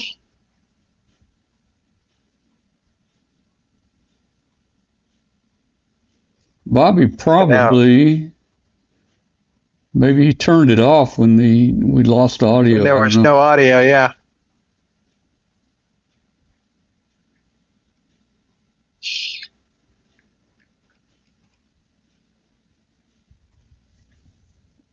Yeah, I wish I could turn and give you a rear view because I've got the Wienermobile right in my rear view. Yeah, when we ran the other broadcast encoder, when we'd go on these trips and stream, it was real easy. We created a second camera and put a little rear view camera on the picture, where you could see the rear view camera. That was nice. I run a dash cam in my car. I'm thinking about putting a dash cam in the back window as well, in case somebody tries to rear end me. Yeah. Yeah, I run two mobile radios in there. I've got a ICOM ID800, which is first generation D-Star radio. Yeah. Tom, unfortunately, he took the 385 exit, so we're not going to see him. Oh, the Wienermobile got off? Yeah, he got off. And then Sorry about that, everybody. Thought you would enjoy seeing the Wienermobile, but that would have been a highlight of the show there. And Bruce, I've checked. All my radios are still here. And I'm gonna see the Wienermobile on Wednesday. They have one here at the Henry Ford Museum in Detroit. So I took a picture of it last time I was there a month or two ago. But yeah, we have one that's on display. We have the presidential limo that Kennedy was shot in at the museum. Oh, wow. Yeah, and we have the chair. We have Lincoln's chair that he was shot in at the Ford Museum. Yeah, Kennedy was shot in a Ford, and not sure that's a museum I'd want to. Yeah, let me hear. Kennedy's was shot in a Ford, and tell us about the chair. Yeah, and so Lincoln was shot in the Ford Theater. Yeah. Yeah. Yeah, I don't know if you ever seen that thing. It's like they're both like one was in 1860, one was in 1960. There's 10 different coincidences or something about that. Exactly, yeah. I'd have to get the whole story, but yeah. Well, now here's the thing, folks. I'm 10 miles an hour over the speed limit. Really? Wow. And you're being passed like crazy. On both sides. Pat Welcome to Memphis. Cook. Pat's in here, KB0OXD. Pat, I was at Huntsville last year. We did a big webcast from Huntsville last year, so I'm not sure why they said they didn't see me. But we were not at Dayton last year, especially not this year. We did our deal remotely. Sounds like Teresa's in Houston. That'd be about right. Yeah, they drive like maniacs here in Detroit too. There's people. I was trying to keep up with some the other day. I had a car pass me. I thought, I wonder how fast he's going. So I sped up to try to catch him. And I was going 85, and he was still pulling away from me. Exactly. So I couldn't even catch him. You can only hope the police will catch him eventually. In this part of Memphis, you don't want to be 10 over. Let's put it that way. Jeez. And well, wait till you see what's coming up on my right side here. Again, I'm at least 10 over.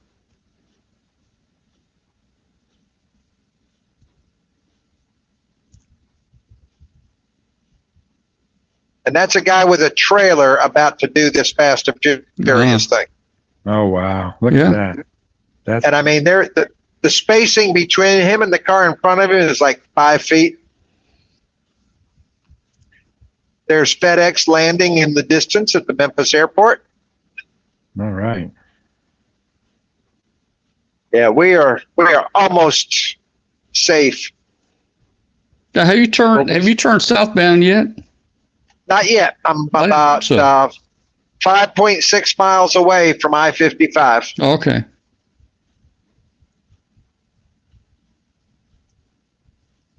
And I mean, I can't wait because, like I say, let me just rephrase this. I am a minimum of 10 over. Right. And you can see I'm getting passed on all sides, getting run over from behind. Welcome to Memphis. I'm sure there are other cities like this, but my Fast and Furious days are behind me. I would rather spend the money that I would spend on speeding tickets and insurance on ham radio gear. Yeah, that's smart.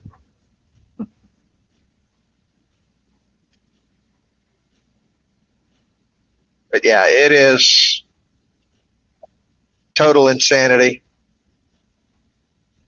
And whatever you do not use your turn indicators to change lanes. That is a signal that you will be cut off and not allowed over. Well, I tell you, a famous person once said, you give them 45, they'll do 50. You give them 50, they'll do 55. Give them 55, they'll do 60. That was Barney Fife. Absolutely. And he was dead on that one. I think that's when he hit his motorcycle. Yeah, I miss Barney Fife. A lot of emergency vehicles today. That's about the fourth one I've seen since I've hit Memphis. Wow. Guess they're heading to the hospital or something, huh? It's just one of those busy weekend days.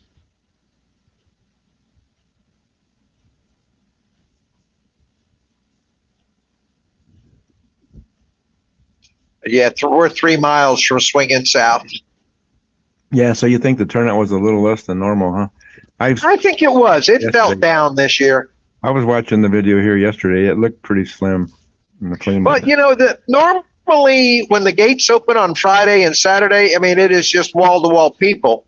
And I did not feel that. I saw Friday, the center area was relatively crowded, but Saturday that crowd never appeared. I don't think the crowd on Saturday was up there. I think people got scared away by the prediction of rain, maybe. Unfortunately, it was absolutely gorgeous day yesterday. Absolutely gorgeous. Wow. So they lost. I had fun. Yep. You know, I'm going back next year. I've already got my bed and breakfast reservation made. All right. I wish I was there to go dumpster diving. There'd be some good stuff out there. Mark sent me a picture last night. Somebody threw away a tub of brand new microphones. Wow. Now, is Mark out there today, or did he go home? Yeah, today? I think he went out there today. Ah, okay. So he's going to go dumpster diving tonight. I bet you he's going to get some good stuff. Oh yeah. Yeah, if I had somebody that I knew was going down there today, I might have just rode with them or something, because it's free to get in on Sunday, right? That is correct. Yeah. But the thing is, usually half the flea market vendors are gone by Sunday. Right. Yeah, that's a shame. I remember in 2022, the storm came up just at the end of the day, Saturday. The wind started blowing like crazy, and everybody. Yeah, I remember that. People was packing up and heading out. And if I'm not mistaken, they had storm warnings up and everything at that time too. Yeah, there was storm warnings. I went inside. Well, actually, it poured. I went inside one of the buildings, and it let loose. It poured like crazy. Right. Yeah. I was glad I made it inside the building. Like I said. All right, Tom. We are under a mile to the turn south. All right.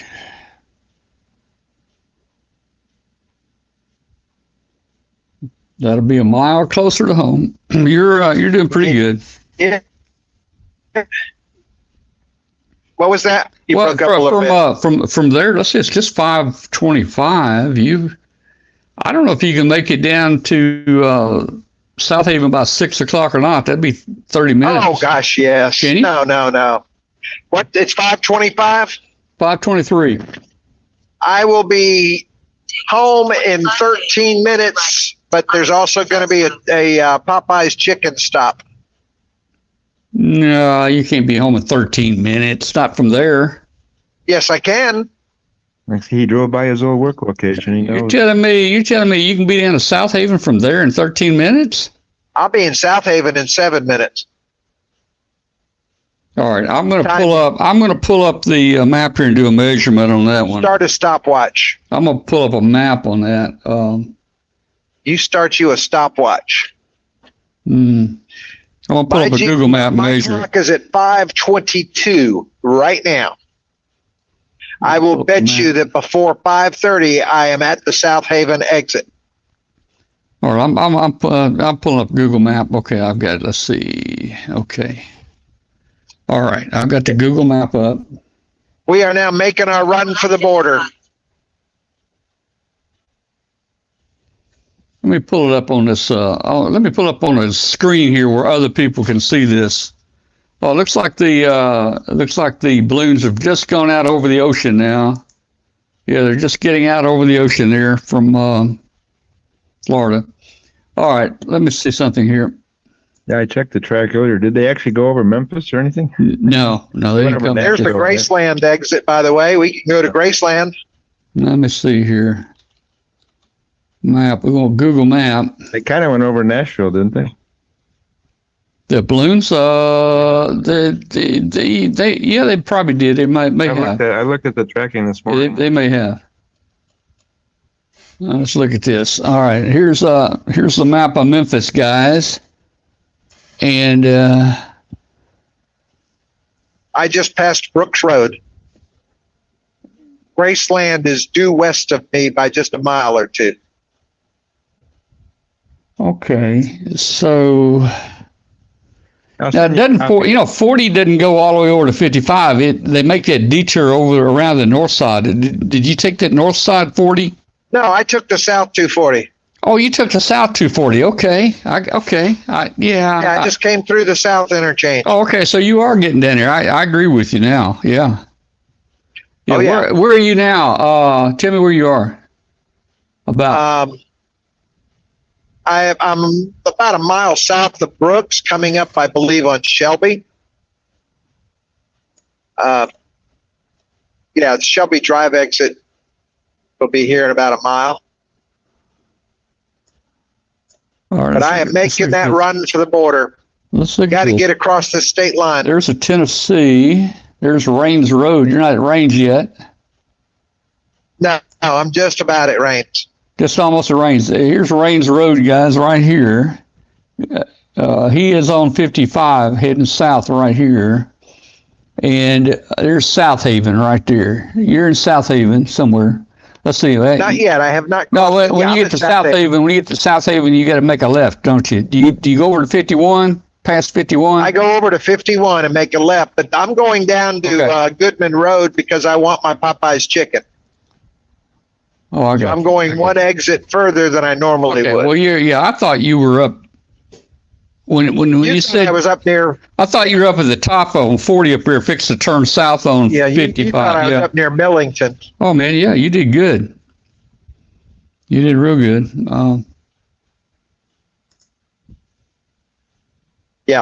This exit coming up is Shelby Drive, which is about the last exit before crossing the state line. Yeah, you'll be coming up on State Line Road. You're there, man. You're home. Just about. If I can get this person. There we go. The only problem is when you get to Mississippi, you have to teach them how the right foot works the gas pedal. In Memphis, you get run over. In Mississippi, they'll run you over. You know. Slower pace of living, I guess. Huh?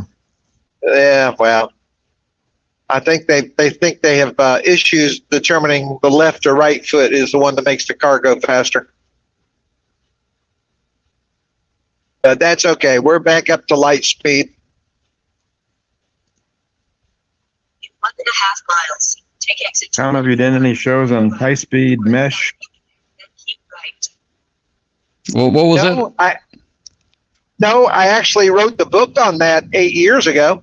You did? Oh, okay. I just want to. Yeah, the ARRL HSMM, the high-speed multimedia book. I wrote that. Did you really? In 2015. Oh, wow. It's out of date by far, but they actually, we talked about they want an update for that book soon. My friends in West Virginia, they have a pretty big network over there. They do a lot of it over there. Yeah. Well, that's all finally stabilized out on the technology. Yeah, Ubiquity, right? Yeah, they're on the AREDN Ubiquity stuff. Right. Yeah. I've always wanted to get into that. There's only maybe a couple of guys here in Michigan that are interested. So, Tom, there's the State Line Road exit. Exit 91 on the right. All right. Well, you're in Mississippi, just about. So I'm in just You, about. Here's the you- Mississippi state line. you made it home. Not yet, but as you see here on my right side, the Welcome to Mississippi sign. We have officially survived our trip through Tennessee, Yeah. Yep. and the next exit will be ours in Mississippi, and we will then go to get our Popeyes chicken, and then we will be home. And I will be, GPS is saying 10 minutes. It's faster than that.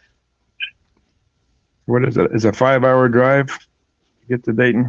1.5 miles. For me, it was about 9 hours. Oh, it's 9 hours, really. Well, that's 9 hours with the time difference too. It's about 10 hours going the other way. Yeah. Oh, it's, Well, But it's yeah, about well, 9. I guess it's about 9.5 driving hours. It's over 500 miles. I left Dayton at 8 a.m. Central Time.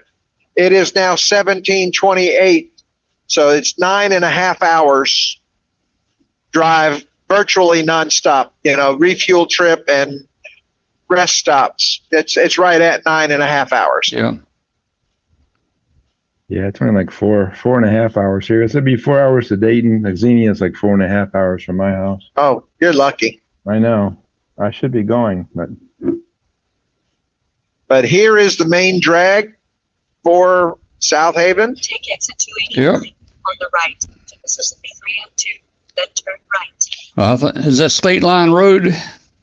Oh, we have already passed state line. This is Goodman. Oh, Goodman. Okay. Yep. South Haven, Horn Lake. We are taking this exit going right. okay. I assume your email is good on Cura. Is that Glenn?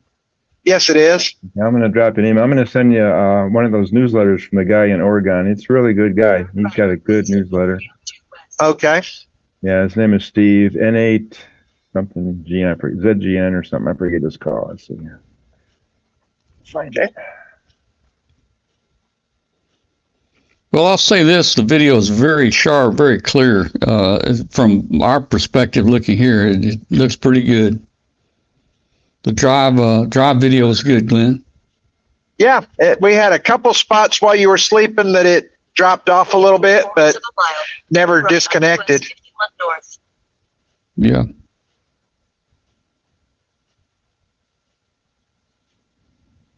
Well, I guess you're getting a little bit of glare right now. Yep. A little bit, not much. 1/2 mile. Turn right on US 51 north. Hang on a second, because we are at the place.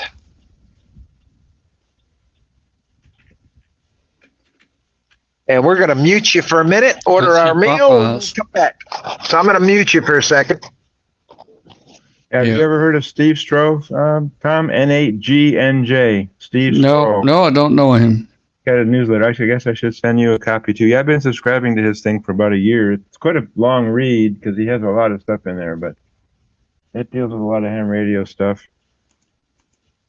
Yeah. All right. Well, I'll tell you guys. Glenn is home. Yeah. I'm gonna leave the feed up, and I'll go get me another snack or something. I don't know. Yeah, I gotta go eat some dinner here pretty soon. It's starting to rain here. The pavement's wet. It just Yeah. started raining in Detroit. We got a little storm going on. Thanks to everybody that stayed with us. Nice. We appreciate it. Sorry about the Lost no audio issue for over an hour there. I know exactly what caused it, and it's just the way they've got this thing set up. And I know that when I turn my picture off, it turns the second camera audio off. That's crazy. Anyway, they shouldn't do that. I'm gonna write them a note, see if they can't change that in their program. We don't use this program here to broadcast really any. We just did it because it was going to have some benefits for us on this trip. We're going to be going back to our other webcast software, which is more like All right, guys, we like are a TV back in. studio. We're not happy, but we don't have any other option right now. They did not have the sandwiches. Boy, didn't have it. Bummer. So we're getting their regular chicken because we're already here. Oh boy. I see a Kentucky Fried Chicken, isn't it? Straight ahead. Yeah. You don't like Really? you don't like Kentucky Fried? I don't want to cross the road. Oh.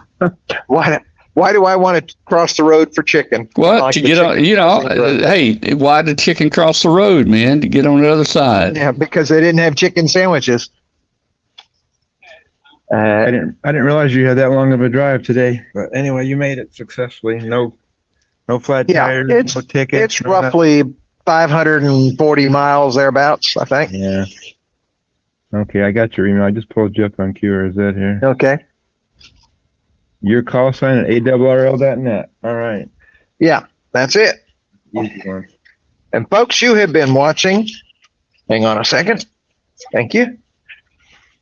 You've been watching Glenn, KW5GP, driving home from Dayton and then having issues getting a Popeye's chicken sandwich because they don't have any Popeye's chicken, or they don't have any chicken sandwiches. They've got their chicken, so we opted for that instead.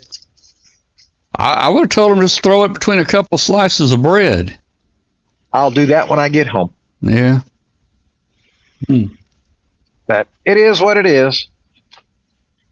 Thank you. I think when I ordered the sandwich, they didn't have the sandwiches, that they should have just given me the meal for free. Yeah, really. Yeah, that's all right. Surprise. Tell him you just drove 500 miles to You there. can throw 500 miles for a Popeye's chicken sandwich, and they don't have one. Yeah. Look at it. You can go straight across the Kentucky Fried right there. Yes, sir. But I didn't, did I?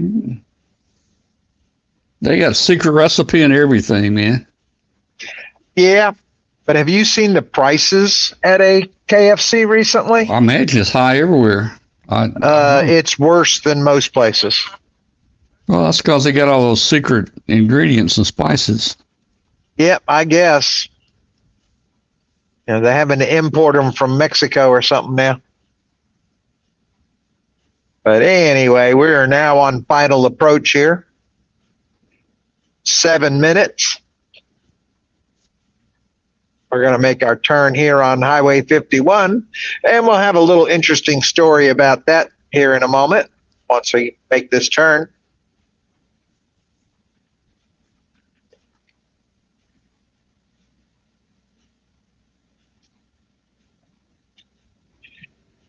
Those of you that are Elvis fans, 61 north.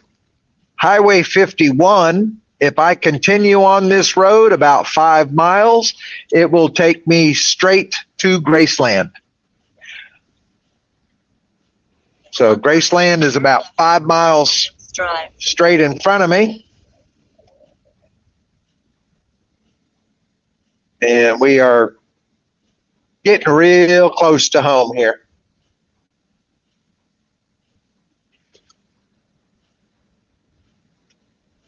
I'll smell that chicken, man. You're making me hungry. No, it does smell good. Their chicken's good. It's just not You're making the me chicken. hungry. That's one thing about this app. We can actually smell stuff that's from the other end. Yeah. Yeah.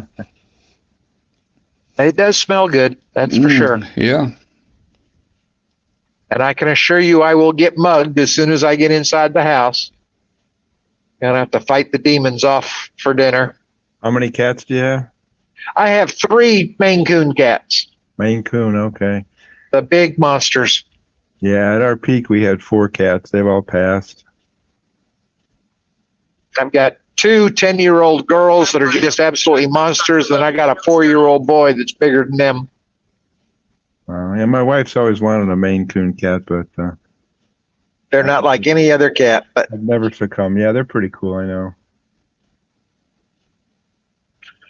oh boy. It's hard to believe the weekend's over, Tom. You know, it's absolutely flown. It feels like I was just talking, going the other way just yesterday. Yep. It's always too short, isn't it? It really was. This year was definitely too short.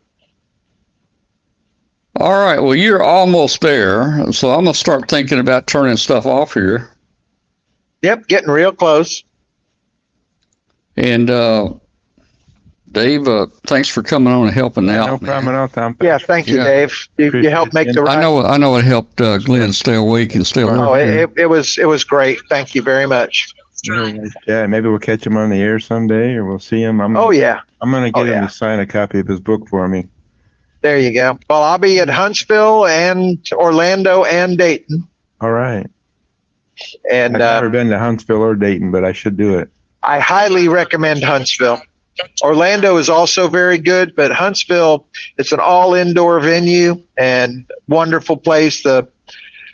They've got different stuff on the junk tables than you'll find at Dayton. The junk is all really That's good space junk. age era stuff. Yeah, really, really cool surplus gear.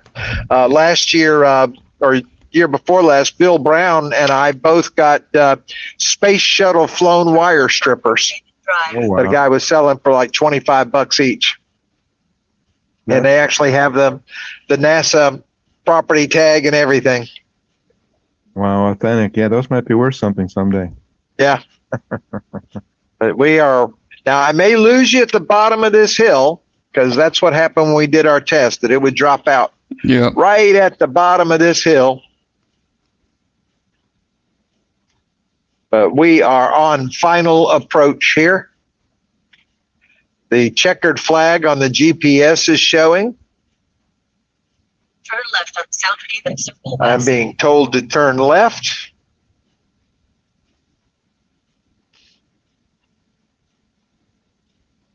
And we are just about there. I'm going to guess you're just a couple of houses down on the right. I am one house down here on the right. On the right. Yep. And here we are.